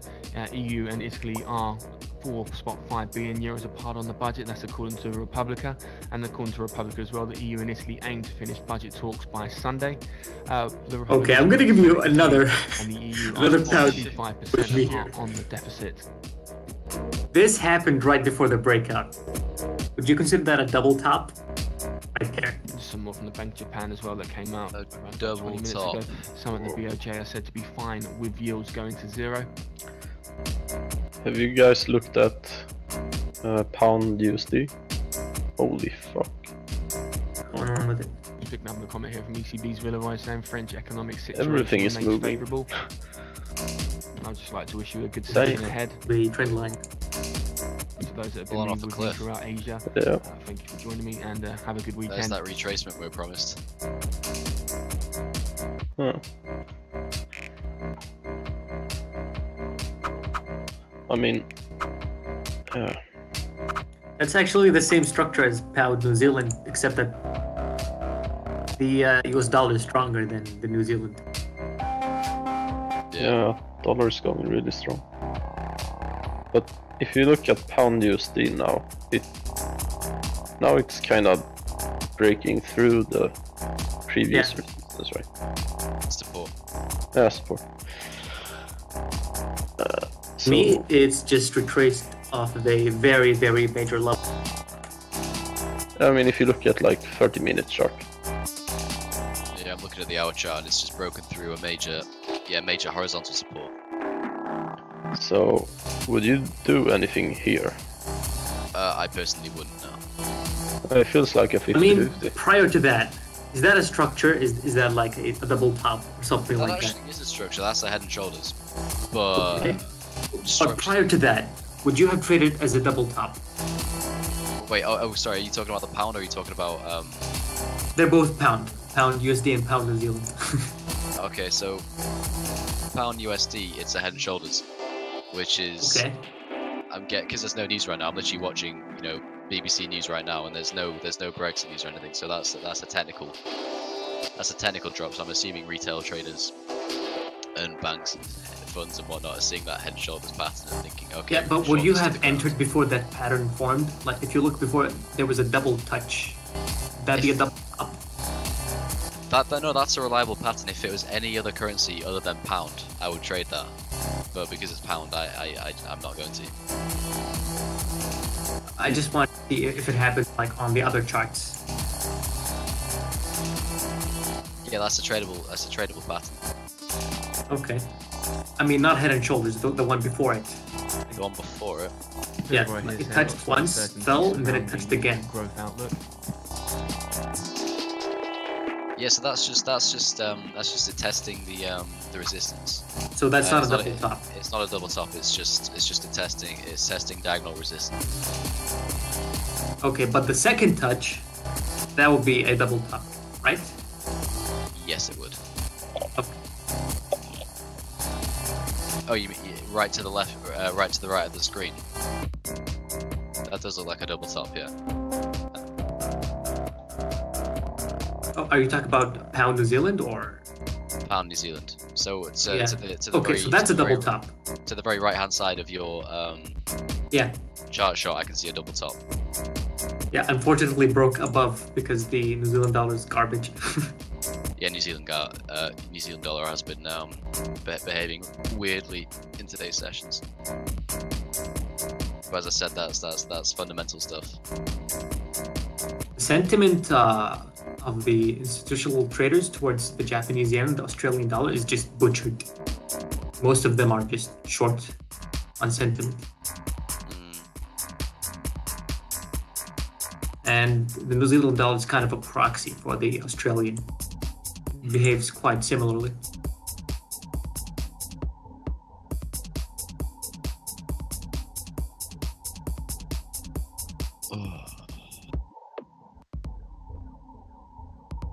All right. I think I'm done for today. I would like to thank you very, very much for spending the time to help me out here. Anytime. And I'm feeling a lot more at ease. Because, I'm actually making some kind of progress. Yeah. I've been stuck for a while. It's not a very fun experience. We've all been there. Because I know when you start losing, it can even be as little as 2 trades in a row. You just start questioning the entire basis of trading. Is that strategy, does it work? Does it even work in the first place? Yeah, it's like you start questioning your own competence just because you've lost 2 trades in a row. Data, wholesale price index for month on month. That's the psychology getting to you. Month on month. Yeah. No estimates for the prior of spot 3%. All right. Year on year. Thank you again, and I would like to wish you all a good night or a good morning. Yes. You too. I'll see you later. See you. Considering he's from Jordan, he's got a very good English skills. Yeah, Jordan. Where's that? Middle East.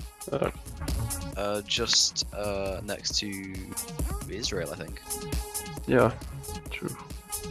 I mean, I joined like 2 days ago, and I realized I haven't used my English in like 2 years or something. Are you Swedish? Yeah. Yeah, I've got a Swedish friend. He's got a similar accent to yours. Yeah, I understand that.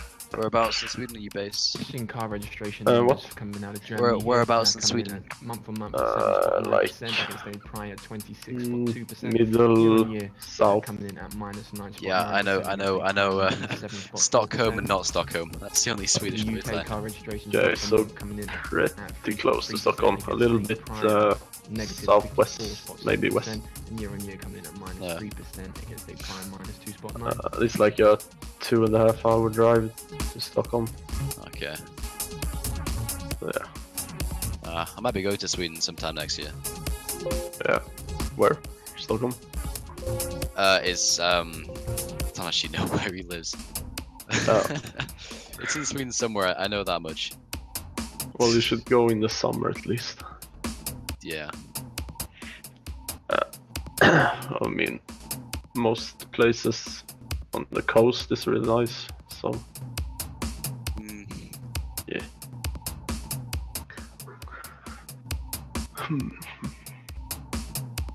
It's like one of your friends, you're gonna visit him or what?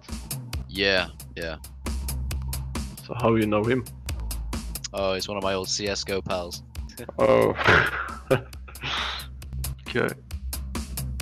You good at CSGO? I used to play it. I still do play it sometimes, but it's just... Global. Do you play CS? Yeah, I played like since early 1.6. Really? Yeah. You're an OG. OG. No, I stopped and I started playing like Fortnite a little bit in like March, and I haven't played since then. Yeah. Unfortunately. But yeah. I find it difficult to be, captivated by games these days. Like the last game that I was properly captivated by was The Witcher 3. Yeah. And that's why I'm kind of waiting for Cyberpunk 2077 to come out, because I feel like that's going to be the next game that's actually going to be, good. Yeah. But Red Dead Redemption. Same. I mean, I don't have a. I sold my console a while back, so I can't actually play Red Dead. Okay. Yeah, same here. Got to wait a year because Rockstar hate PC players. Yep. I think you can play on PC though, but it's not gonna be very good. Yeah, it'll be a bit jittery and bad.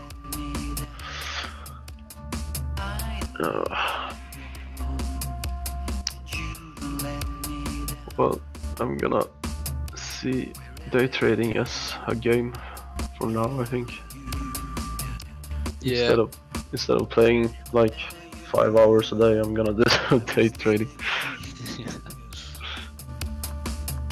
Maybe do something constructive. For me, because I'm not a day trader, I tend to hold trades for a long time. You know, gaming's actually quite good because it takes me away from the chart, so I don't make any stupid decisions. Yeah. Well, I mean, I've only done stocks for a couple of years, but I literally started day trading this week. Really? Yeah. So you've never done Forex before until this week? Yep. Okay. I barely look at currencies or anything before that. So, I'm really fresh. Yeah. It's a different ball game. Yep. I got like... I pretty much just made a plan on things I need to learn. And it's gonna take a long time. What's on your list? Well, everything from really making all the calculations for every situation I want to do and to really understand everything really. Yeah. Everything from indicators to... I mean, I don't even understand some of the fundamental things yet.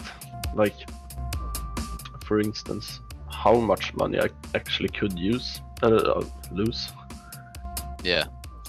A really good place, if you look down the Discord, Educations is, there's a lot of good stuff in there. A lot of articles, PDFs, videos, that sort of stuff. Yeah, I was gonna go through a lot of things now. I just stopped working like an hour ago, so yeah. Now I'm free until Wednesday. Wow, good stuff. Yeah. Too bad there's a weekend in the way. Yeah, I just realized I was so pumped up to just trade a bit and stuff, and just realized. Anytime you're actually annoyed that there's a weekend. Yeah. So I guess I'm gonna use it to study. So. Yeah, that's the annoying thing about trading. You're actually annoyed when there's a weekend because you just get bored if you've got nothing planned. Yeah, I mean, one of the reasons I wanted to do currencies and Forex was because I can trade all day. Yeah. Night, day. Since I have a weird work schedule, so.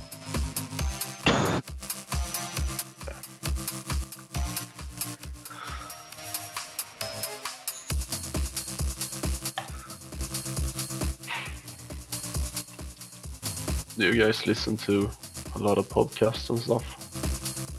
I listened to Chat with Traders for a little while, but I tell you, I fall asleep halfway through most of the time. Yeah. Sometimes they have some good guests, but sometimes it's just dull. 3% year on year, a prior up 4%. One time they had a coder on who just went on and on and on. I fell asleep at my desk. I just couldn't. Well, I mean, if we don't even understand algos and stuff, it's hard to keep up. Yeah, because I'm a complete and utter rookie at coding, and I'm trying to learn C#. But every time I try, I just give up because it's just so boring. Yeah, C# is so boring. I'm actually thinking about starting to study. I don't know how to translate it, but something in IT. Yeah. I think a friend of mine, TechX, he put in Education's a video on C#. I watched the first minute and just thought, nope, let's just not. No, thank you. I took two courses in school, C#, and I really want to like avoid it as much as possible. Well, I mean, at least you took courses at school. I never took anything like that at school. I just avoided it completely. So I literally know nothing. What did you study? Other than getting a sample bot and changing values, that's the limit. That is as far as my coding capabilities go. Sample bar. IC Market C Trader. They give you sample algos. Oh. So they give you a very basic algorithm. Mm-hmm. Say like something that trades something like martingales or something that uses RSI.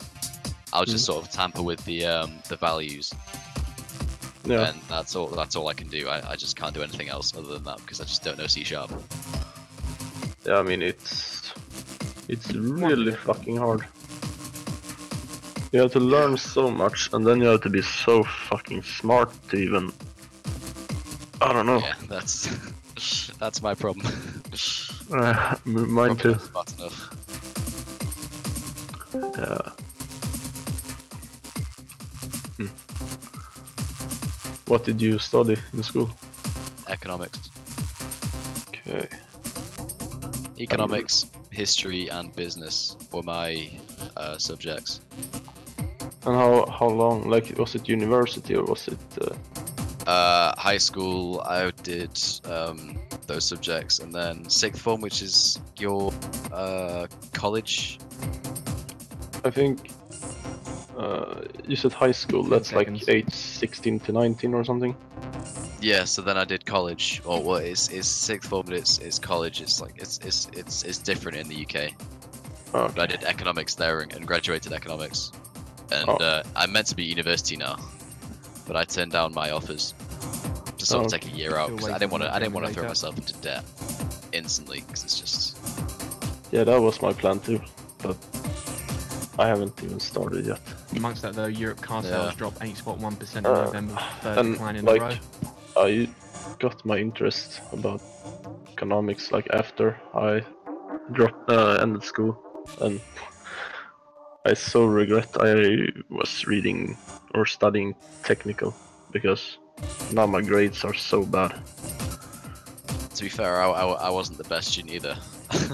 Yeah, but I mean, I could have just like studied economics in college, I guess. Yeah. It's so much easier for us there. I only did well in economics purely out of interest. German because wholesale price as a index student, I was terrible. 2%. I was such a bad student. Year on year coming in I never at studied. 3.5%. Neither did I. Just repeat that then. German November wholesale prices coming in at spot 2% month on month and 3.5% year on year. Regrets. It's a burden that everybody bears. Yeah. Just some more than others. I mean, when I was done with high school, I had to read the last physics course, the last chemistry course, and the last math course just to get a complete degree. Ah. So that sucked. Yeah. And to read economic on university here, you don't need much like courses. You only need high grades. Yeah, that's the thing that annoyed me. So I mean, it's easier to get like a B+ in like English than fucking last physics class. It's like I left college with an A in economics. But is that enough to get into? Is that enough to study economics at university? No, you need 2 other A's. Yeah, exactly. It's so dumb, but it's just how it works. And if you want to read, like, at least in Sweden, if you want to become an engineer, you don't really need good grades or teacher, or it's pretty much just law and economy that needs good grades, and doctors.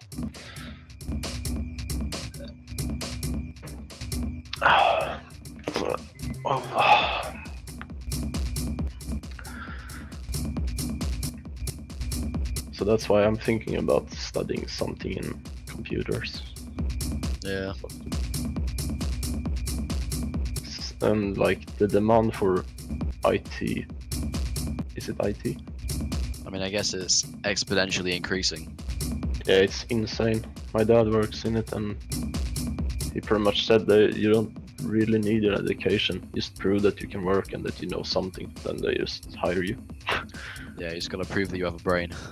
Pretty much, and that you're not like a troublesome employee. No.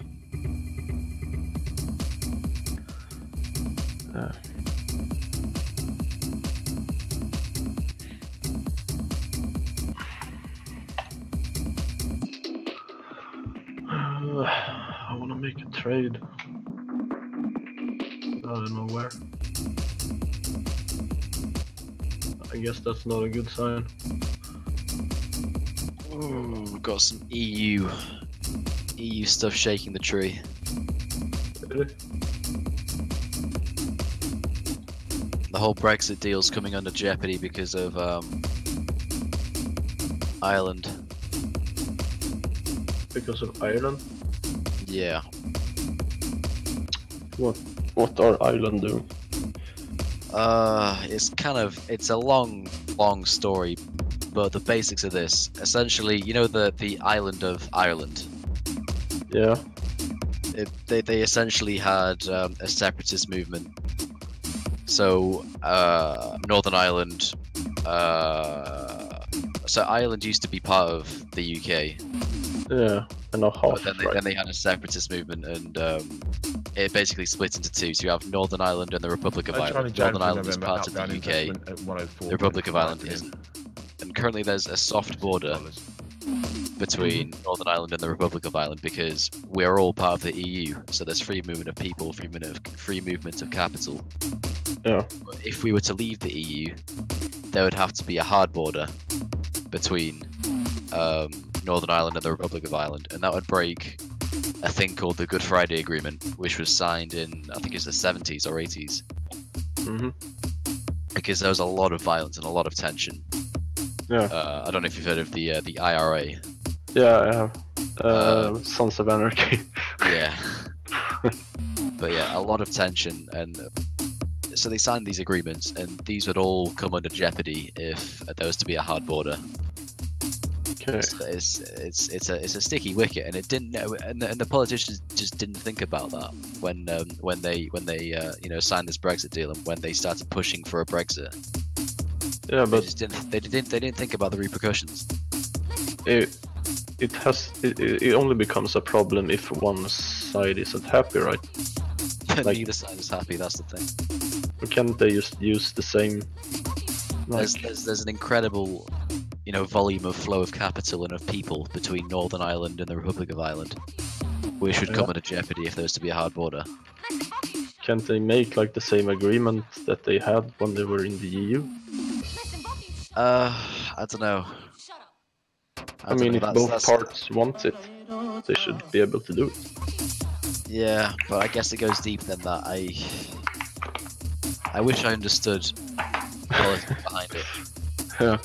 But it's not a good situation. Do you think Brexit is gonna happen though? It's up in the air right now, but I think it will happen. Yeah. Politically speaking, there's not really any way in which it can't happen. Okay. Because I kind of support it, I like it, and I would, if I were in Sweden and they started talking about it, I would probably say I want to leave EU, but if we actually were about to do it, that's when I would probably back down. Yeah. And I guess it's because the EU has so many bad flaws. Yeah, the EU it's a flawed system, but the benefits at the end of the day do outweigh the negatives. Yeah, exactly. Well, especially for us, they do. So the problem becomes the only options is always leave or stay instead of changing things.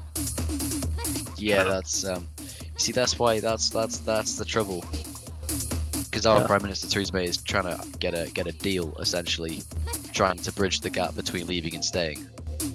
Yeah. So we get some benefits and we pay some price, but we're not fully in or fully out because neither is favourable. So we're trying to make a deal, but for some reason, all of our politicians and the locals are going against that, which is just stupid. Yeah. But I mean, the EU wants obviously to punish UK really hard because they want to set an example. Yeah, they don't want us to leave for free. Exactly, and they don't want anyone else to look at it and say, well, that was a good deal. Yeah. Maybe we should also leave. Because I know there's been Italy have been throwing their toys out the pram about the EU. There's been quite a large anti-EU movement in Italy. Yeah, I mean France, Sweden too. Yeah. I'm not sure what it's like in Sweden. I mean the majority wants to stay, but I think depending on the UK deal, I think that's gonna have a lot of. Well, the thing is, the majority of UK people want to stay. It's just none of them actually went out to vote when the referendum happened.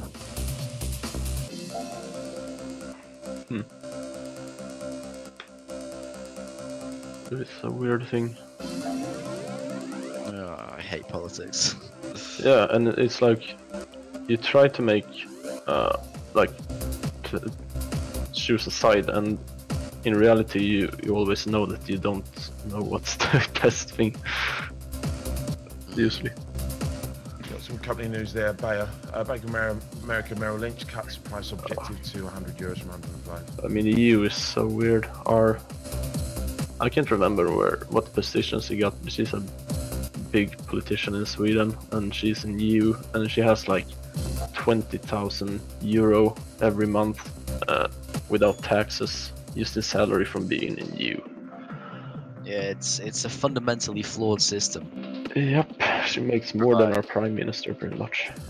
Yeah, but the benefits that it provides. I mean, the EU was formed, a very long. The idea behind the EU, it's beneficial. It's supposed to be beneficial for everyone.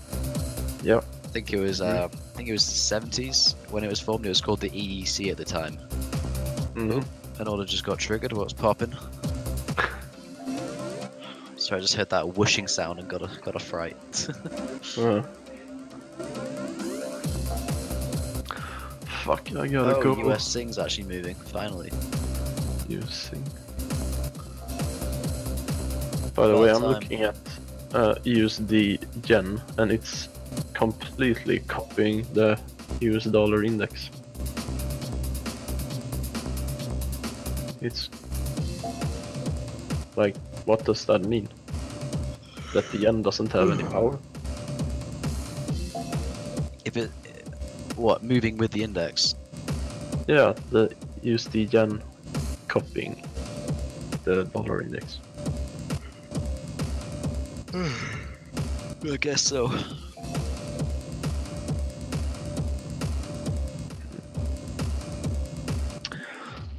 Ah, fuck. Well, I have to go pick up my car now. Okay. So, apparently it had burned something. So this is gonna be expensive. Yeah, car repairs are never cheap. Yeah, sucks. Well, I'll be back in like 30 minutes or something, if you're still here. Yeah, I probably won't be. I've got to drive to Glasgow today, so I'm probably gonna leave pretty soon. Oh, okay. Well, see you. Alright, see you later. Yep.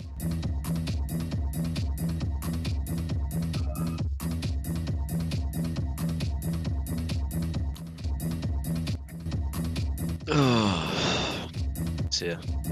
Didn't see that. Didn't see what? Randy's here. But he's not talking.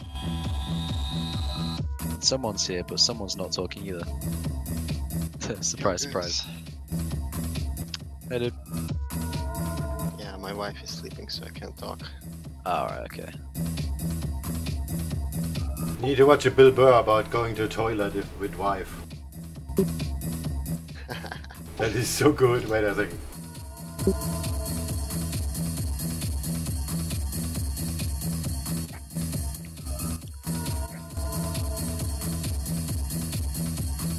Yeah, toilet advice.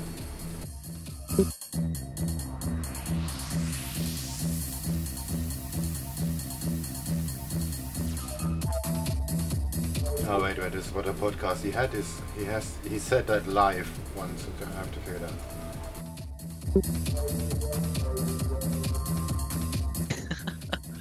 I've just spotted Doji's number plate in Hodl My Beer.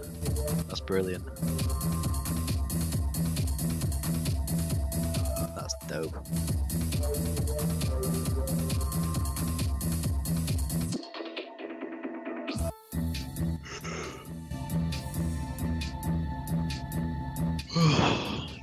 Christ, I'm gonna be too tired to drive.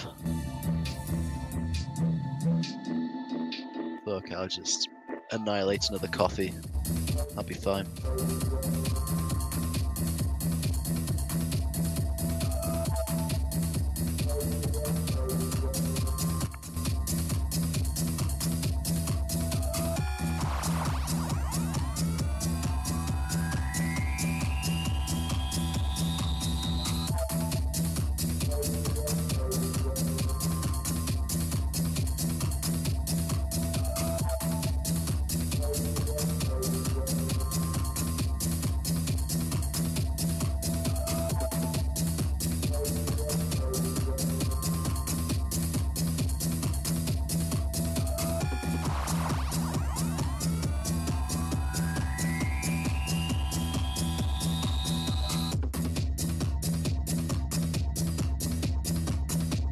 Got some M&A news here. LVMH agrees to acquire Belmont for some 2.6 billion. This is dollars. The deal expected to be completed in the first half of 2019. So that's $25 a share in cash for Belmont.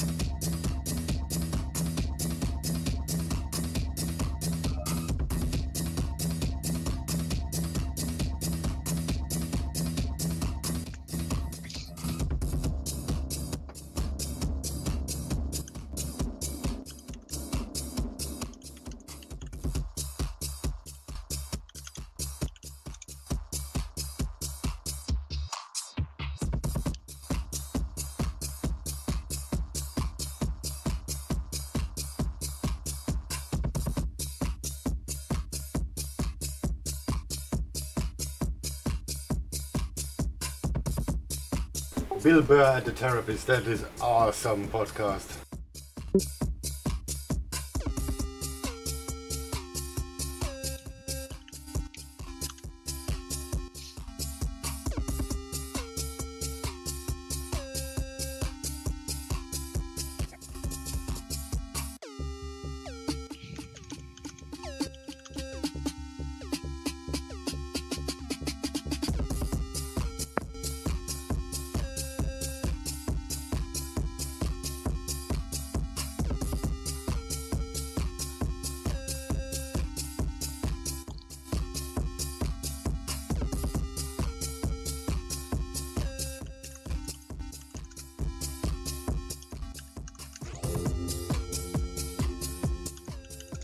Oh, it's Russell Peters, not Bill Burr.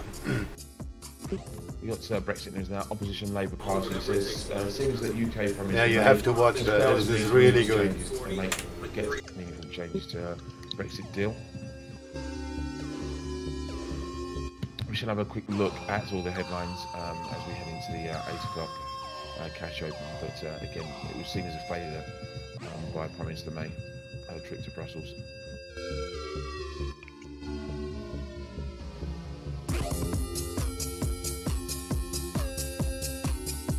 Gold Digging Horse is one of my favorites. The Bill Burr one, fucking incredible.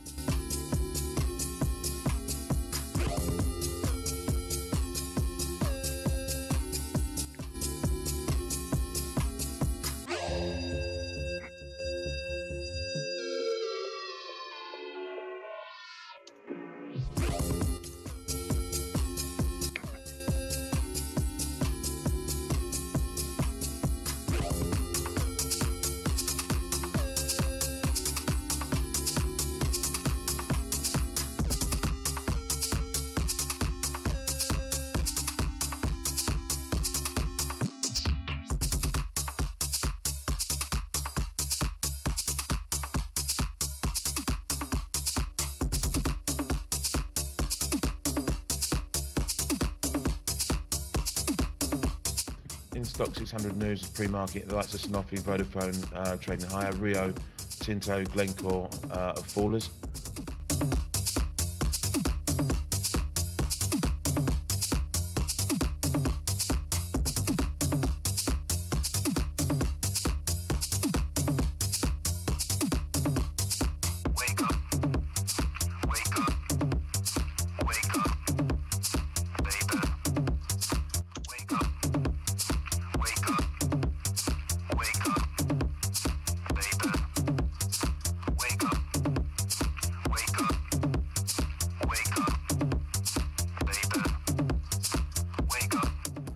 Story doing the rounds as well that some at AUDJPY are said to be fine with viewers going to zero, says a report. Again, some Bank of Japan officials see no problem with them dropping to zero or even below.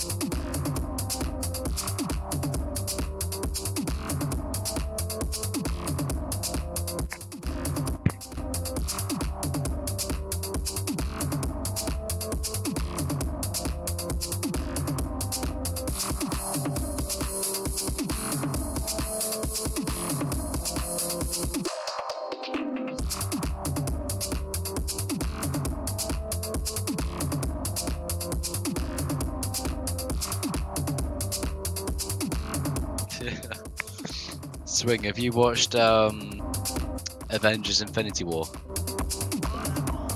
Piece of it, not really, not seriously. Just watch that. It's in Huddle.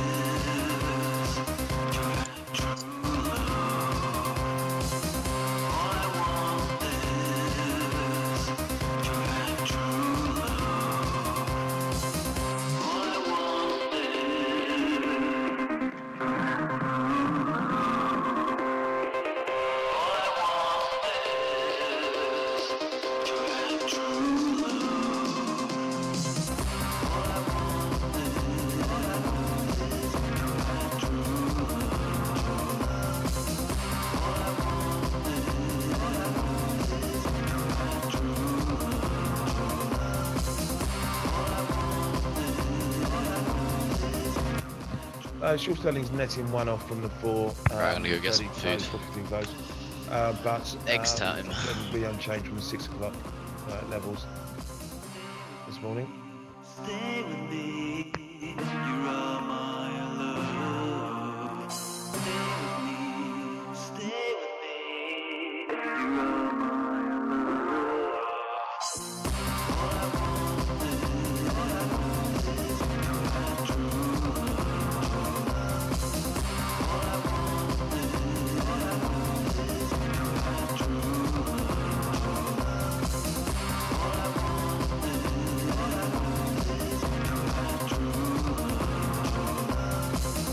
All I want is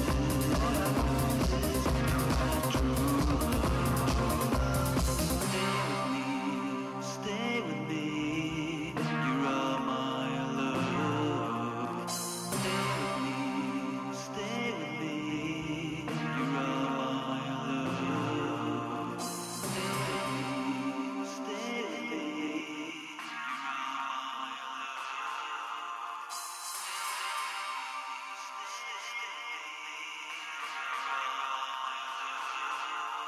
Just keep on making a note of this DAX at the moment. They're still pushing lows.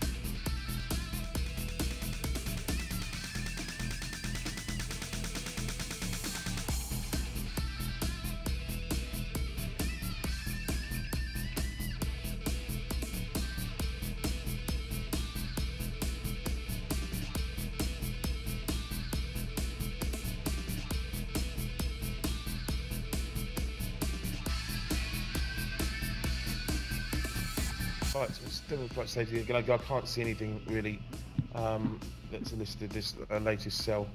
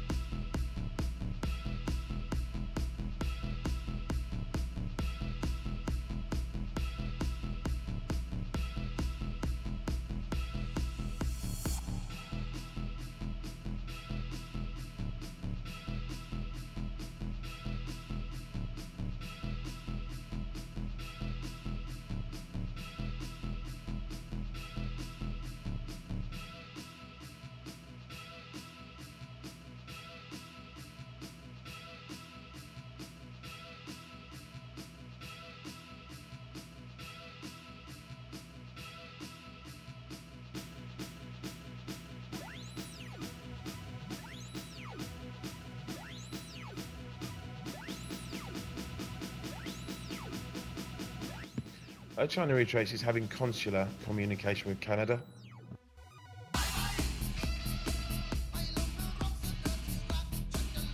Bundesbank then cuts 2018 German GDP growth forecast to 1.5% from 2% in June. It lowers 2019 GDP forecast to 1.6 versus 1.9. 2020 GDP growth seen at 1.6, that's unchanged from June. 2021 growth at 1.5%. On the inflation front, the Bundesbank sees 2019 inflation at 1.4 in Germany versus 1.7 in June. 2020 inflation unchanged at 1.8. But Bundesbank says downside risks predominate for growth and to a lesser extent for inflation. But German Bundesbank has cut its 2018 growth forecast to 1.5 versus 2%, and also lowers 2019 to 1.6 from 1.9.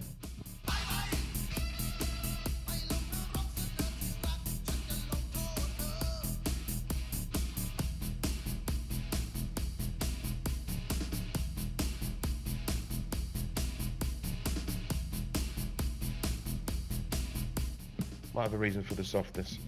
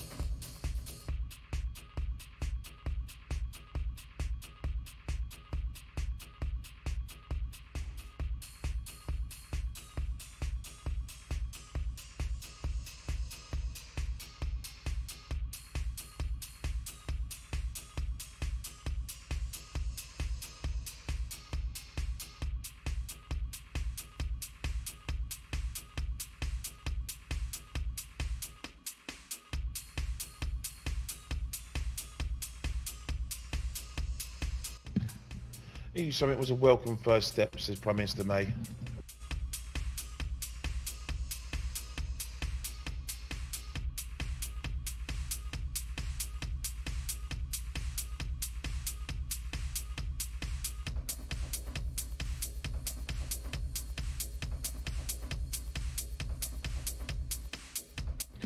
You got China said detention of Huawei Meng has aroused public anger.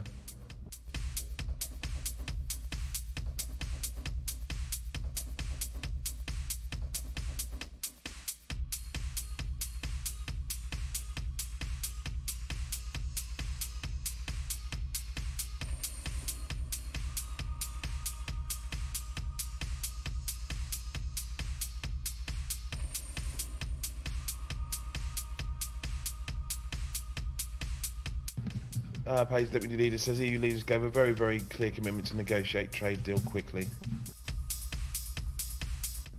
Trying to put a spin on what was seen as a bad situation last night.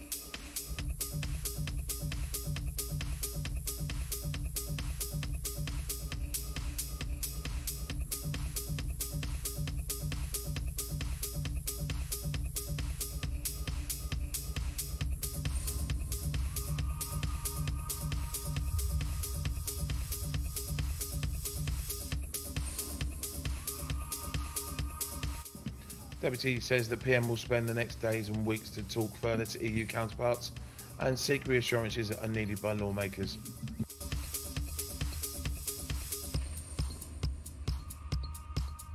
And no doubt Brexit deal would have been voted down by Parliament, says the Deputy Prime Minister.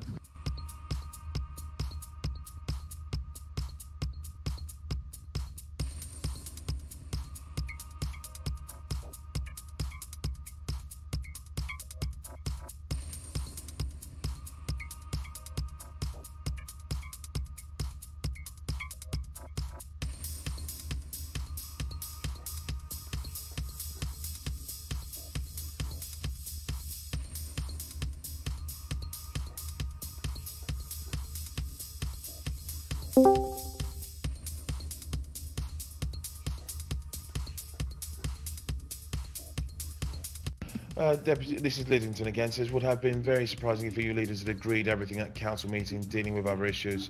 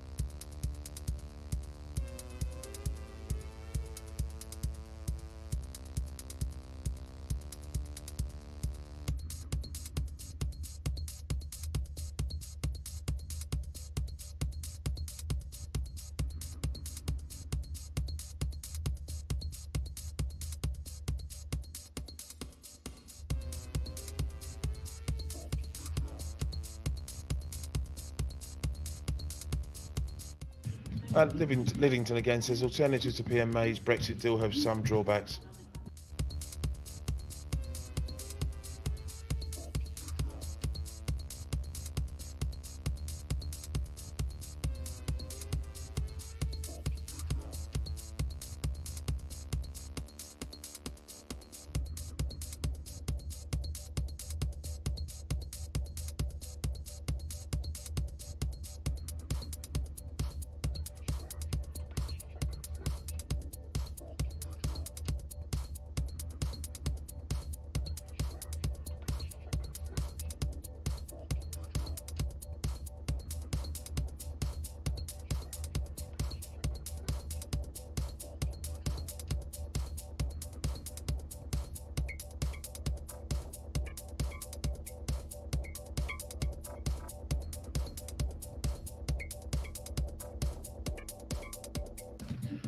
China says we're planning to buy US corn as soon as January. China is ready to buy corn, US corn as soon as January.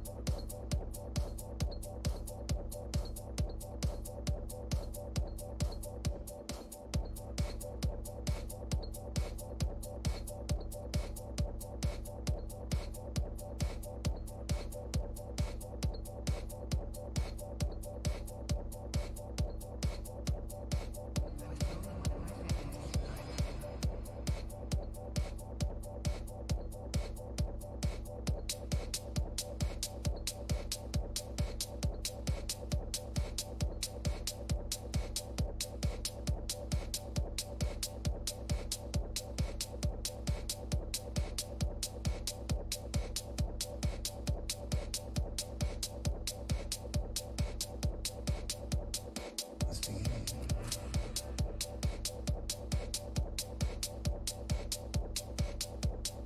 Let's begin.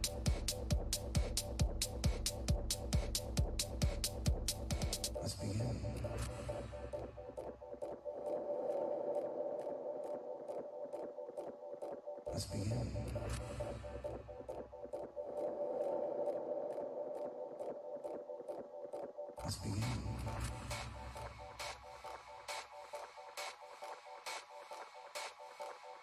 Let's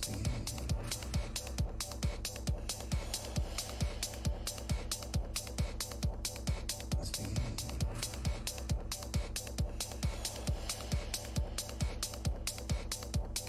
Let's begin.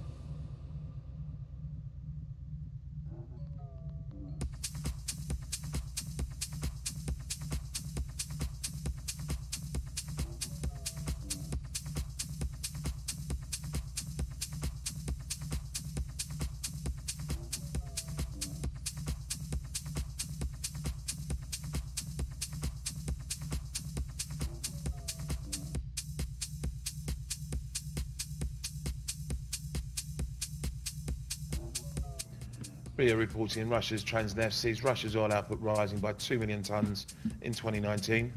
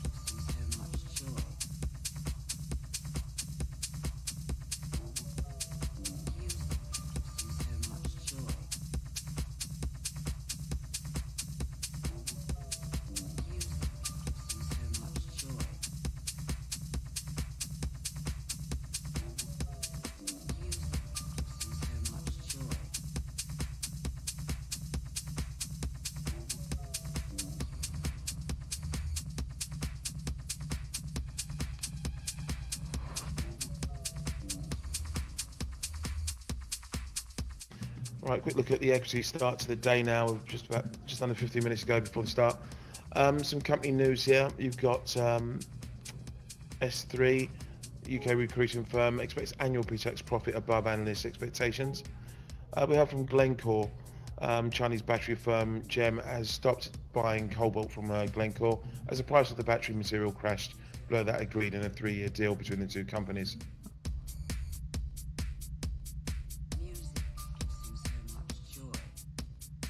Keep an eye on Balfour BT. They gave an update, profit ahead of expectations due to disposals. Net cash broadly in line, seen up 1%. We've seen Standard Chartered to cut jobs in Indian retail bank operation. They're seen unchanged this morning. Keep an eye on the auto sector. Euro car sales are down 8.1% in November. So the auto as a sector seen losing about 1% today. LVMH has agreed a $25 a share to buy Belmond. They're seen down 2% today. Sabadell sells real estate services unit to Intrum for €300 million. Rob Walters, positive read across from S3 update today. They're seen up 3%.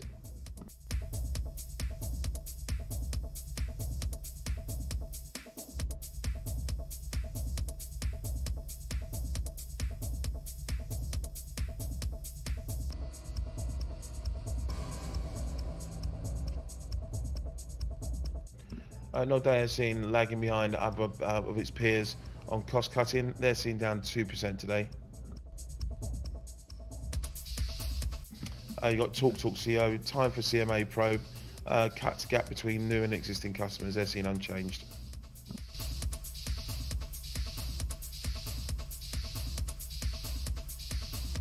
And Agrico awarded Olympic supply contract in the region of €200 million, seen up 1%.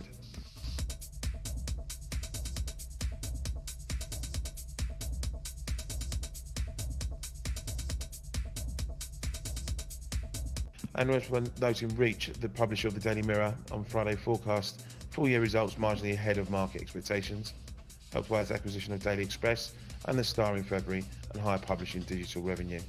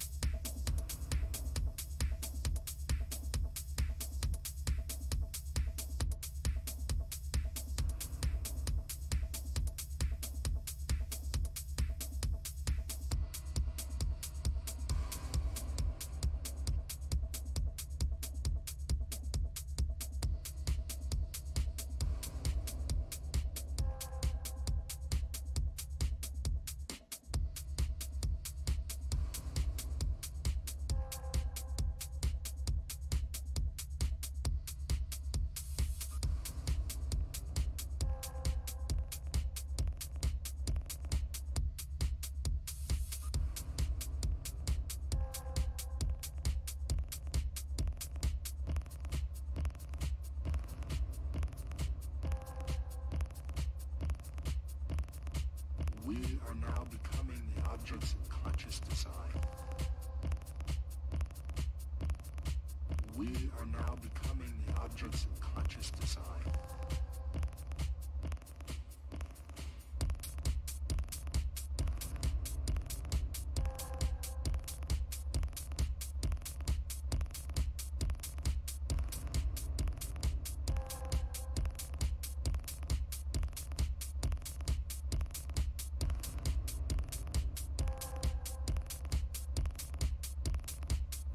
Imagine if other children could live for 2 centuries. I mean, imagine if other children could live for 2 centuries. Conscious design.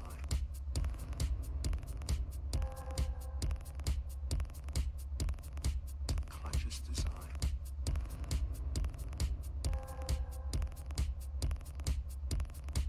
Conscious design.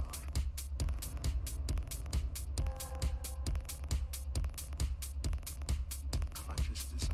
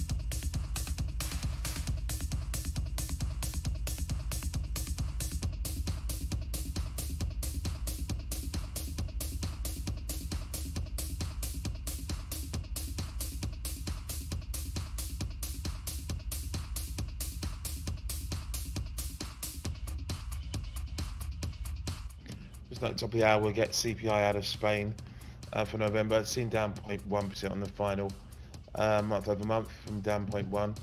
Year over year, seen at 1.7 from previous 1.7. Everyone's looking at that. HICP seen down 0.2 in the month, up 1.7 year over year. More importantly, we've got PMIs coming up for manufacturing across the Eurozone from 8 to 15 onwards.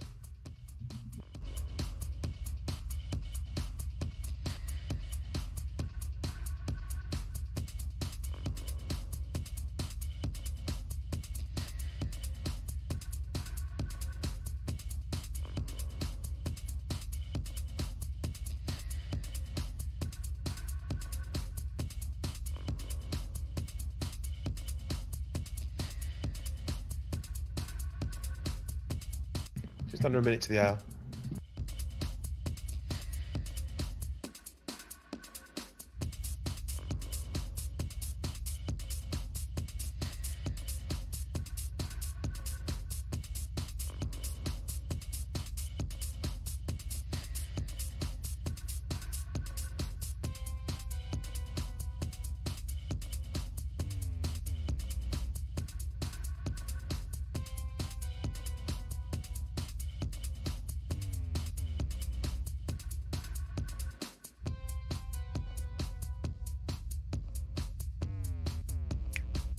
Order filled.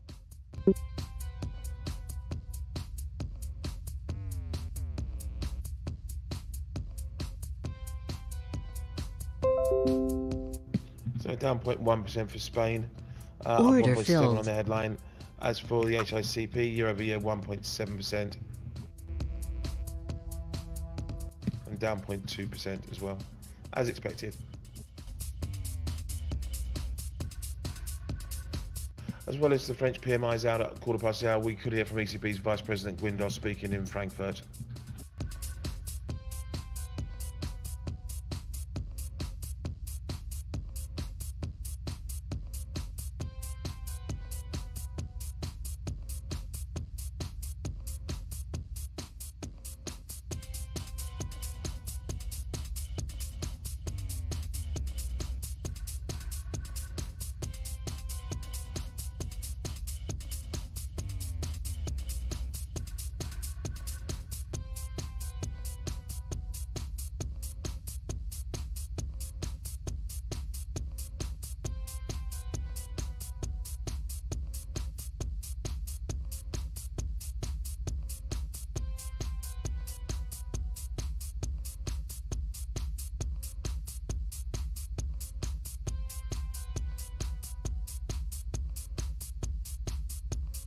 Shares in Commerzbank down over 1.5% in early play.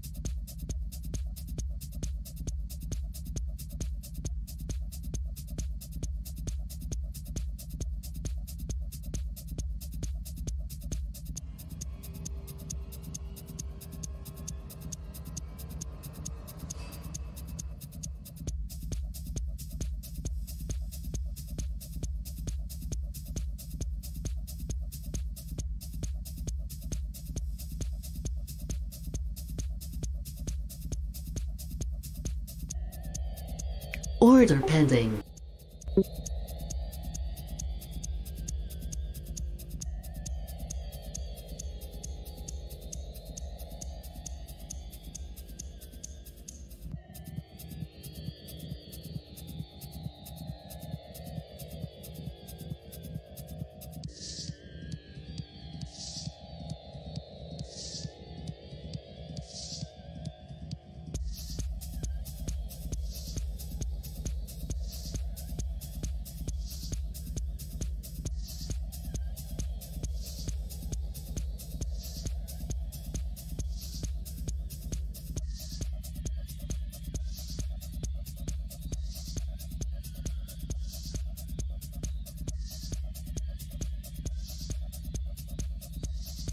Order pending. Order pending.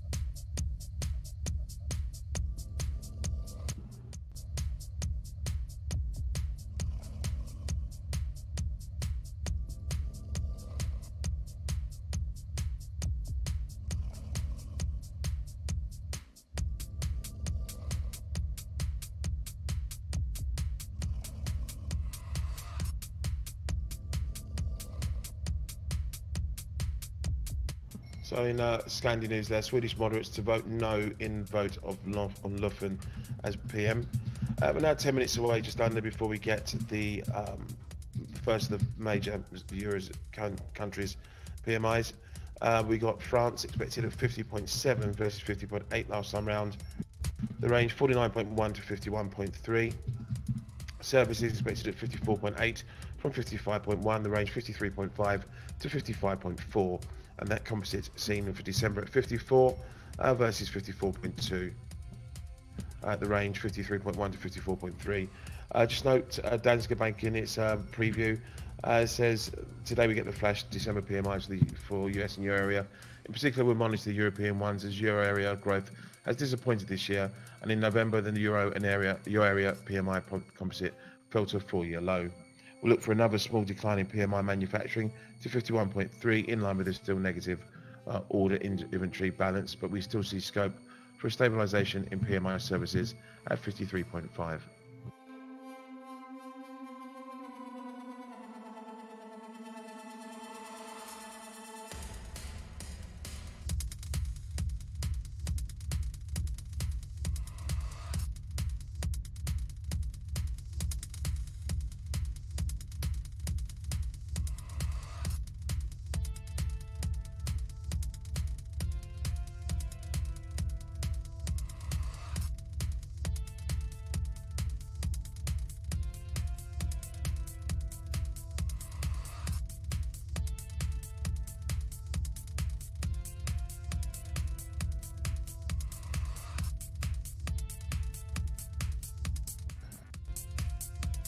UK house builders down more than 2%, and growing worries about Brexit deal. Taylor Wimpey and Persimmon are down more than 2.5%.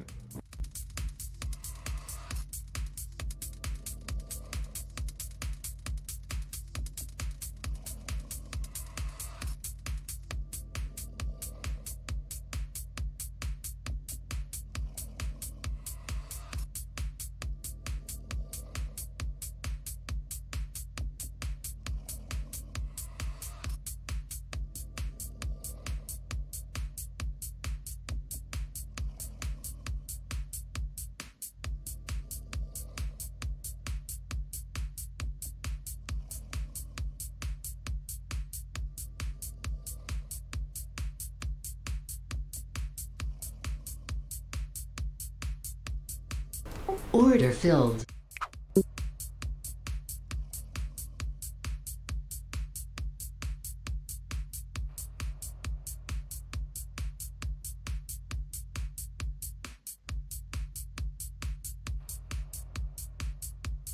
Order filled.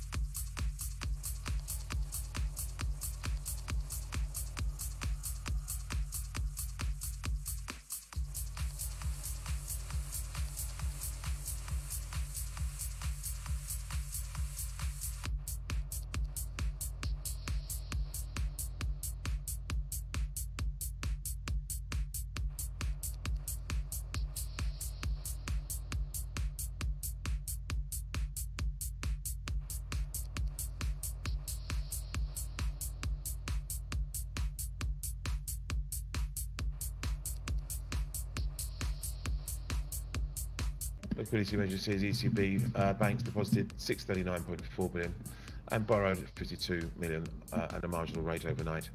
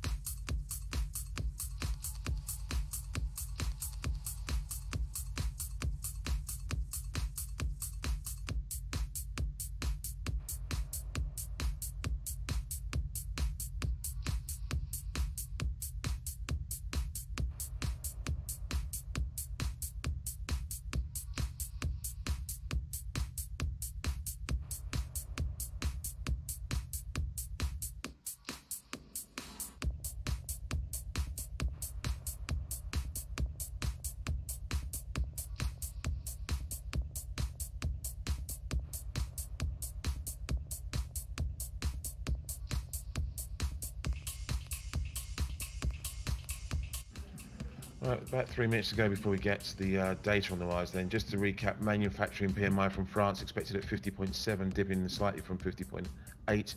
The range 49.1 to 51.3. As for the services, I've seen a 54.8 dropping from 55.1.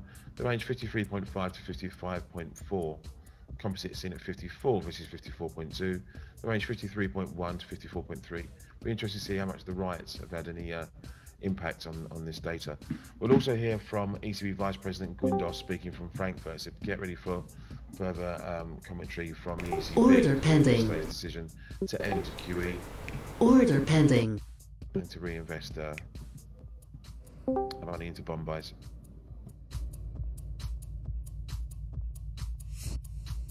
Order filled.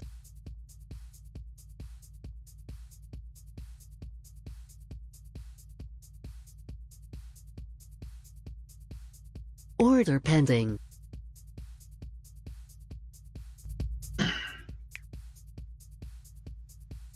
Order pending.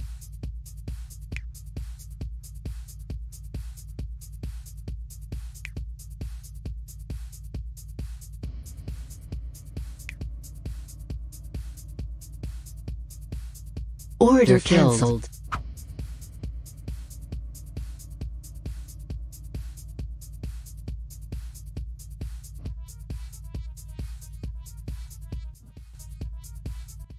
So China NPC set to review foreign investment law draft in December, says Yamar Newswire. Order pending.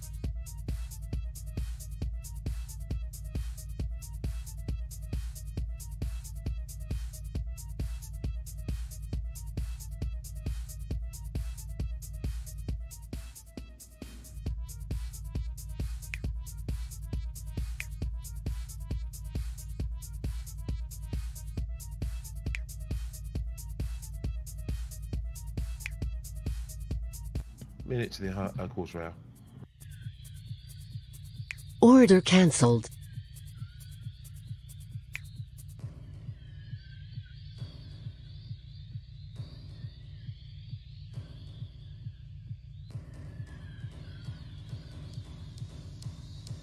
Order pending.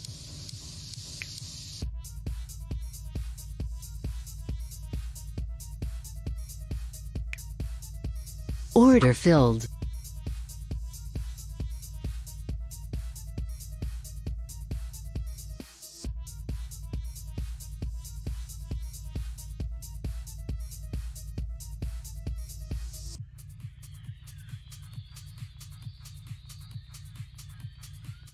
Ten seconds. Order cancelled. Order cancelled. 49.7 for manufacturing services, 49.6, Order filled. Order filled. Order filled. For France PMI, French PMI, 49.7 then from 50.7 expected. We see services at 49.6 from 54.8 expected. Puts the composite at 49.3 versus 54 expected.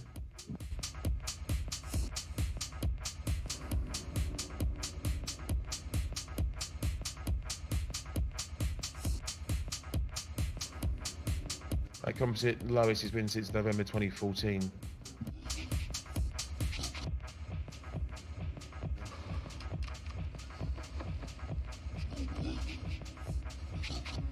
Also still weighing heavy on the likes of the DAX and the European bourses here, with FIC price losing over 2%.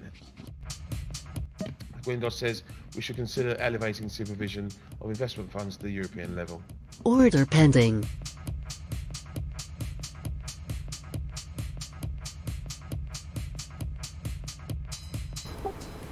Order filled. Order filled. Order filled. Finalising Eurozone reform is unquestionable objective. I'm posting the speech for those that want to read it.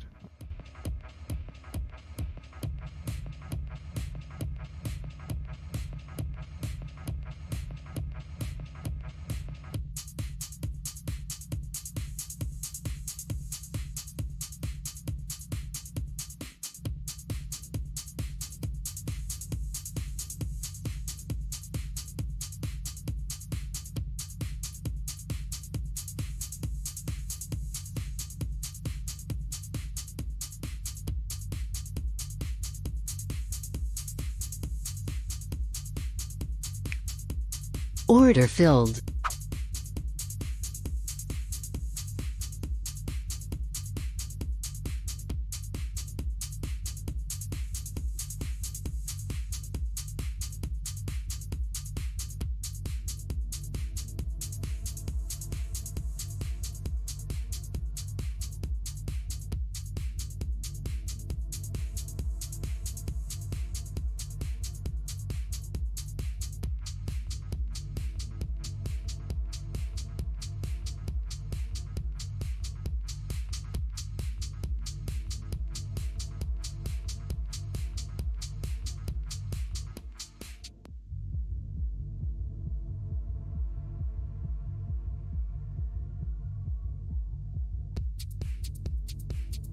Worth noting, the report said the yellow vest movement, named after the high vis vest French motorists must keep in their cars, started as a rebellion against fuel taxes, but these protests said to have had an influence on today's PMI, is in particular on services.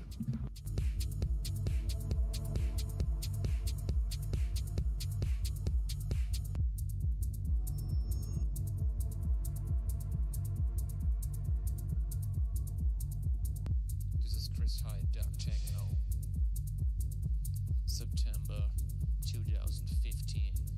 This is Chris Hyde, Dark Techno. September 2015.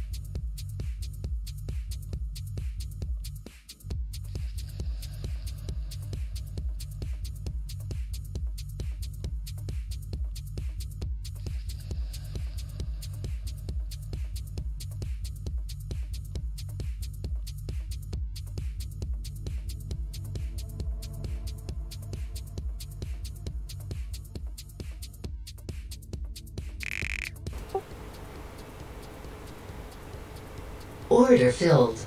Over to Sweden now. The majority of the Swedish Parliament will vote against Löfven as new PM. Order cancelled.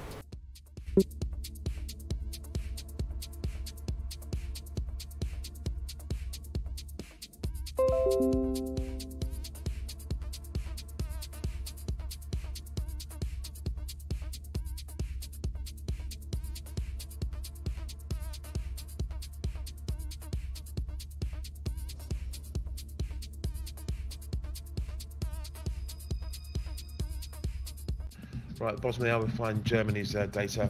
We're looking at 52 from 51.8 last month, the range 51.2 to 52.5. As for services, that's expected at 53.4, improving from 53.3. The range 51.6 to 53.9. Composite expected at 52.5 from 52.3. The range 51.9 to 53.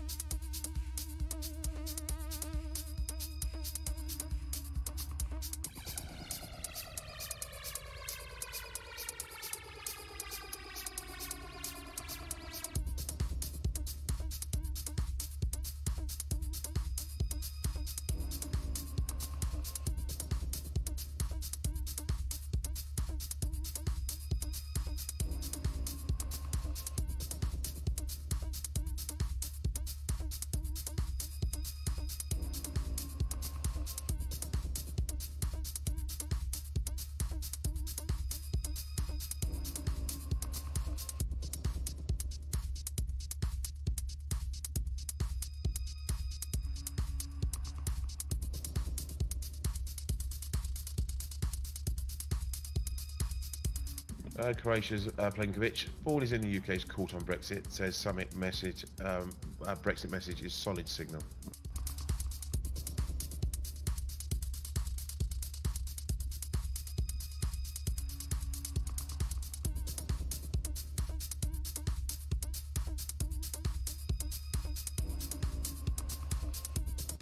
You've got Bruno Waterfield, and it's a Times piece here that says diplomatic sources still expect some sort of EU declaration in January. EU leaders knew, both in terms of text and procedural steps, what May asked for last night.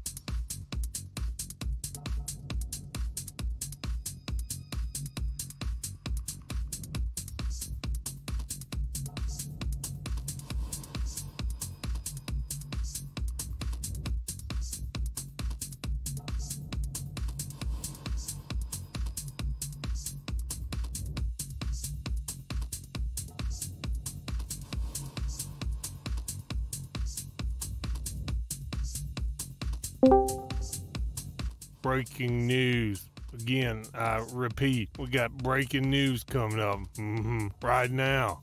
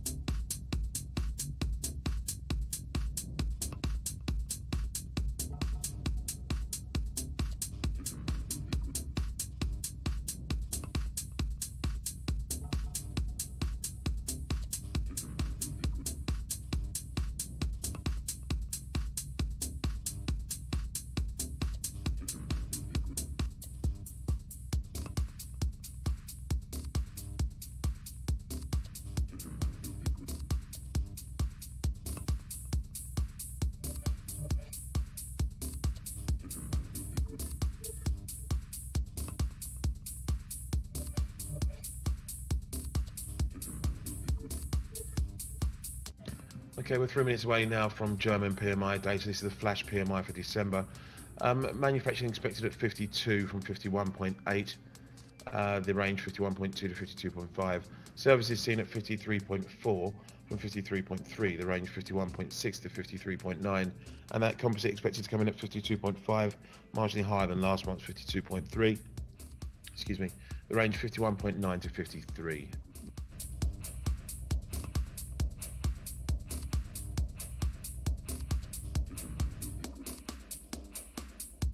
Still very keen buyers going through in T-Note futures at the moment, I'm being told by brokers.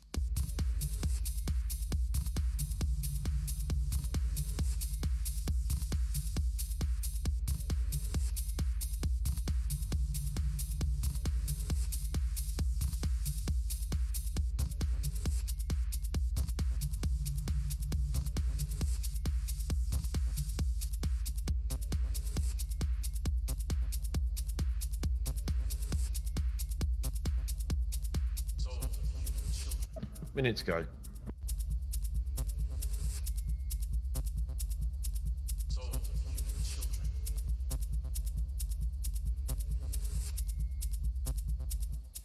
Your serial numbers? I don't know. Souls of human children. Your serial numbers? I don't know. Souls of human children.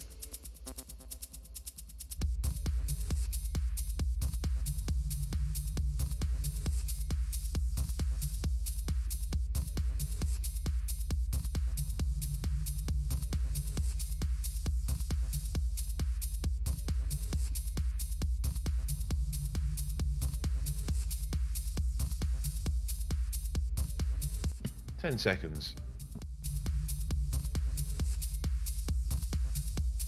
Your serial numbers? I don't know. Souls. 51.5 for manufacturing, services at 52.5. That puts the composite at 52.2. To repeat then, 51.5 for manufacturing and services, 52.5, 52.2 for composite.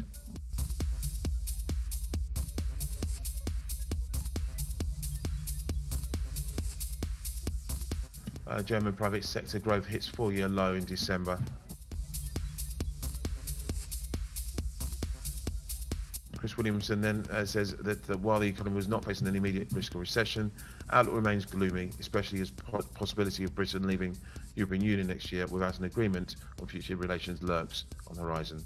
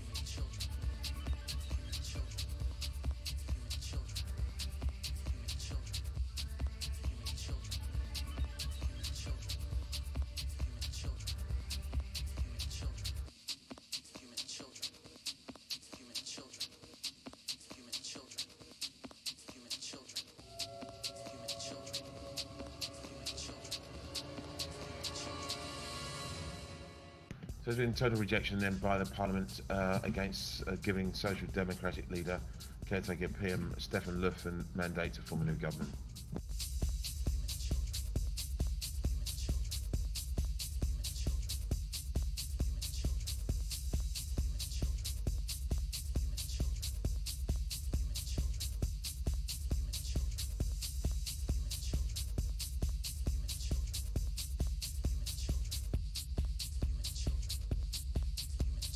Not seen as a surprise looking at the exchange rate here. That euro krona last there at 10.29 figure.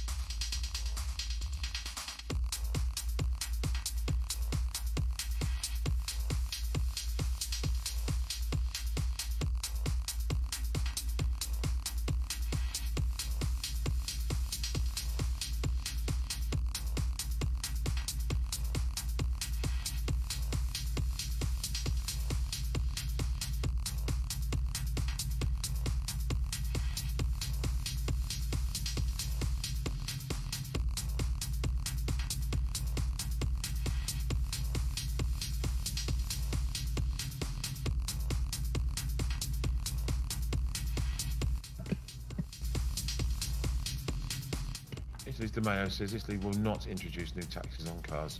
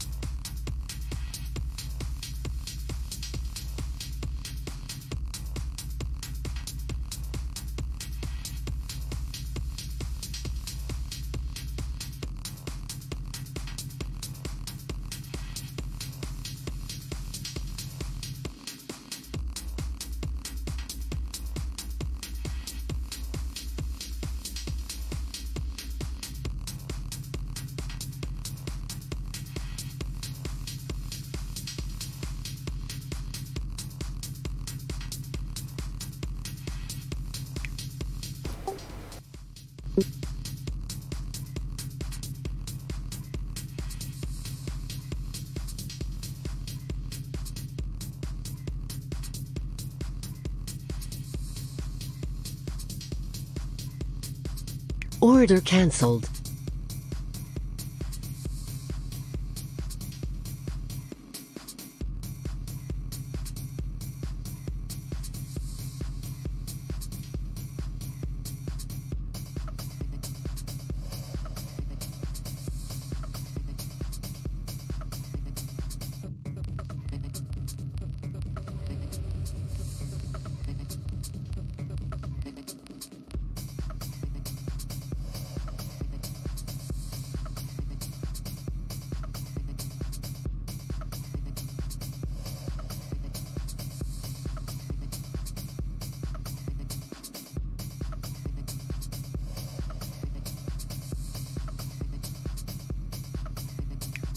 Order filled.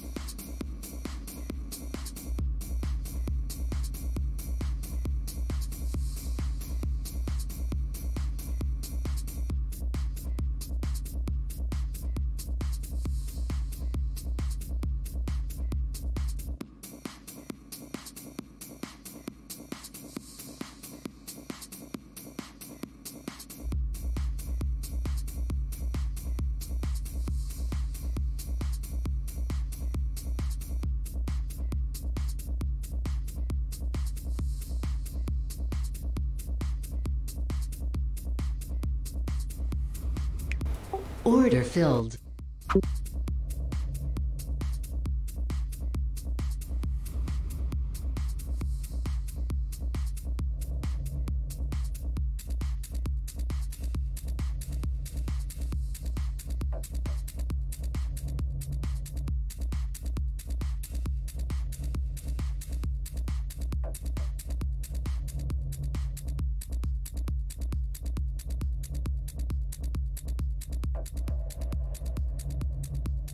Order filled.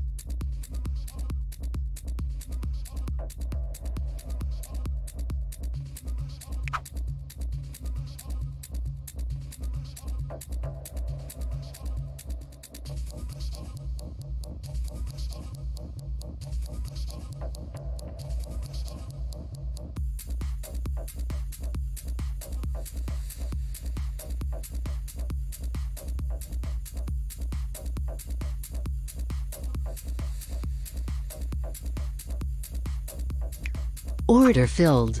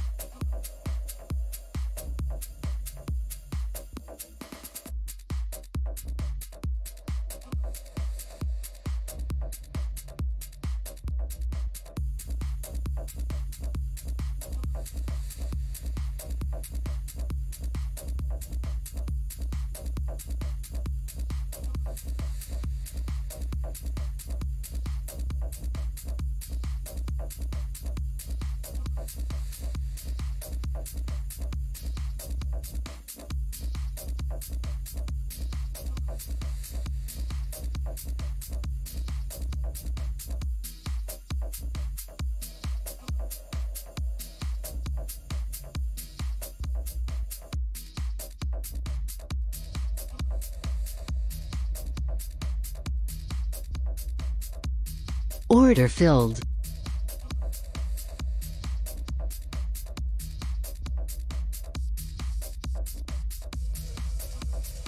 Offshore yuan now continues to fall back, down 0.4% currently.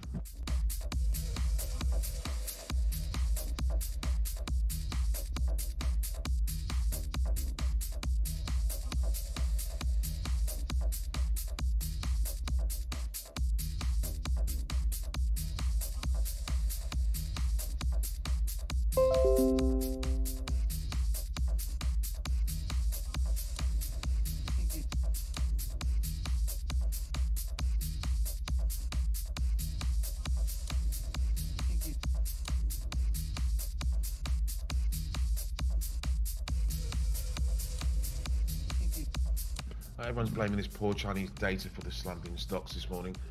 You got the chip makers trading lower, ST Micro down this morning, Siltronic.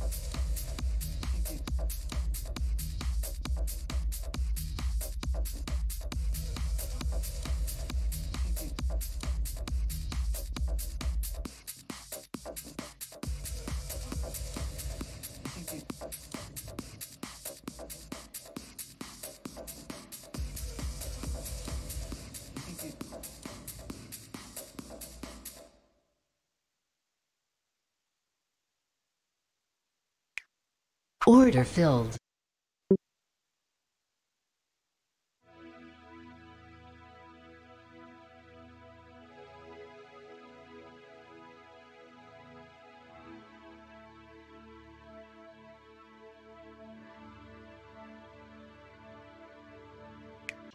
Order filled.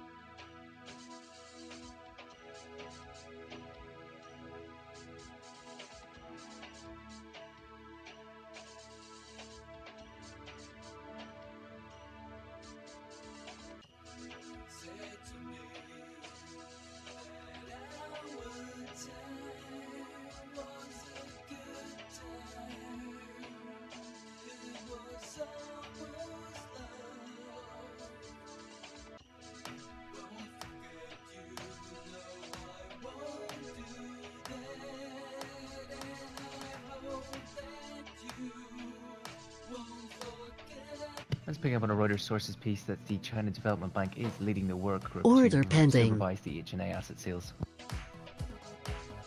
Order pending.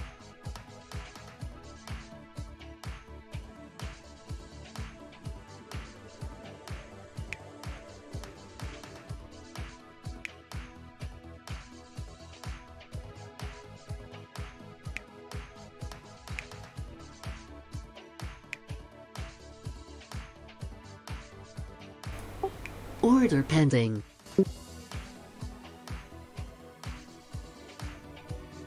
Order filled. Order filled. Order filled.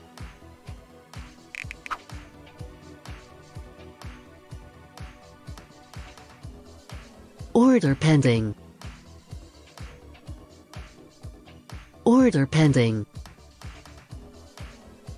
Order cancelled. Order cancelled. Order cancelled.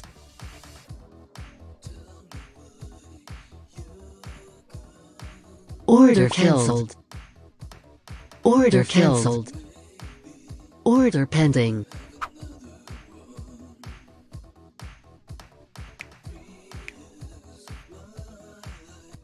You got Belgium's Mikkel says that signals we got are not especially reassuring. I assume he's talking about Prime Minister May and her appearance last night. There is some doorstepping going on at the moment, but I didn't hear what he said. Order pending.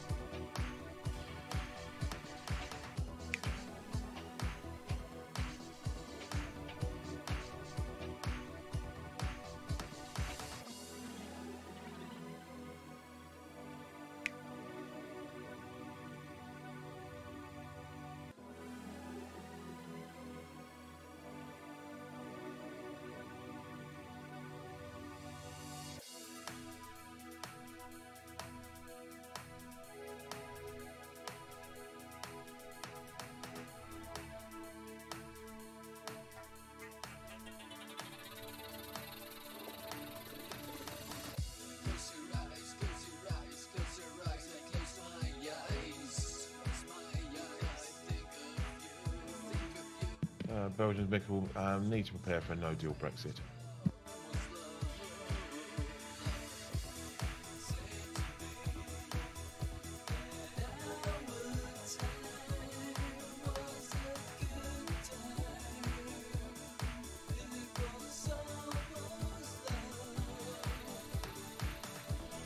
Order filled.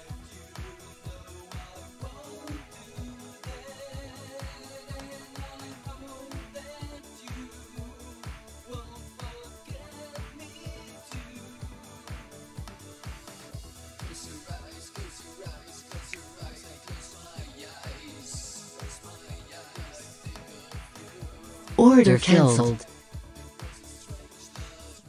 Right, 10 minutes from the top of the hour now, and we'll get industrial sales data and orders out of Italy. We're also looking at the flash PMI readings from the Eurozone. We've seen sort of maybe disappointing numbers there from France and Germany.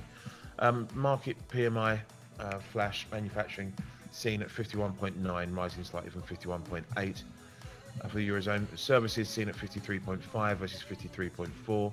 Composite expected at 52.8, rising slightly from 52.7.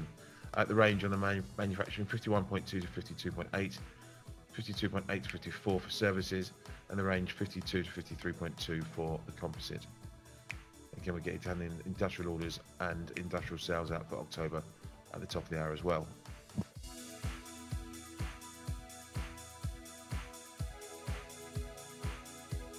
Order filled.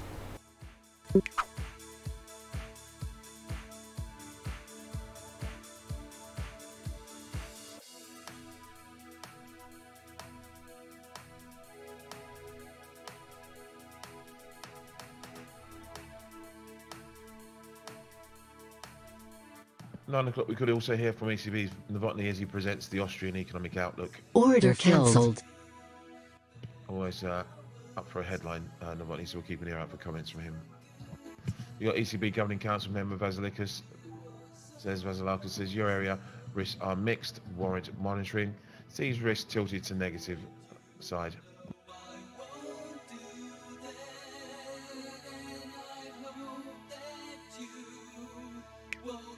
Order filled.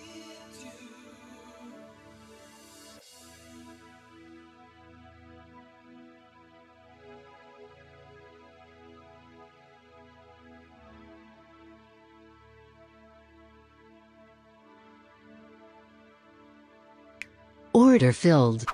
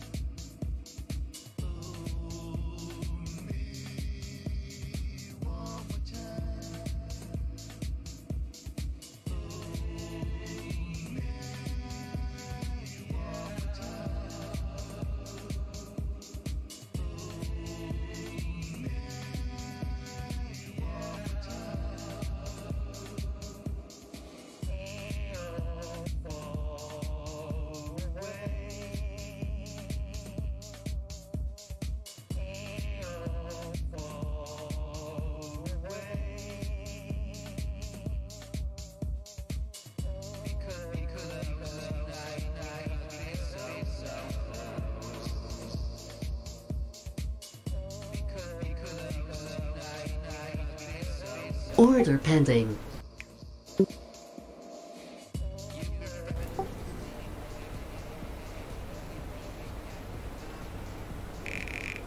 Order filled.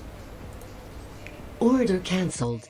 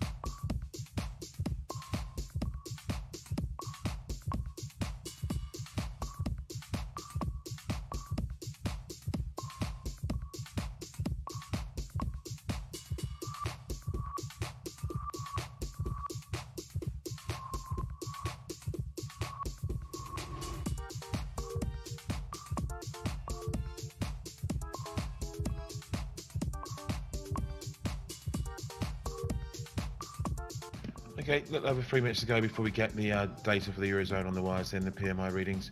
Manufacturing seen at 51.9 versus 51.8. Services expected at 53.5 from 53.4, which puts the composite expectations at 52.8 from 52.7. We'll also get industrial sales, industrial orders out of Italy for the month of October.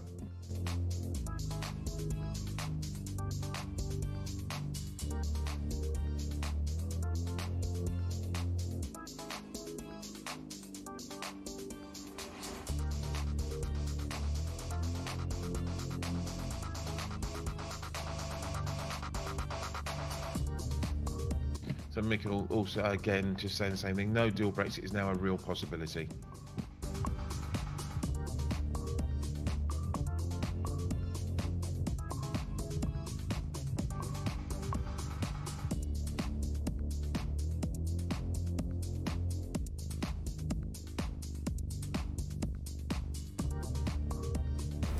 No deal Brexit, huh?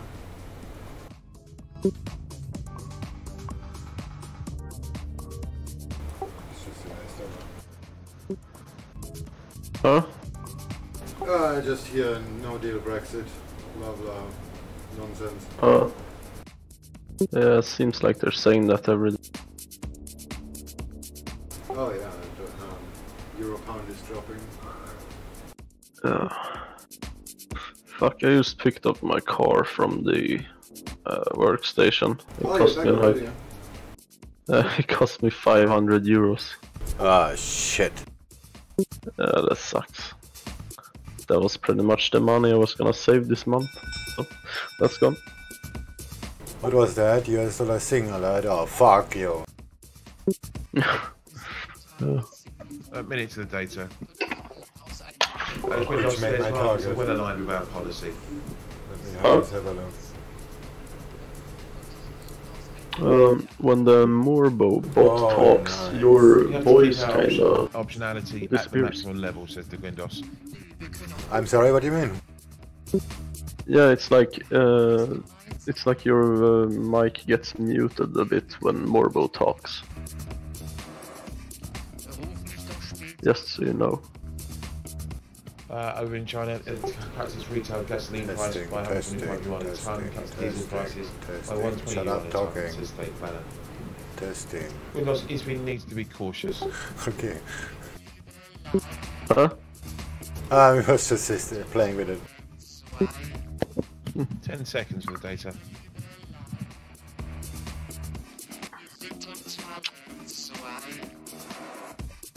Mm-hmm.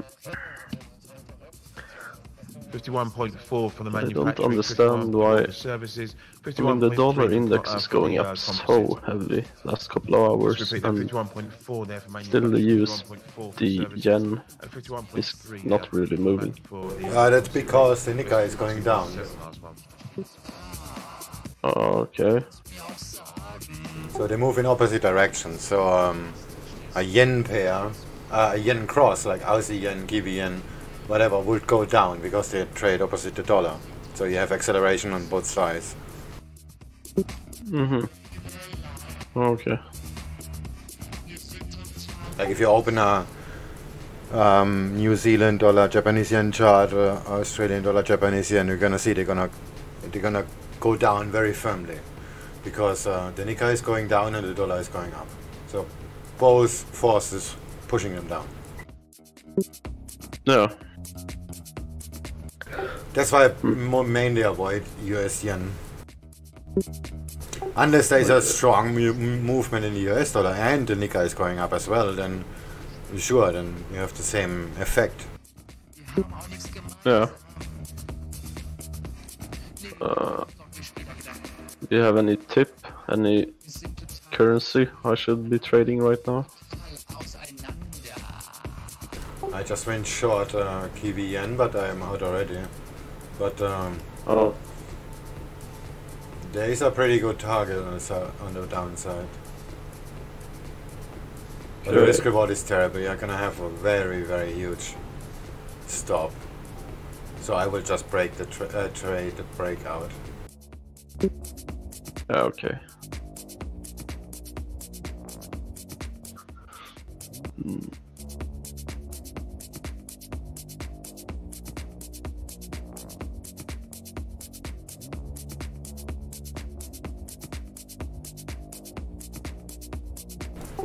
That has to go down a little bit.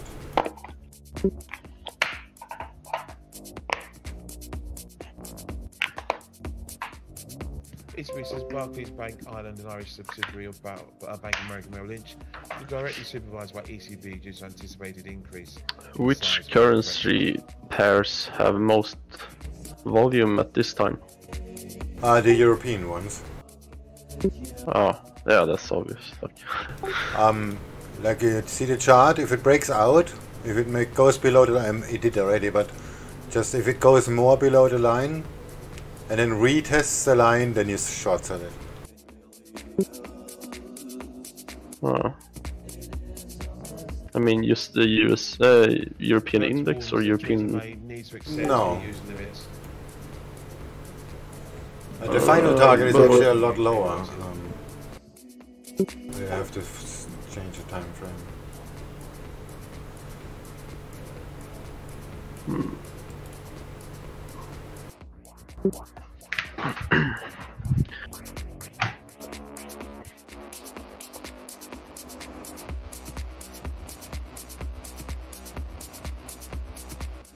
Kurtz actually believes the Eurozone budget is unnecessary. Euro USD broke weekly major support. Okay.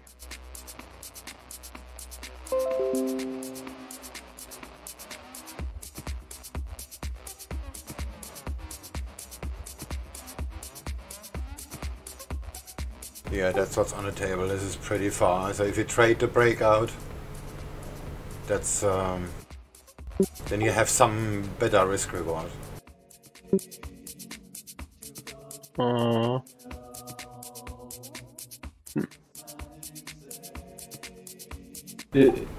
Is it good going short in terms of risk reward there? Yeah, but based on the trade breakout, like that's where the price is right now, it has to go below that line, and if it goes back up and tests the line, then you go short, and your stop is the second line above it, because this is a channel that's just being created, and then you have a very good risk reward. Yeah.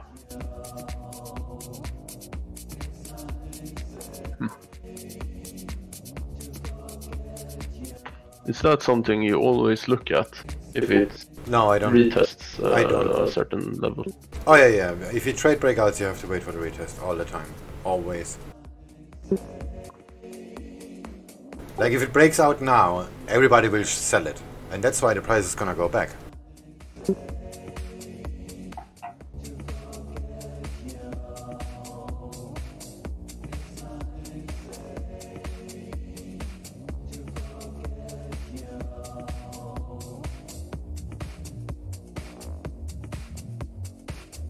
His risks to growth are broadly balanced.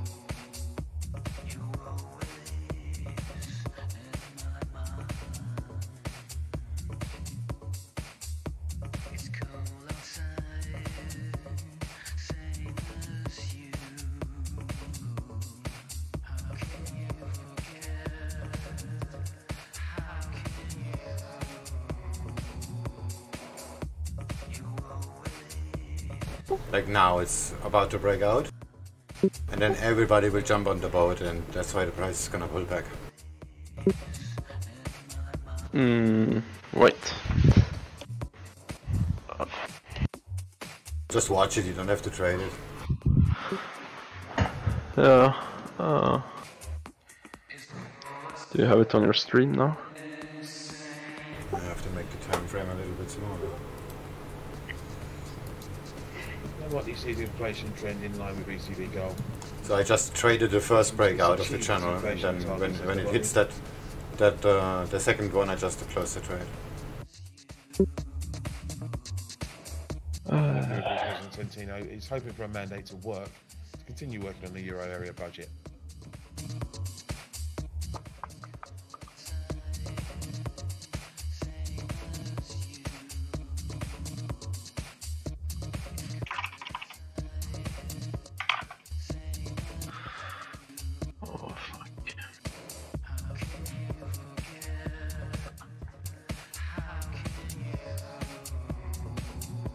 I'm hungry. Where's my phone? I picked up McDonald's when I got my car. Yeah, I got a free triple cheese yesterday. A trip of cheese?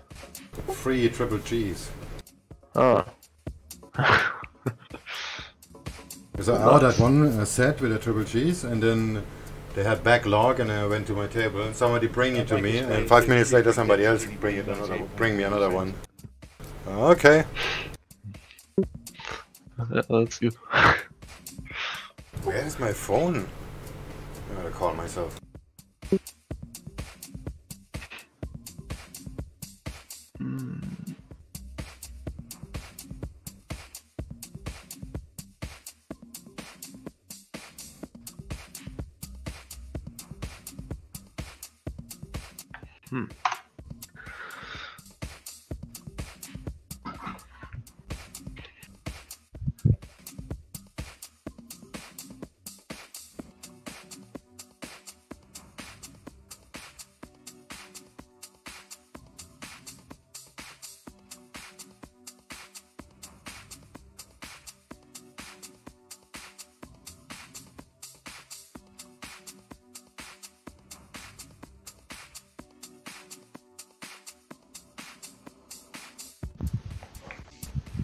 Core inflation trend going in the right direction, says Novotny.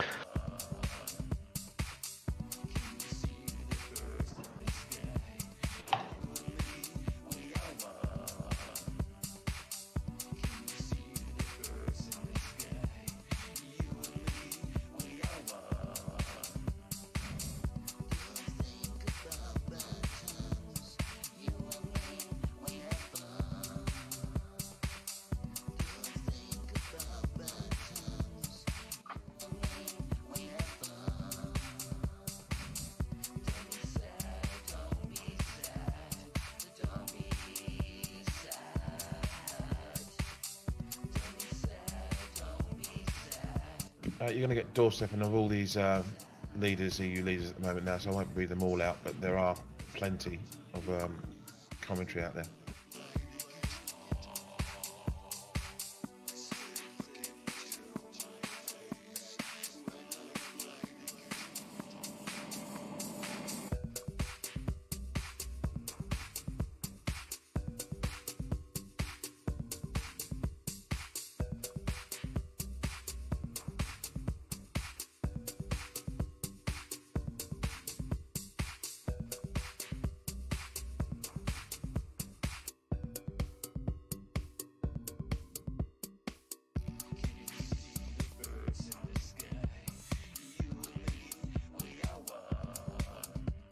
Double pepperoni sounds nice.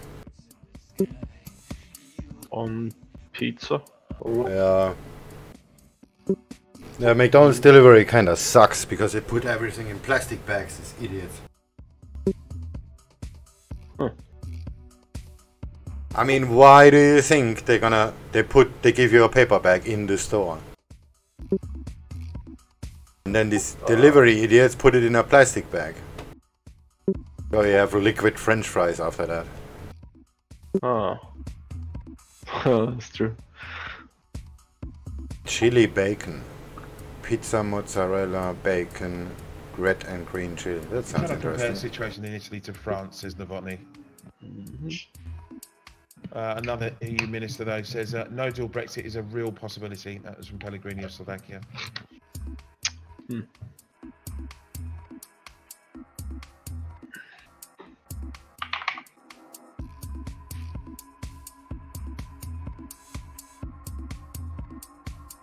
And a salad. Whatever. Delivery time, what? Now? 5 minutes ago, you idiot. Yeah.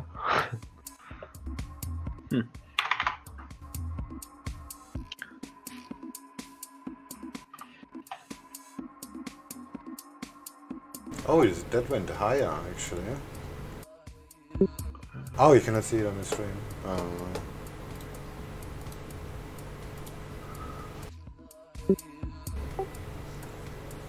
It's still valid. How would you rate your experience? Well, I haven't eaten pizza yet, so how should I know that? True.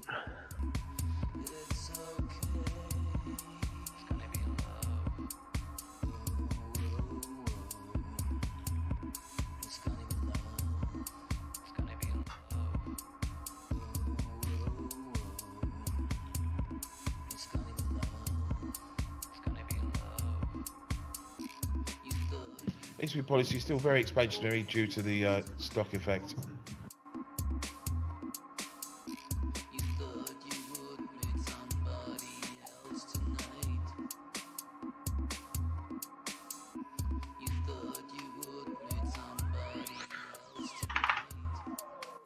By the way, yeah. In the C Trader, I made like all the how I wanted everything to look in a certain chart, and if I open a new chart, it puts the default design on it. How do I keep the same design for everything? You have to set your. Did you save it as a template? You're on the live stream. Like you're on the live stream. Yeah. Alright, let's just assume what you're seeing right now is what you have. Then you go to template, save, and then you just give it a name, some cool name. Alright? And then after that, you go to template again and you see there's a small check bar, check. And the one you check, that's the one that's often opened by default. Like mine is naked, so if I make a new... corporate bonds can carry significant risks, says Novotny. If I open now a new chart... I like the workspace. See, new chart is my naked chart, because I don't want to have anything if I open a new chart. Yeah. Okay, so you have like a lot of set charts that you use? Yeah, I mainly use just the slow, fast, and this one is also a fast one, but it removes the part of the indicators, so the computer is not getting so slow. But yeah, I mainly use this is the slow one, so it's just so I can see what's what. Oh, no, that's not messed with that already. Oh, that's a slow one, just a moving average. That's the design I trade on. Yeah. And then I have a slick version, which is basically the same. It just removes the profit and loss indicator. Yeah. And just show the reverb, so it makes less load. And this is the default shit. It's all the time being installed. I keep removing them. New C Trader update, new default charts. Yeah. Alright. And then I have other ones in white for my indices. And then another naked one. And a signal one. Well, you have a lot of things.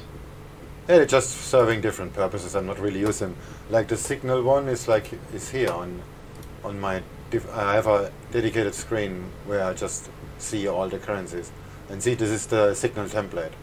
I don't use it to trade. I just have it. Because all I need to know is how price moves and where the reverb is. That's all I care about.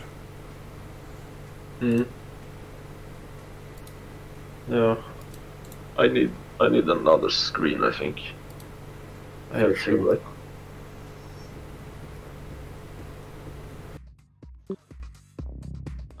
But yeah, that's pretty smart to have like all the currencies in one of the screens.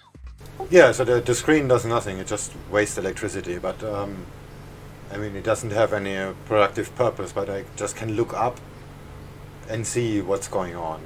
Like if I want to buy some yen pair, there are 4 other yen pairs. If they're all going up, then I have a lot more confidence buying it, as example. Because I see them with my eye right away. Yeah, true. So you don't have to open another chart and stuff like that. So our second monitor is being paid very, very quickly. I mean, it's also good to make, like in my case, to make me understand the correlation between different pairs. Yeah, example, yeah. And if you do analyze stuff, it's good to have another screen where you can just see, okay, this is my base thing, like you have Euro, USD or whatever, gold. I use gold. So and then then you can see some correlations that's gonna happening, or like if some major hits some major resistance and you trade a minor, then you're gonna expect some consolidation because of that and stuff like that. It's just so easy then to see. That's why all these mobile traders, they're just idiots. Yeah, it's I can only see one reason to even have it on mobile, and that is if like you're internet crashes or something if you're in a position.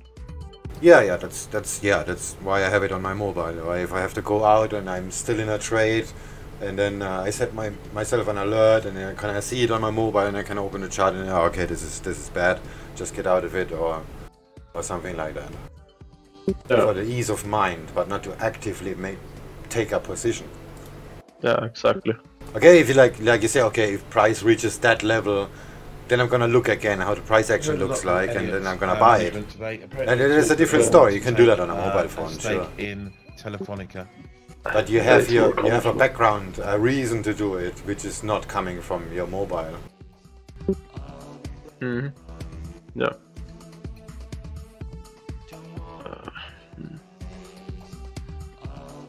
Morning, guys.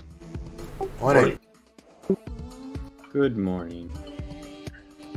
Oh!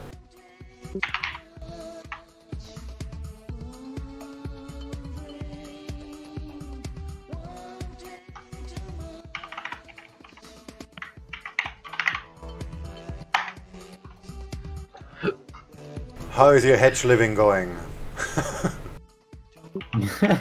Pretty good. I'm still playing with that OBV. Did you see my disaster from this morning? Yeah. Oh my god, this was so terrible. I look at you like, slippage, fuck. I don't know, I mean AUDJPY. Wait. Oh, okay, maybe I didn't see. Where is it here? I'm scrolling. Shit. The map, go away. Okay.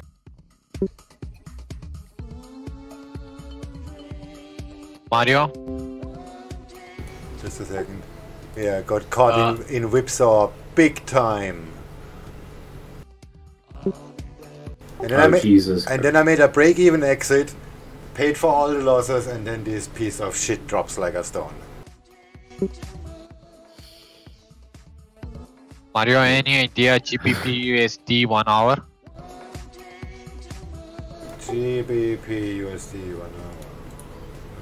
But I don't trade. I mean, it's still good trading there.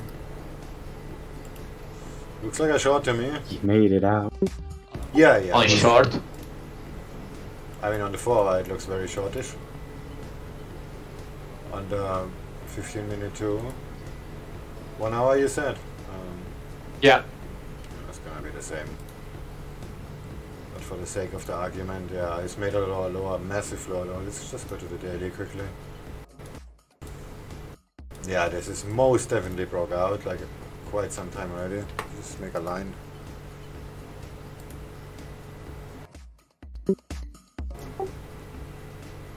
Oh yeah, this is a long time already, almost a week.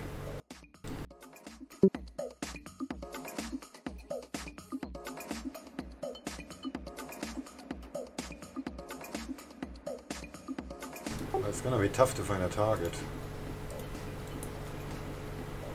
125.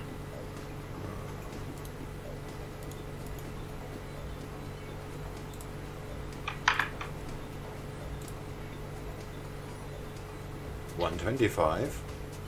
That's not even a new low.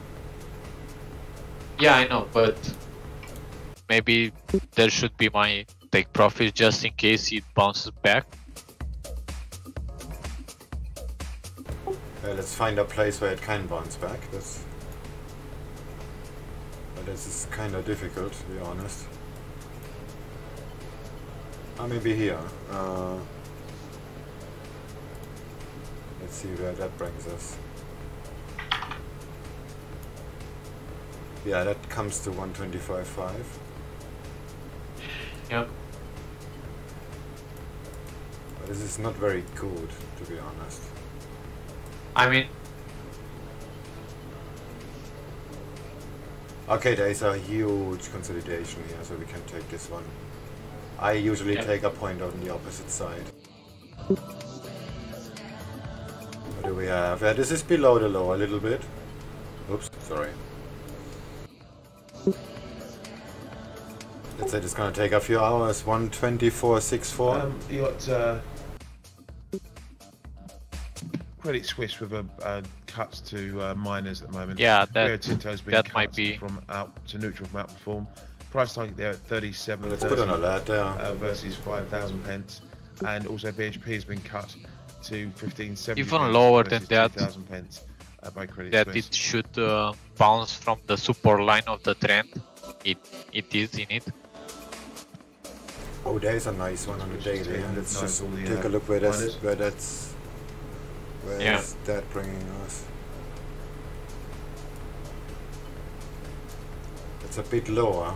Oh, that fits. That matches 1, 2, 3, 4 times. That's a lot better than the blue one. Yeah, I just posted the screenshot trading room. That's the trend I'm looking at right now. Yeah, there is a huge consolidation here. So this one is definitely valid. And here it bounces right off.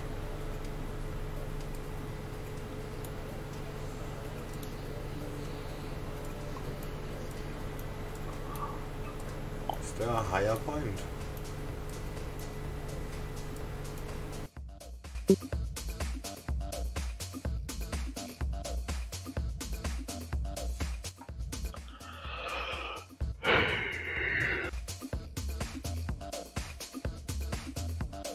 So should I go for great, it still fits. I take the top. A really high one. Let me just zoom out a little bit. Government sources for Japan here say their Japan fiscal 2019-20 budget. Should I go for 125 or just lower? Yen. Look, this is even meets with the weekly. Total around 32.7 trillion yen. That's very good. Sources there. That's even worth putting a signal on.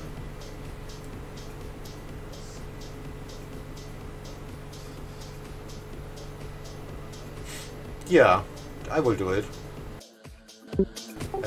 And the second target here. But finding a stop gonna be a lot harder. Yeah, I know.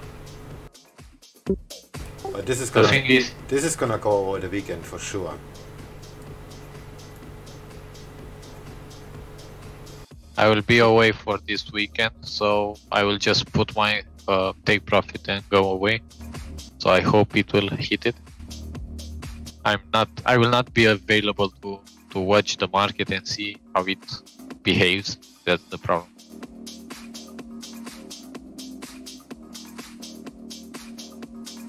Right, made a 61 too. The initial move is made a 61% retracement and is since then on the way down. And the overall movement, this is not 38, whatever.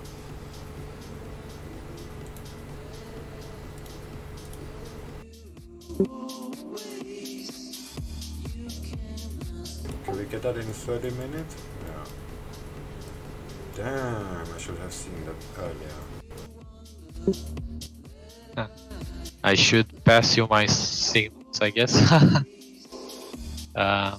Any idea on the USDGPY 1 hour? Yen, I mean.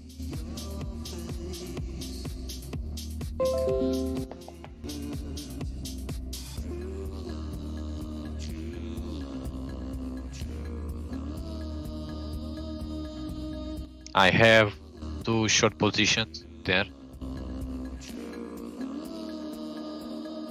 It still seems to consolidate there, but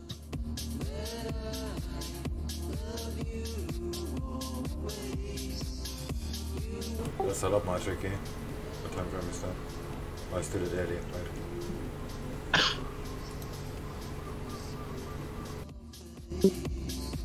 Where's the target? 11333, something like that. Looks interesting.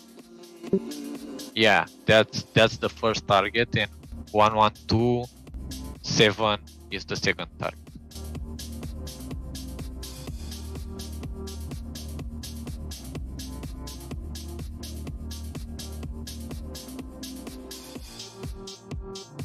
I have a long-term short position on US dollar yen, but the target is 107. 107. Yeah. Oh.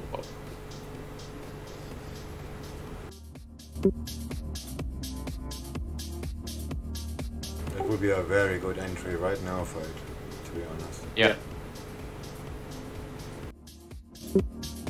I entered actually better on the peak of yesterday at 113621 actually.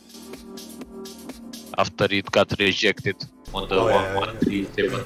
Yeah, I see it. Yeah, that was actually my second entry. I mean, I doubled my position there because I actually entered initially a few days ago at 113275. When, that's still not bad. Geopolitics. Yeah, it was rejected from 11335. Ready to meet with the US So I thought it will go straight back. I mean, straight down.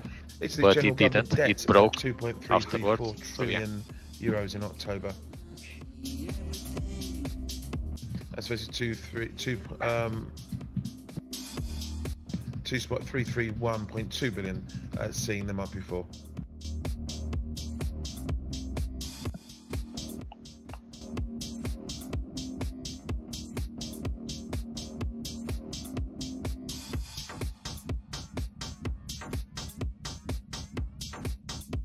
It's a nice short right now, actually. I posted my chart trading room for yen. Just to see.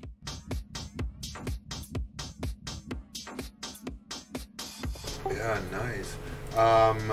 Bollinger made a signal like months ago that meets that criteria as well.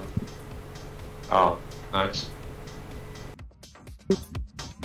But he abandoned it already, and because this was like 2 months ago. I don't know, but it's still valid. It just went nowhere since then.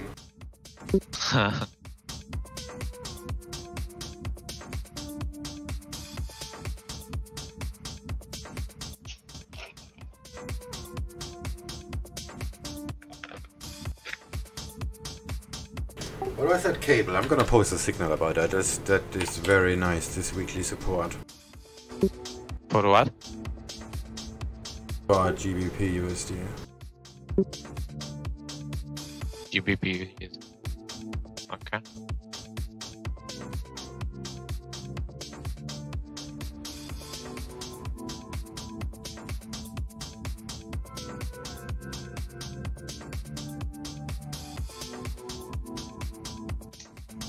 Yeah, UK third quarter labour cost per hour up 2% versus a year earlier.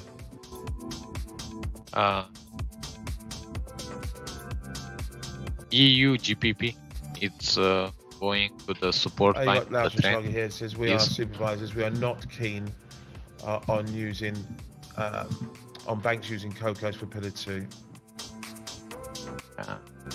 Oh, why you guys didn't see what I did? My automatic switcher is not on. That's strange. Whatever.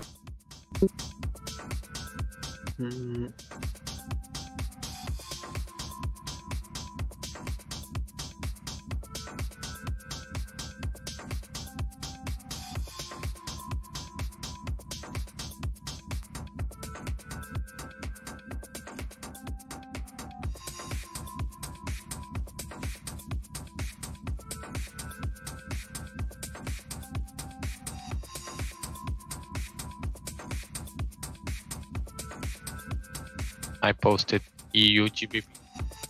Take 1 hour.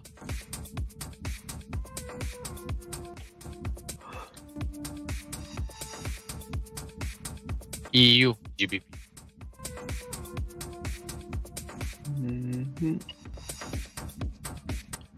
Yeah, go long that. Yeah. I mean, it might bounce again from it, but it's a consolidation area, so we might be careful first. I mean, it's a long time in trade, right? Yeah. Order pending. Yeah, Well, this is not gonna happen in 3 minutes, that's for sure. I mean, euro is so weak right now. Maybe it's a good entry though. Yeah, just, I mean, just enter with a partial size and then scale in on the way it's against you. That's true, but the stop loss will actually be very low. I mean, 30 pips or something. True. Yeah, just scale in half the way.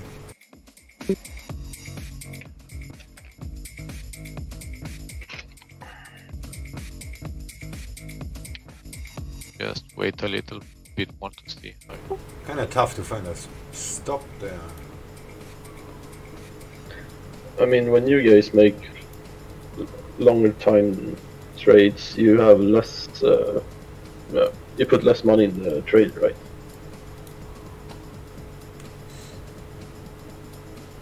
Depends. I mean, you put the same percentage of your account There's a personal view is that negative deposit every rate loss. should be I done mean, away, let's say with you as quickly as target possible. every stop loss of negative 1% of your account. rate should be done So away from as that quickly point as you possible in his personal view. calculate how much you will win for your take profit in I mean, yeah, you just, it should be 2 to 1 take profit with stop loss.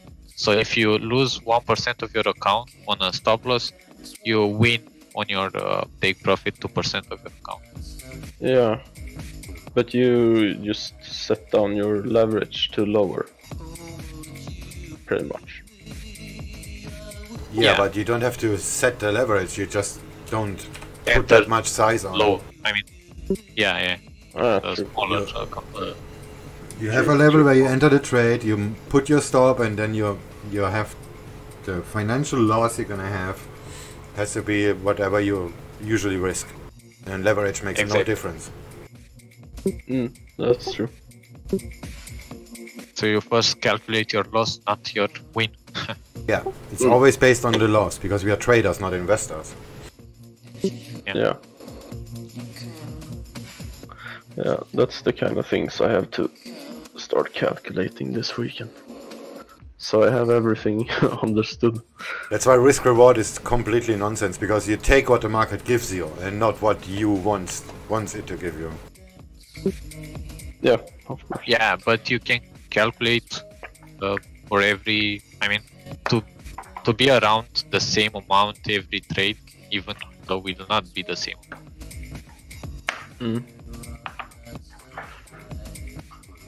Yeah.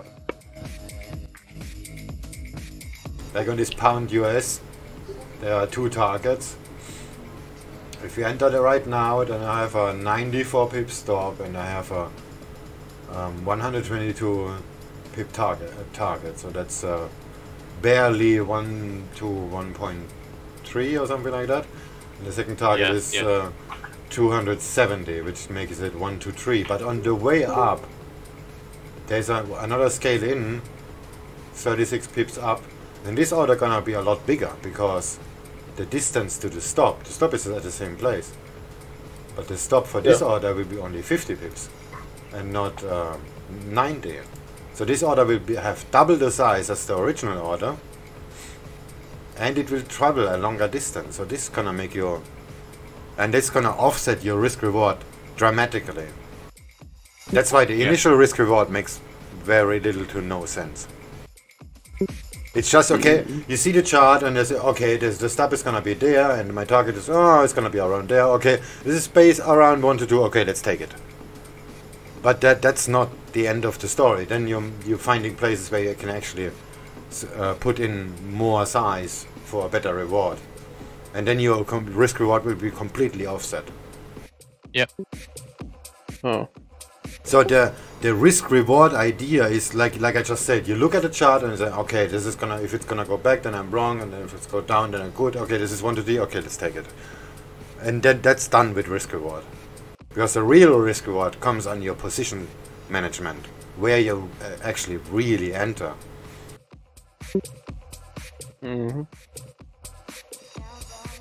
But scaling in your loss is kind of a problem for a lot of people. So Order cancelled. yeah, well, yeah, I've seen that you take a lot of small positions. yeah, like this I trade guess. on New Zealand Kiwi, I just went in quite small, and then I looked at the ticker and you see, okay, there's a lot of sells here, so I place an order. There's a lot of sells here, I place an order, and then yeah, that adds up. Yeah, but you have a different trading style as well. I mean, that doesn't really apply to every trade. Yeah, basically it does. Like if you, like I said, you have, okay, you want to make a FOMO trade, so we enter right now, and then but you have 1/3 of your risk on that first position, and then the price goes against you like 20 pips, 40 pips. You have 100 pip stop. Let's just say you have 100 pip stop because it's a swing trade. Yeah. And then price goes against you like 50 pips. Yeah. And then there is a technical level on a smaller time frame where it actually makes sense that price is gonna reverse there, so you're gonna enter there again. But this second order will have double the size of the original order, but carries the same risk. So the second order will have double the size, half the stop distance, and your maximum risk on this position is 0.6. So, and then price goes more against you. Let's say it goes another 25 against you. You're gonna have again the same size of the order, of the second order, with a 25 pip stop, and at this point you're gonna have your 100% of your risk. Let's just for the sake of the argument, we risk on each trade 0.3%, so your total loss will be 1% if all of them fail. But the second and the third order will be substantially bigger than the first one. And that's gonna offset your risk reward massively if the trade works out. These two orders, your scaling orders, will make so much more money than the first one. Yeah, definitely. But we still have 1% risk on your overall setup. Yeah. So yeah, that's very clever. Yes. Yeah, but what if the trade goes well from the first entry? You will not make as much money as you would if you would enter with the whole amount from the beginning. That's right, but your risk reward gonna be terrible. Yeah, that's true. Like if you enter right now, I mean, I made the suggestion to enter right now, pound US, but there is a chance that it's gonna retest the 4-hour support, the 4-hour resistance, and that is 100 pips up from here. Yeah. Yeah, it makes a lot of sense. I really have to look at all the calculations. What adds to it, like just okay, we got all this with scaling in loss, assuming you have the proper position size. Then it's not only that the second and the third position will be larger because it has a shorter distance to your stop level, because the stop level is not based on your loss, it's based on where you're wrong. But the setup is defined already, so we know where we're going. Oh, just a second, my pizza is coming.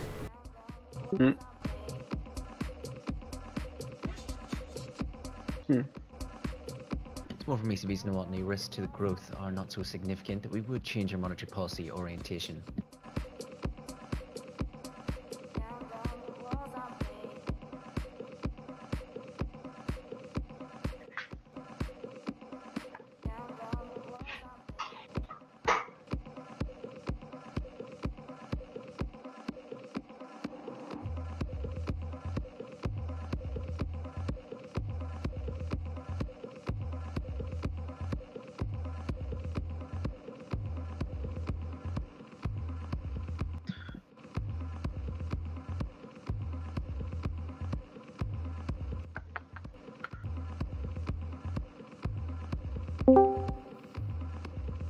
Alright, back. Okay, Mario, just one question about your example. Will you use the same take profit position on the second and third position like you did for the first one? Yeah, sure, because they're gonna accelerate the trade. Okay. This also has a So you will not- psychology advantage in your own psychology, because you actually want the trade to go bad. Like you, yeah. Like you said yourself before, if you put on 0.3 risk, this is gonna be a no-brainer. If the position takes off like right now, then okay, it's now gonna wait a week and they're gonna make no money. So you actually want the position to go against you, and that's gonna be very, very positive on your psychology. Hey guys, guess what? Yo. One thing I want to quickly say: the two more positions, they have not only the same risk, because you have the same risk on each position, but because they travel, they are bigger. That's one thing, because they have the same risk. And the second thing is they travel more distance in profit. So this is not only like double or triple. This is going up exponentially, and that makes a huge difference. That's nice. Mm-hmm. Yeah. Like what I did on the New Zealand yen trade. I mean, this was just scalping, but I keep scaling in like every time I can, and I have a line on my chart where I can see where my max loss is. So, but in the end, I had like 4 or 5 times the original position on. Expectations of delayed rate hike is waning, but market assumes weaker economy. And that makes a large difference, because this is like, how much was that? It's an 11 pip move, and I make almost 1%. Yeah, that makes way more sense now for me. Yep. But what did you say about the GBPAUD? Was that like a long time position or what?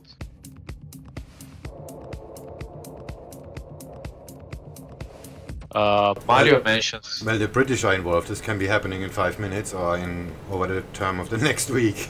But I don't think the target 2 will be hit anytime soon. So this is gonna be a hold over the weekend for sure.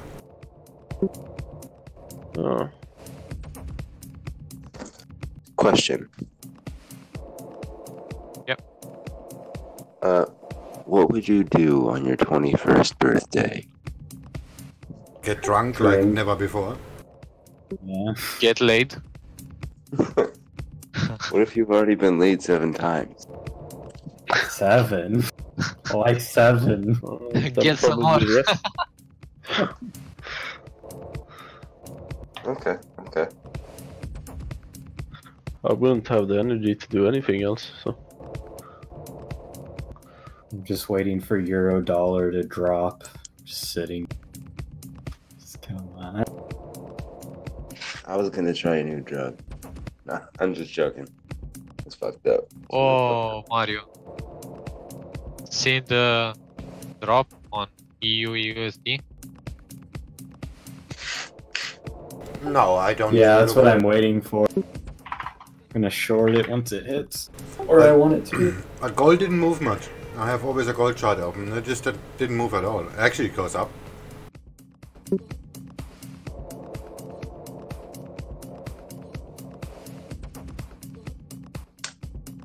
Holy shit. What's going on there? Yes. I'm just waiting. Gold didn't move at all. Actually, gold goes up. What the hell is going on here? I actually said a few days ago that it will retest the support line and will eventually break it, but yeah, no one believed in me. Yeah. I believe in you. Thanks.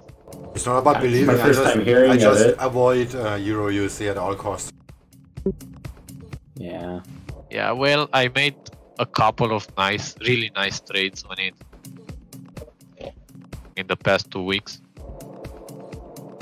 I made one yesterday. Traded the news, didn't work out. Made money anyway. Hey. You know what sucks though? My birthday falls on the last day the market's open. Yeah. So, yeah. It's Friday in New York right now. Equities are closed on Friday. Well, that's the last day for equities. Wouldn't that be a good thing though? Holy shit, look at that Euro USD. It went 2 pips over the VWAP. That is a valid trade. That's a 70 pip move on a 2 pip stop. Wow. Yeah. Now that's a risk reward. Hey Fish, Fuck. check Fish, check your messages. I sent you a message of it, like when it touched and ran down. Using the In 10 OBV. minutes time, we'll be getting the final reading for November Italian CPI. Oh yeah, I read that message. We were talking, but I didn't know you based that on something. To be unchanged from the prior. Yeah, I'm just sitting here waiting for it to run down again. Prior of 2.2%. It's just sitting Oh yeah, here I forever. just see your messages. You report some more. Yeah. Might go another 20 pips or so. Then stop, at least for now. I will say the OBV does lag quite a bit, so you kind of have to be really patient. It's about the only downside. So right now it's bottomed below on Euro USD, and so it will probably run down again. I'm just waiting for it to hit the 38 level. Yeah, this is broke out already on the 30 minute. Yeah, but don't you think for that. test? Yeah, right. Yeah, 70 pips is a good indicator.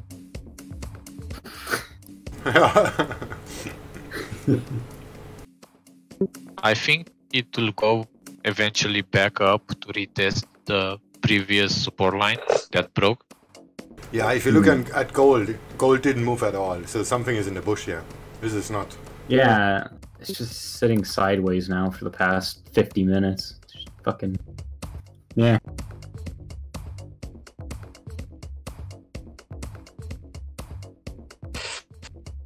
I'm so fucking sick.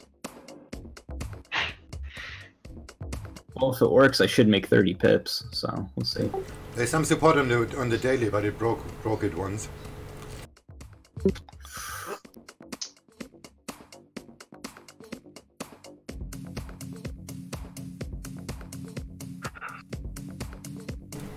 Another 41 down. Well, it's making a bearish pennant, so it's on the smaller time frame. On what pair are you looking at? Euro USD. Oh yeah. I like on the 1 minute, just making a really nice pennant. Yep. How do you see that? Even on 5 minutes. Yeah. Oh yeah. But I will not trust in it, but there's another 40 down, easy. Yeah. By looking at gold, I would not trust it.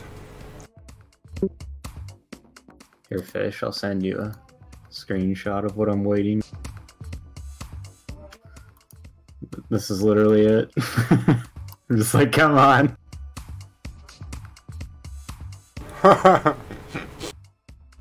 Even the OBV set at like a lower low, so pretty strong bearish, I would say. So hit it and scale in on the 38. Yeah, that's what well, I don't know. Kind of a pussy right now because it's moving a lot, but yeah. I got you.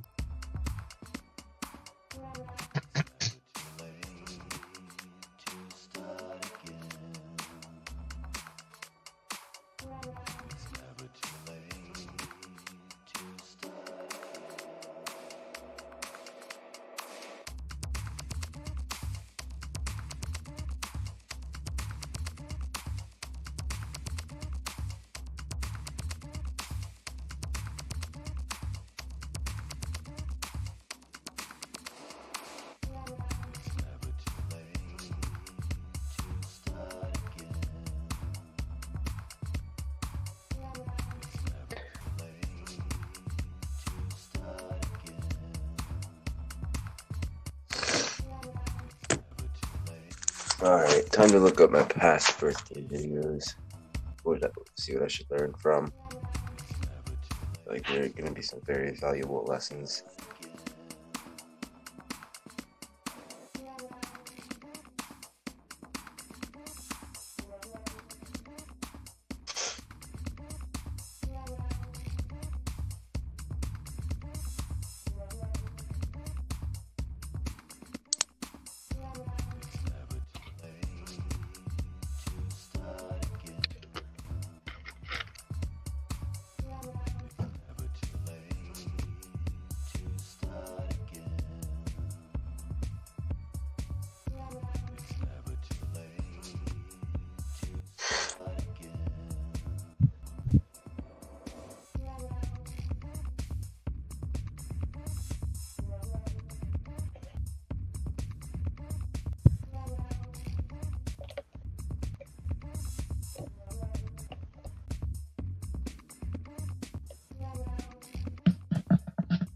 One, 2, 6, 9, 7.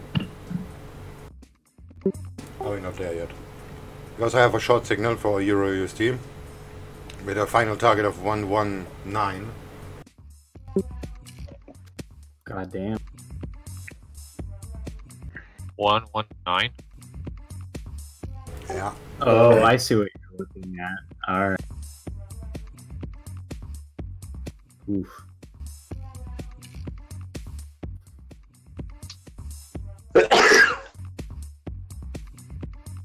Bless you. Thank you.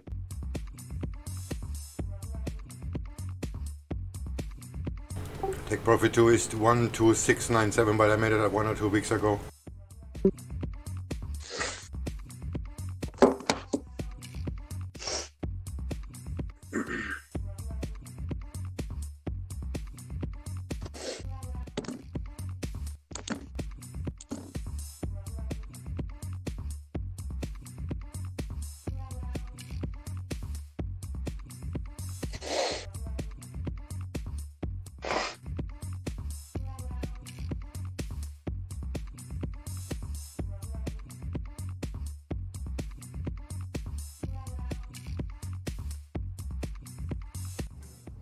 Minutes now to the top of the hour. There is a way stronger support line at Potentially Italian 108. CPI data on the rise. Final readings for the month of November. Expected to show 1.7% rate for year over year. Month over month seen a drop of 0.2%. EU harmonised seen at 1.7%. And also we'll get labour costs, annual labour costs for Q3, which last time around were up 2.2%. And wages in Eurozone, which previously came in at 1.9.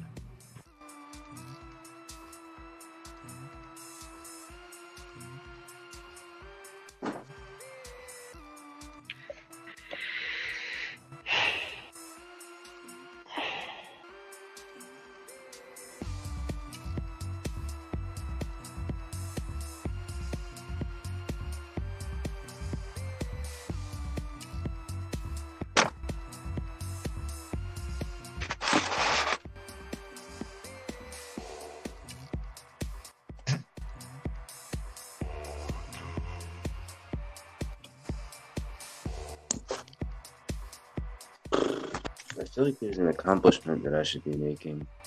I like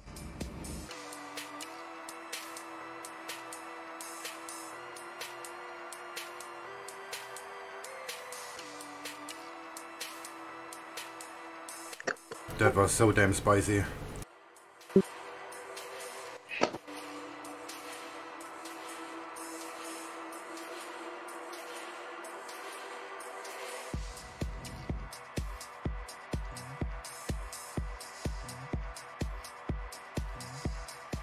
That's for sure gonna hurt on the way out.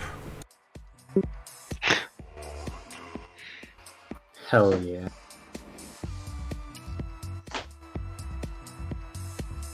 Do you guys see the EU USD daily chart? I mean the daily downtrend. I'm sorry. Yeah.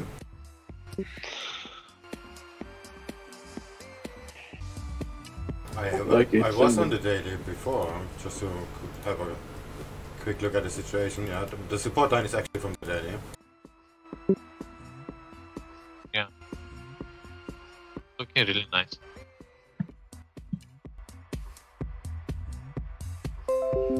So there is gonna be some bouncy action for sure. Yeah. 10 seconds to the hour.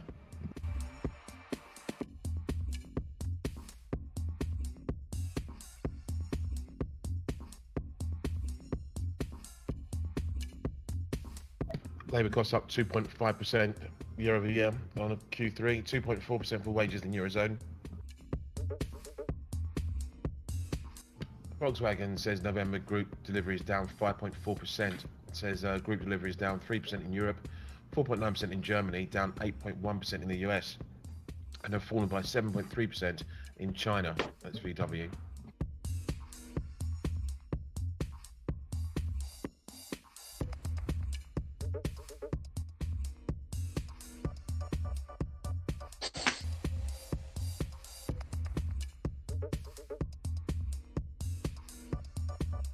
MACD Mondays. MACD Mondays.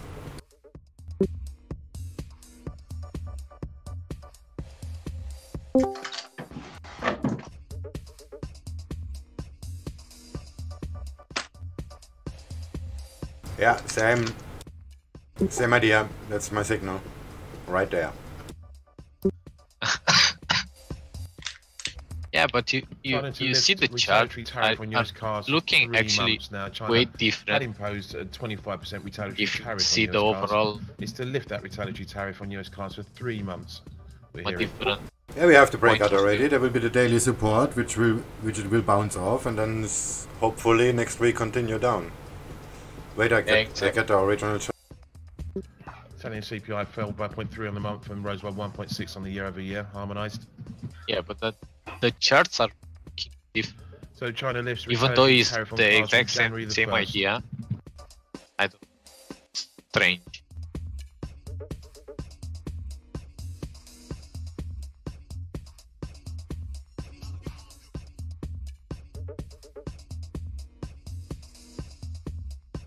That is pretty much the same idea.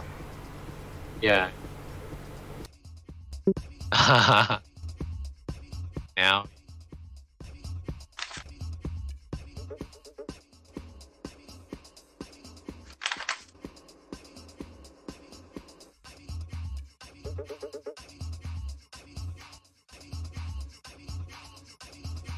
But I agree with you, there will be some turmoil on the way down, that's for sure. Fucking stick. I mean, the final target 1.11 that's gonna be tough to reach. Yep.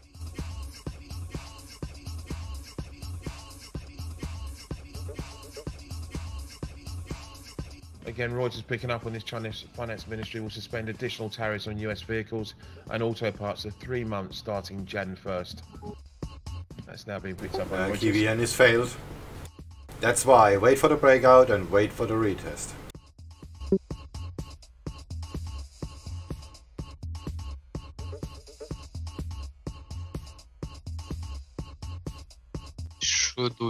Should we wait for the retest on the 113 or a higher one, 1132?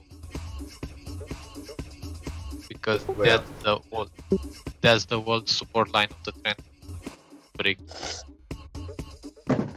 KVN, you mean? What? Where? On which pair? What time is sunrise?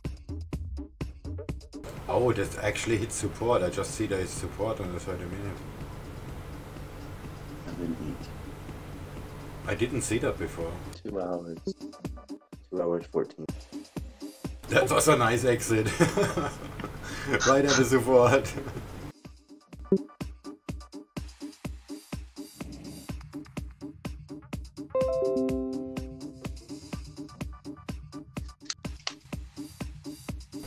Looks So tiny on 30 minutes.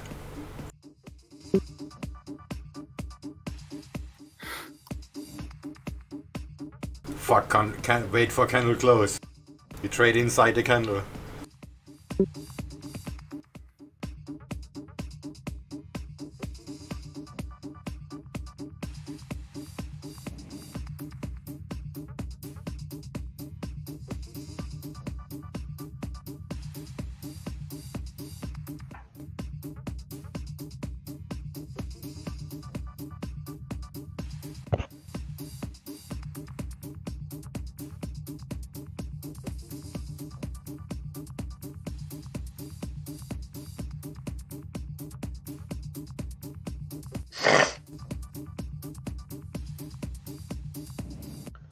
Well, it's looking kind of bullish now. I see a it's a massive move, it's just putting back. On the 4-hour on CAD. UCAD. I'm just, I've only been sitting here for an hour, so that makes me kind of sad. Damn it. Sitting here for 17 seconds already and haven't pressed any buttons. Unacceptable. There's a bank story doing so many 10-minute candles waited. Hedge fund and they're all in the past. Guess it wants to pull back more. They're all in the past. Barclays trading loss from 2011, so the 2011 loss. It had previously denied losses. It's kind of why I didn't want to enter yet, because on the 5-minute it didn't really hit my entry level. It was like too bearish. I don't know. It is from 2011.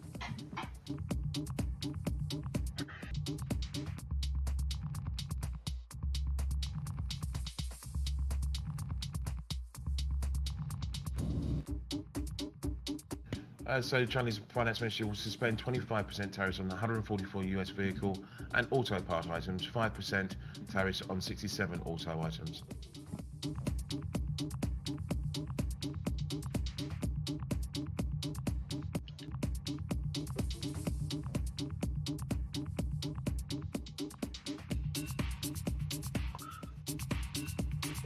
Does the Forex market close when the US market close, or when is it closing today? It's closing in 12 hours. 12 hours. Okay. So 1 hour after the American market. No, it's longer. Okay. Oh, no. Maybe I'm wrong. Just ignore what I just said.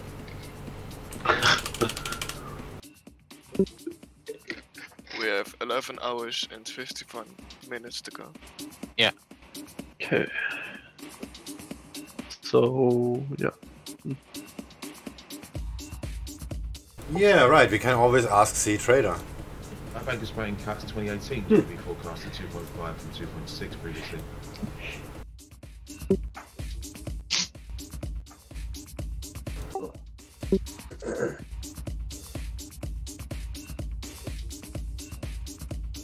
China Foreign Ministry says it hopes that Finance Ministry says it hopes China and US can speed up talks to remove all additional tariffs on each other's goods. So that's the Chinese Finance Ministry hopes China and US can speed up talks to remove all additional tariffs on each other's goods.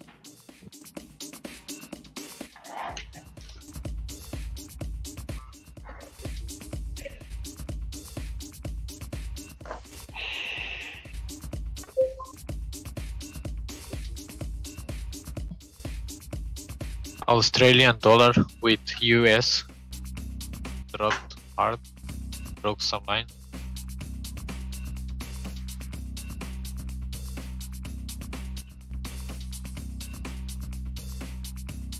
I have buy orders on that. Not so sure about that though. It does show major bullish divergence. Bank is planning to see the 2019 deficit at 2.4% of GDP. I think it's versus previous estimate on of a support line that broke it and is retesting it, right? I don't have anything where it bounced right now. Well, it's horizontal, but I don't work with those.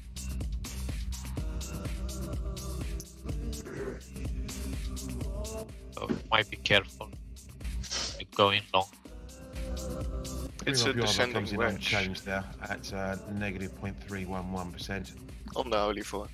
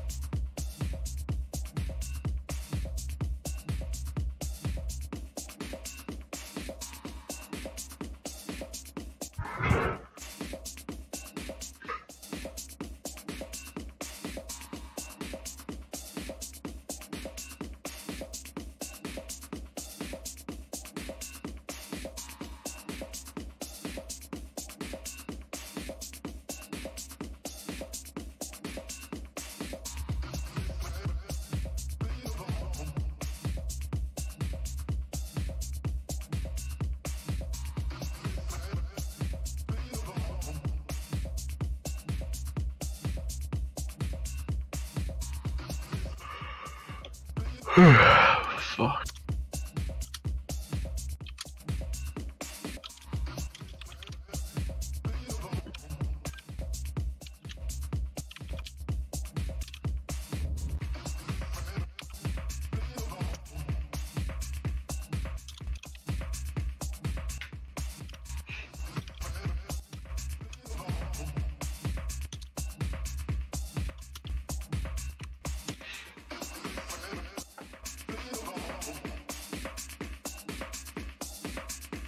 Yeah, so that cat looks interesting. Oh, really? For what? I don't know. I just smelled blood and I was like, finally something else to look.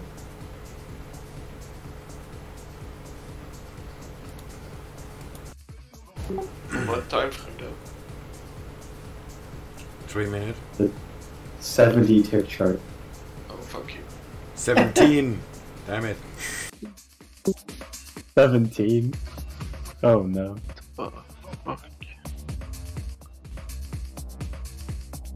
Alright, USD CAD. 3 minute. Let's see what's. USDCAD, the most overrated pair. Yeah, I agree. Like, past few days people have been trading that like a motherfucker.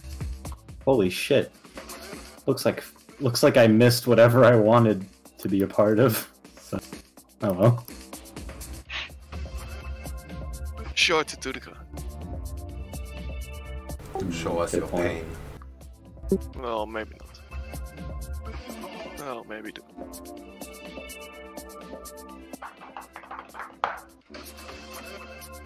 Never mind, there is some... This is actually more short. Yeah.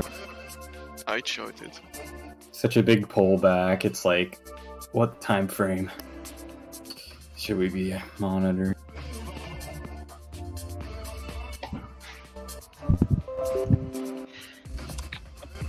It could go down. It just has to like close.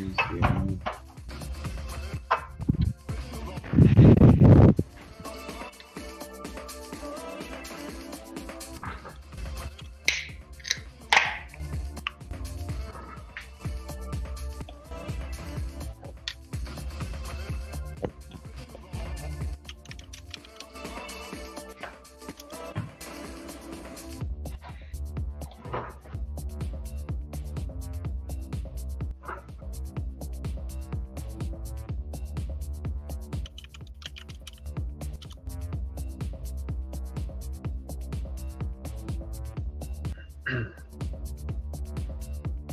Yeah, I'm not gonna trade USD CAD. It's kind of a short though. I could make 5 pips with a 1 pip spread and commission. I don't know if I want to trade it. I can see more than 5 pips. Yeah, because you're a big boy that looks at big things. I'm just on the 30 minute. I'm looking at the 3 minute. That's like 10 times less. Yeah, fuck you, you need it. I don't want it. I can see 40 pips. What? Which way? Short or? Short. Ooh. Yeah, I know you're right, but I don't know. That's too brave, man. No balls. No balls over here. Only shekels in a coin bag. Fine, I'll enter it. Yeah, fine. I enter it for you. Yeah, I just don't want to scalp USD CAD, so I'll just Doesn't. But I see only 28, by the way.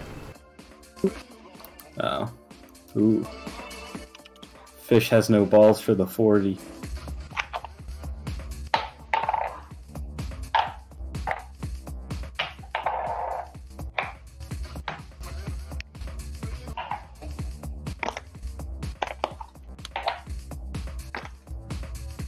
Fuck, Oh, I I'm see. out of smokes.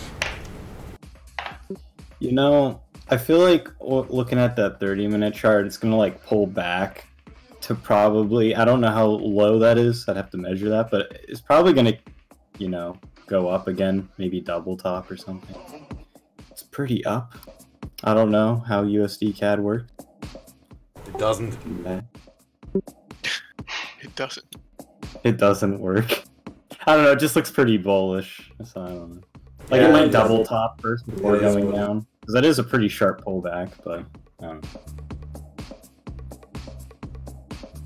Not a lot of consolidation yet, so.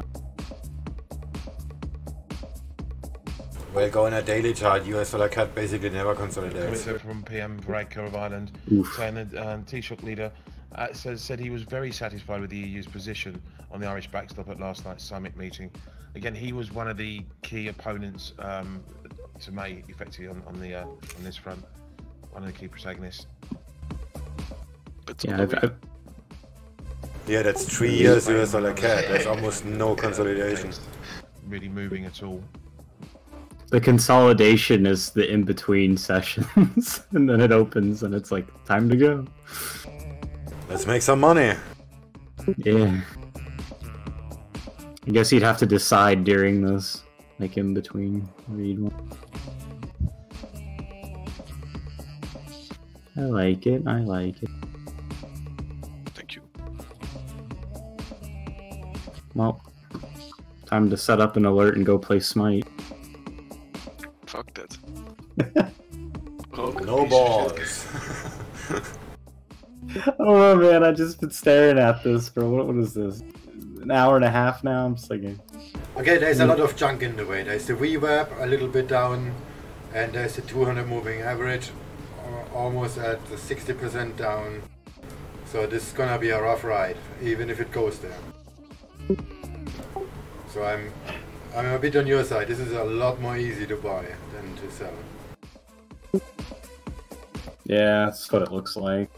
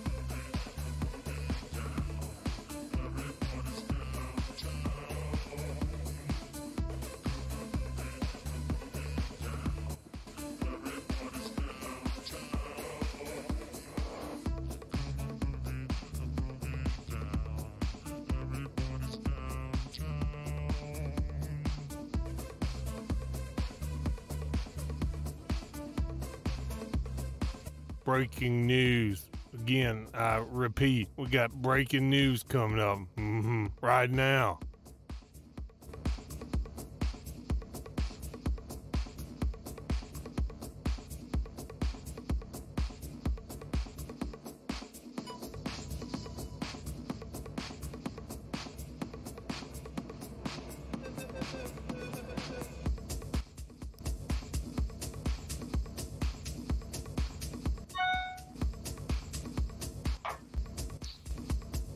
Somebody just got an email. Yeah, sorry. I forgive you. I wasn't on vibration.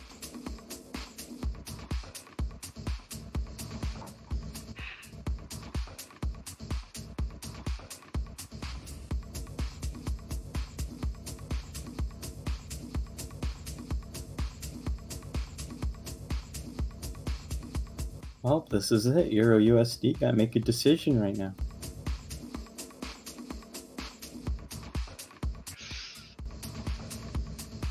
Didn't move much. Yeah, if it's gonna Well, I'm looking at the 5 minute. If it's gonna like break these previous highs, then I guess. Okay. Well, there you go. There's your decision. All right. There's your decision. There's the decision of how long I have to fucking wait longer. Just I don't know. I wanna short it. I do too. I'm just no signal. I actually did short it. Oh, well. At I'm just more conservative. I guess. 12.96, and it looks bad.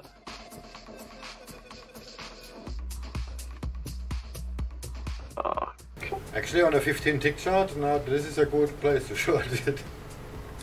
I'm using a 1 tick chart. All right. I don't know. I can't use tick charts, and I'm jealous. Yeah, inferior platform. I'm not even going to debate them. I agree. What the fuck? God, why is Pele so slow? Because she's broken. They have to compensate or something. No, she's so fucking fast. I just wanted to trick. There you go, perfect entry on 10 ticks. Hope so.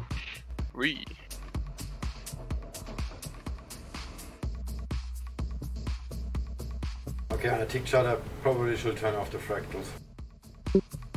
Right, Zongquay solo. Here we go, Ted. Zongquay is OP. I know, so fucking unfair. Dude, I had a Geb the other day. It kept giving me a shield. I just didn't die. I just kept self-healing. Emerging market. We've got central bank, Russia central bank. You're welcome. Was that you? Rates expected to keep rates on hold at 7.5%. 27 I would be that Reuters put the range at 7.5 to 7.75%. So there is Geb's risk, such a troll. to the upside here from the Euro USD is polls. good point Danske of Bank sell. says the Tick charts do have another advantage too. There are no gaps. Rate to hike policy rate by 25 basis points to 7.75 today. Just one huge ass candle. While we expect a hike, it is a close call and we do not have any clear signals.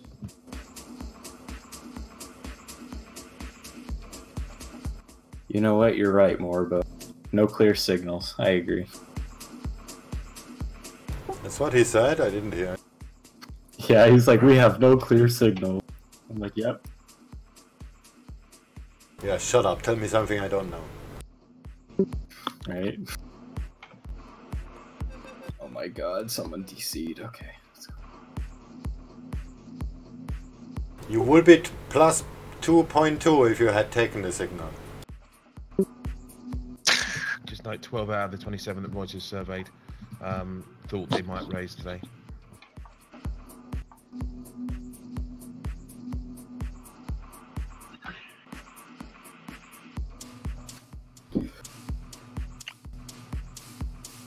Well, I got to go again. See you later. 2.5. Right, see you, attack. See ya.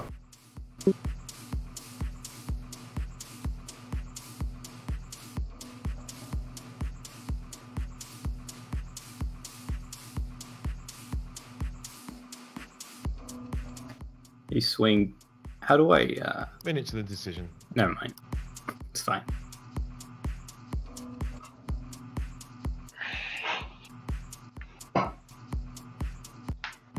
What? Oh, nothing. I was gonna ask you about the Trader's Way thing that you got, but I was like, do that later. Yeah, you're already with Trader's Way, so you just have them set the IB and you're good to go. Yeah, I just want that commission specialty. You just go to the website and click on money. Ooh. I do like that. And there is SwingFish Trader Rebate. Do I have to sign up on your website? Because I still haven't done that. Yeah, but it's step 2. You have to make step 1 first. Right. Alright. Cool. I'll look into that later. It raises rates there. Central Bank of Russia raises interest rates to 7.75%.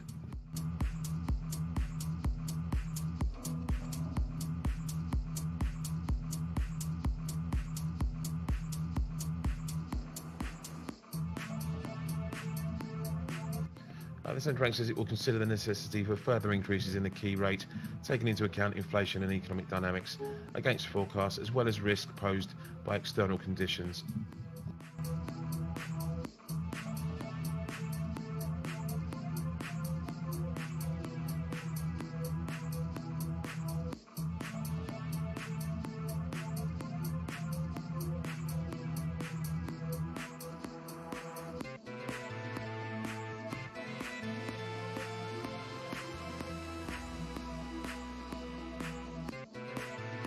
Lots of red lines in Reuters.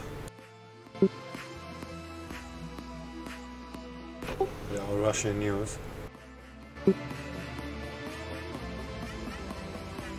Central bank key rate.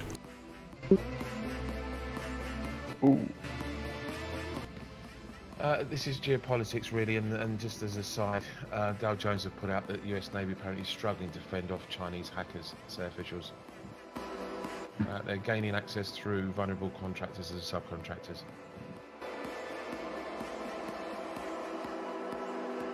Oh, nice gap. Shit, I should have bought that. Which one? US dollar ruble. USD ROB. Oh, there. Holy shit. That could have been dangerous too. Yeah, living on the edge. The Bank of Russia also said it will resume regular Living on the purchases hedge. on Jan 15th of next year. By the way, where does Mobro bot gets his information from?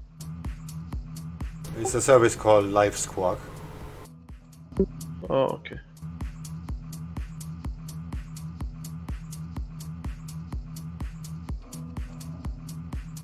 Euro USD is going good now.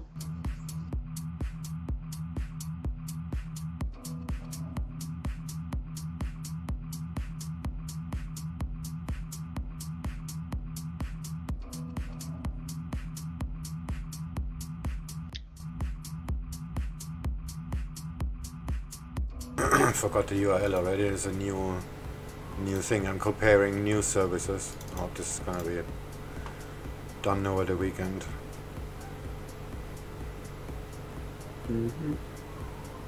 Professional Forex news, there it is.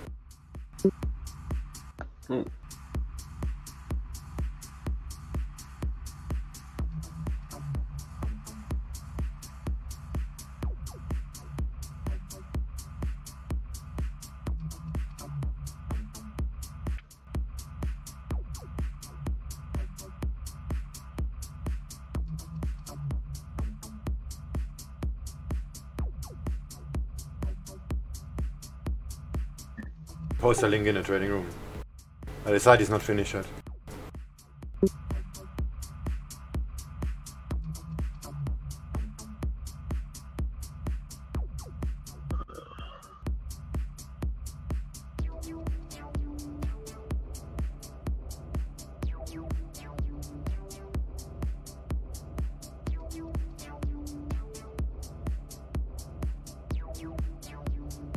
Wow. Live Squawk. $280 a month.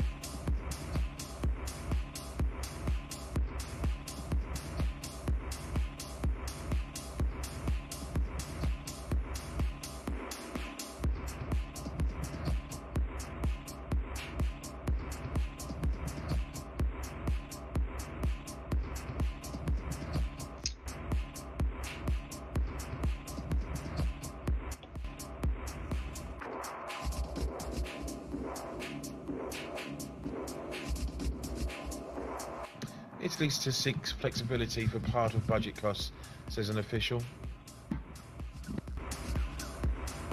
So just hearing that Italy is set to seek flexibility of part of a budget costs, according to an official.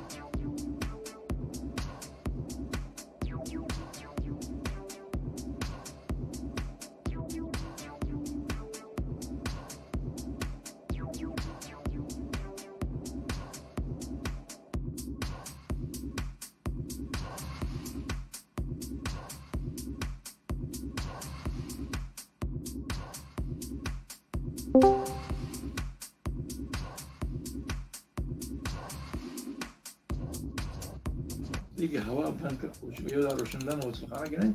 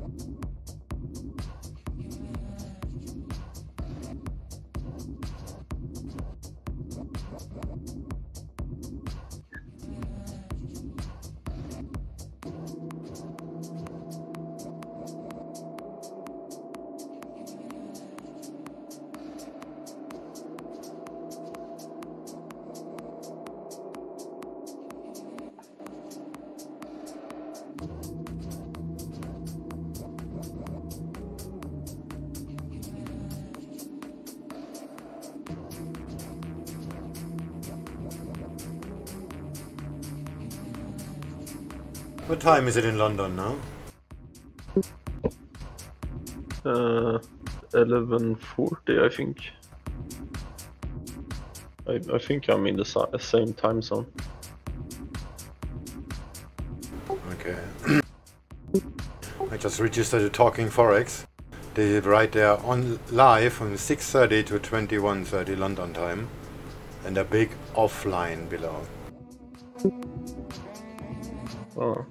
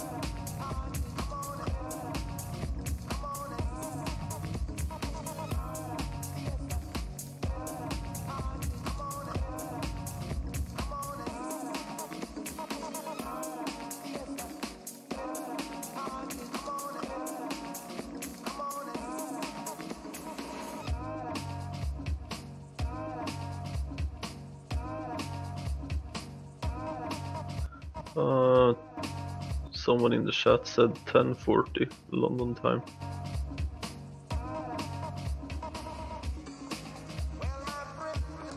It looks like this system is just junk. Oh.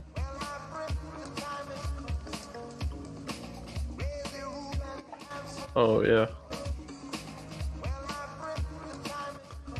London is 1 hour. That's correct.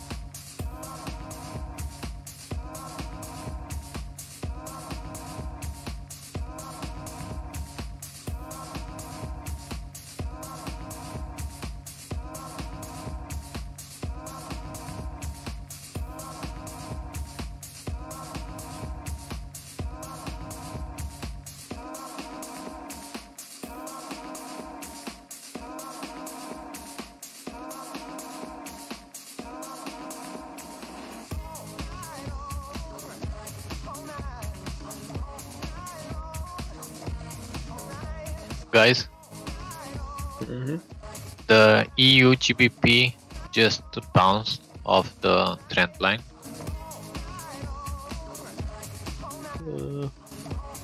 At the 30 minute or what? 1 hour. 1 hour.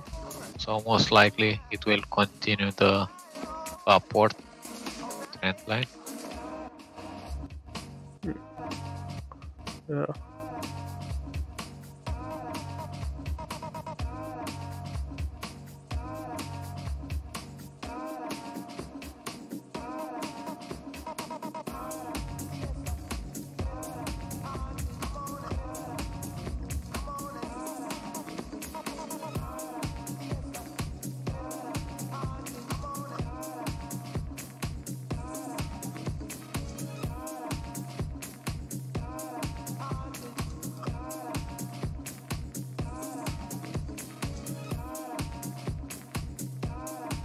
There is also a nice resistance, a support line on the 0896 around there.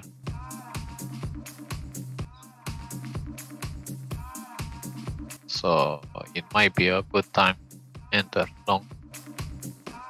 Yeah.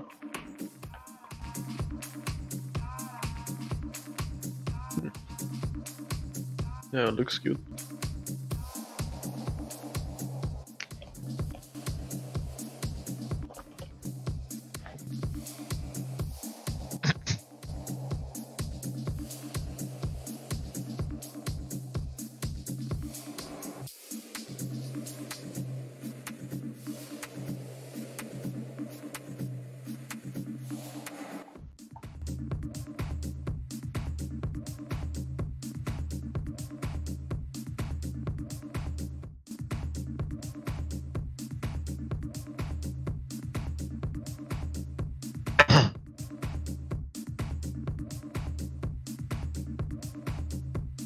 I think there is also divergence there.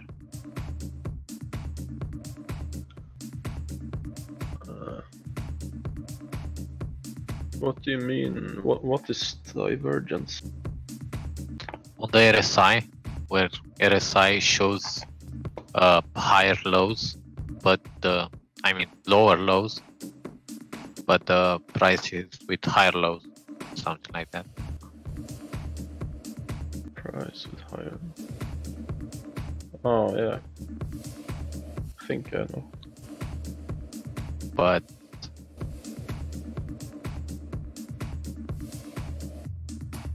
let me show you.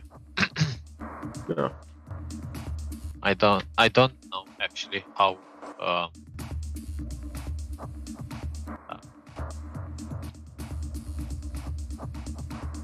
if it should be taken in consideration right now, but good to have it.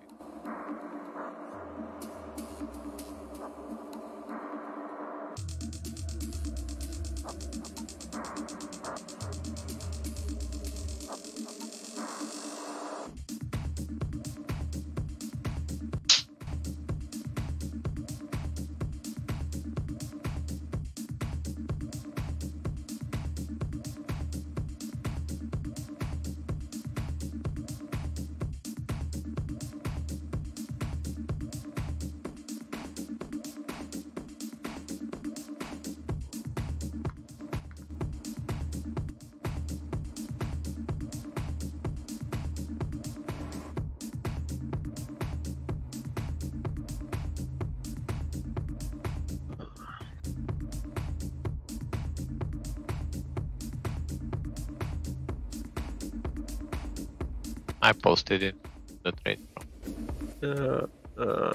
Is that the 1 hour? Yeah.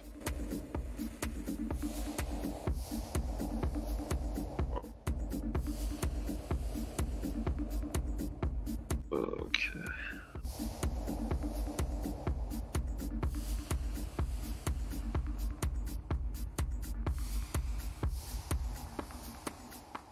So you mean take a long position? Yeah. But only for today? Not really. I mean, I think it will go up like 100 pips. So it might take a while, couple of days maybe. But it might go to hit the 09 line. Somewhere around there. Yeah. Maybe 091.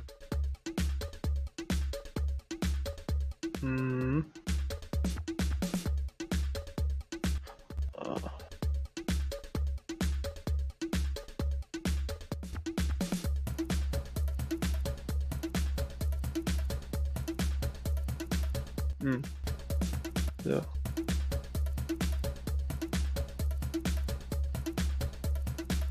And the risk reward is pretty good as well, since the stop loss will be, if you enter now, it will be around 35 pips, and the take profit will be around 90.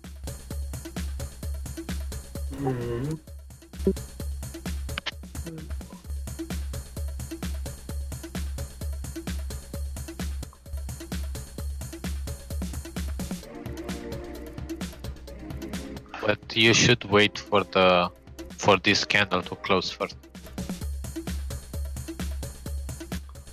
Yeah.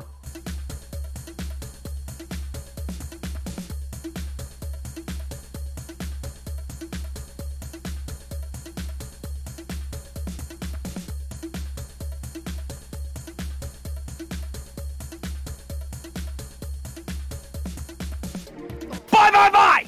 Holy fuck. Flying.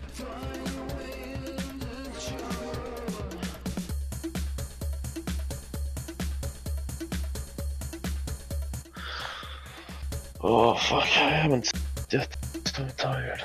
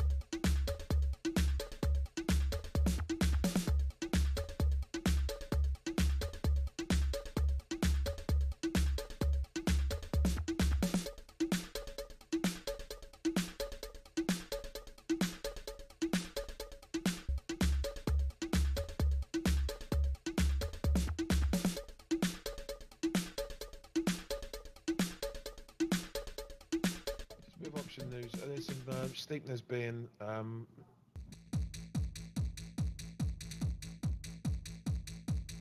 some steepness in the 530s German curve being noted today. Bubble over Buxall there.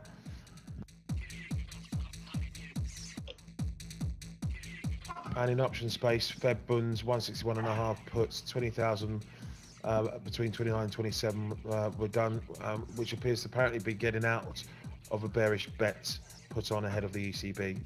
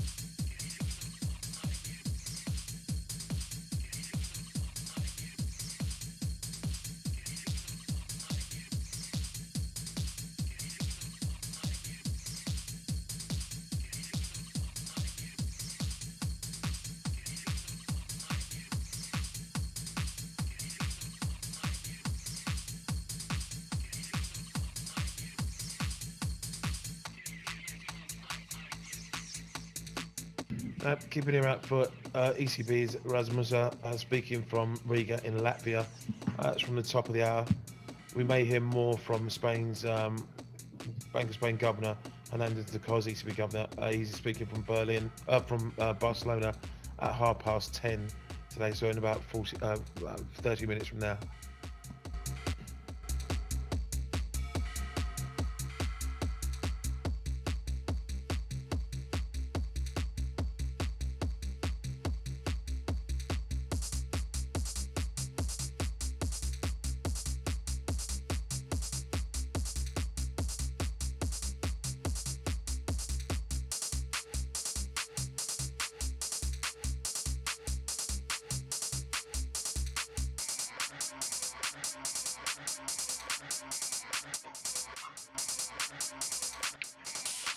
So it looks good now. The Euro, GBPAUD.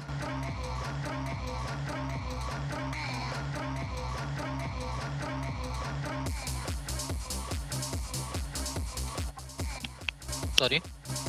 Euro, EBP. Looks good. EU what? Euro. Euro. GP. Yeah, but with what? GBP. Pound.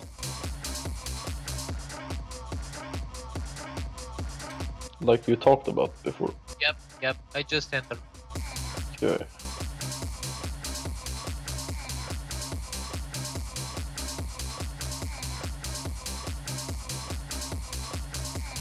Sorry, I was changing my clothes, so...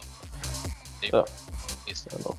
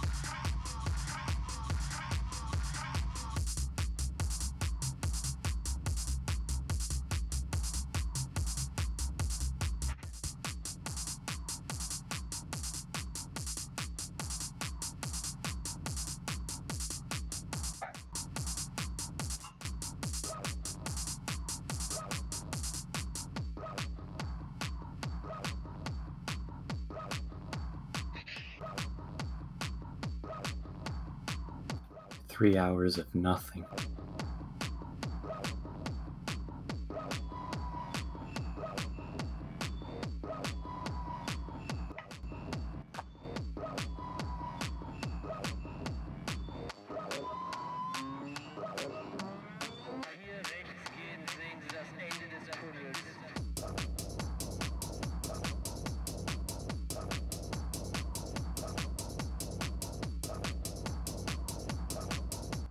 Nice. See ya. Bye.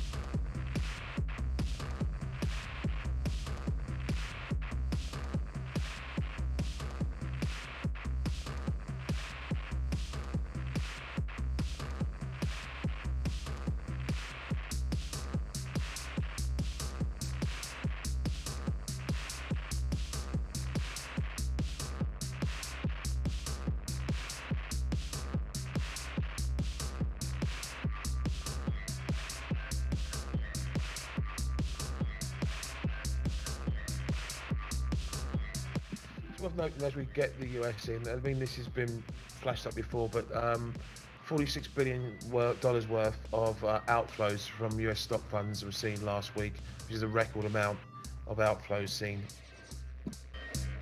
And marry that up with the poor performance out of China and the Asia markets down the back of a worry over Chinese data. And the poor PMI readings from France, which may have been an anomaly because the riots were also, again, a miss from Germany, and it's just led to the downbeat sort of session we've had for stocks and risk.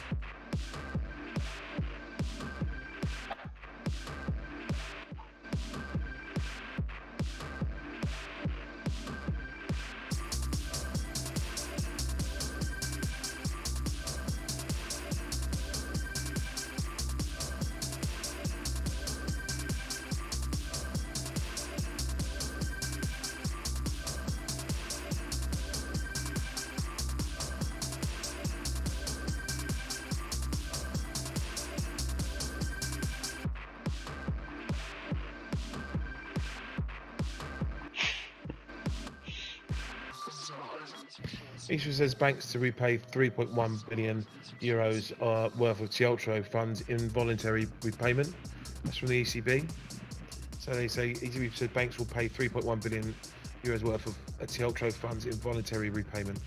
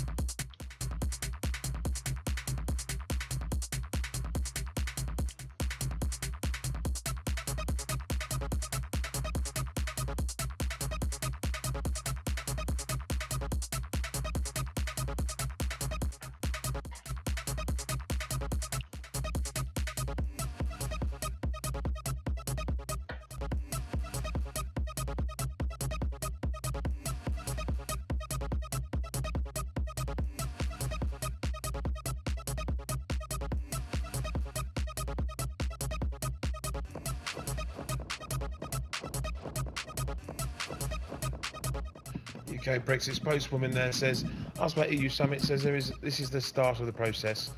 There is a shared determination to find a way through. We are confident we can get the solutions we need. This is similar to what Prime Minister May actually said herself this morning. There's obviously more work to do on the backstop, says Donnelly.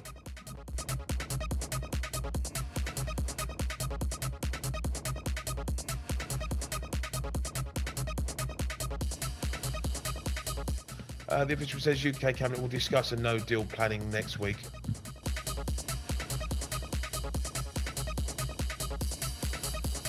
So So this is coming from a separate official, apparently some sources of sorts, saying that the UK Cabinet will discuss no deal planning next week. Official briefs on Cabinet meeting on condition of anonymity.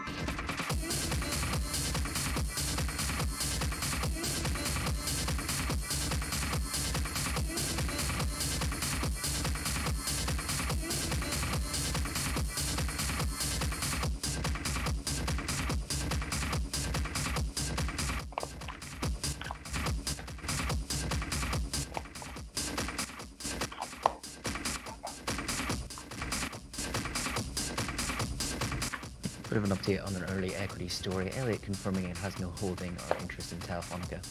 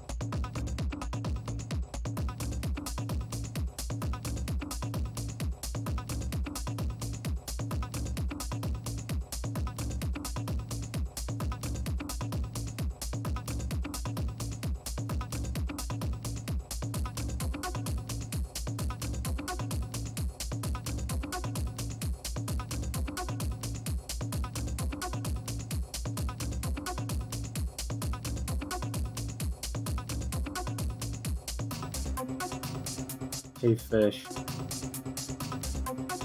What up? Do you think it's gonna double bottom here? Because I'm not really feeling shorting this anymore. I don't know. Which one? Euro USD. Because it's just, just the way it's moving. I'm just like, I don't know. Well, gold is start to move down, so it's in your favor, basically.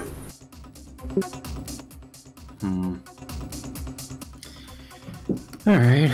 Might short it then.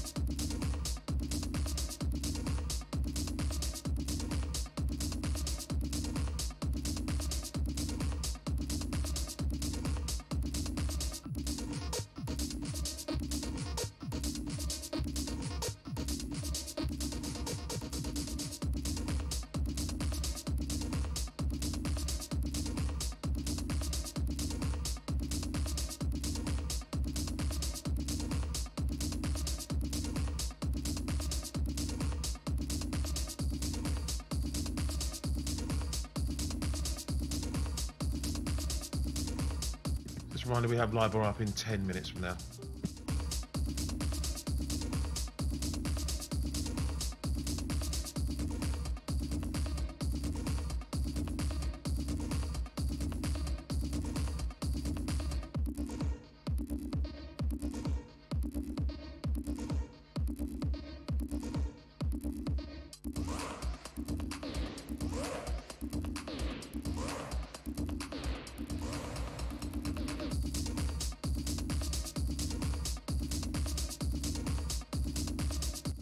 M&A news now as Merck announces it's to buy a privately held Antelic Group for 1.15 billion euros.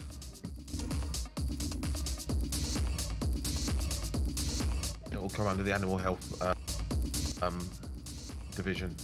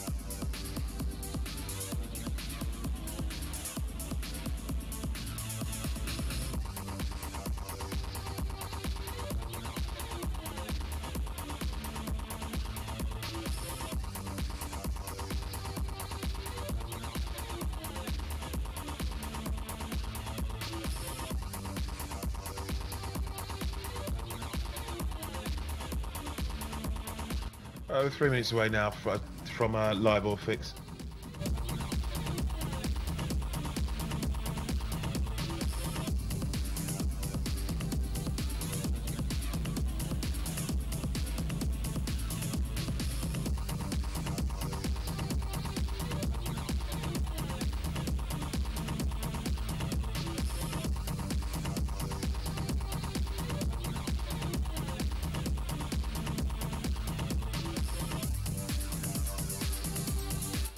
Just a reminder then with LIBOR. Also, ECB's Rasmussen speaks from Riga in Latvia at the top of the hour.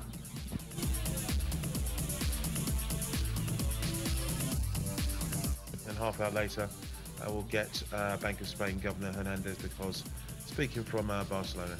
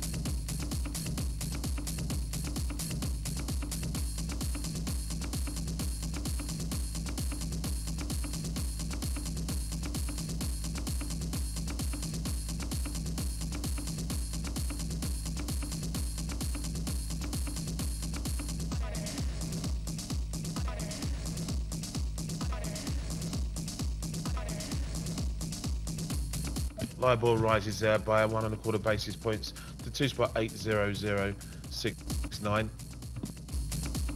So, and that's dollar LIBOR. And then sterling LIBOR 3-month there rises by 0.00088 to spot 90088.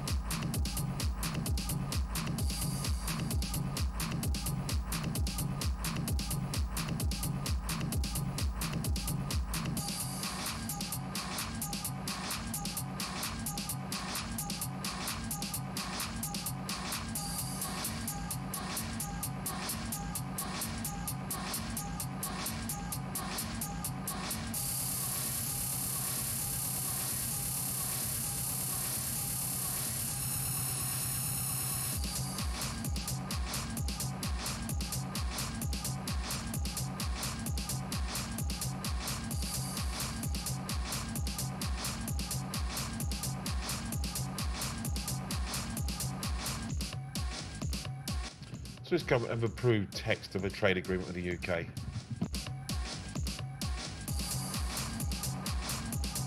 So I just note Swiss government has approved text of a trade agreement with the UK.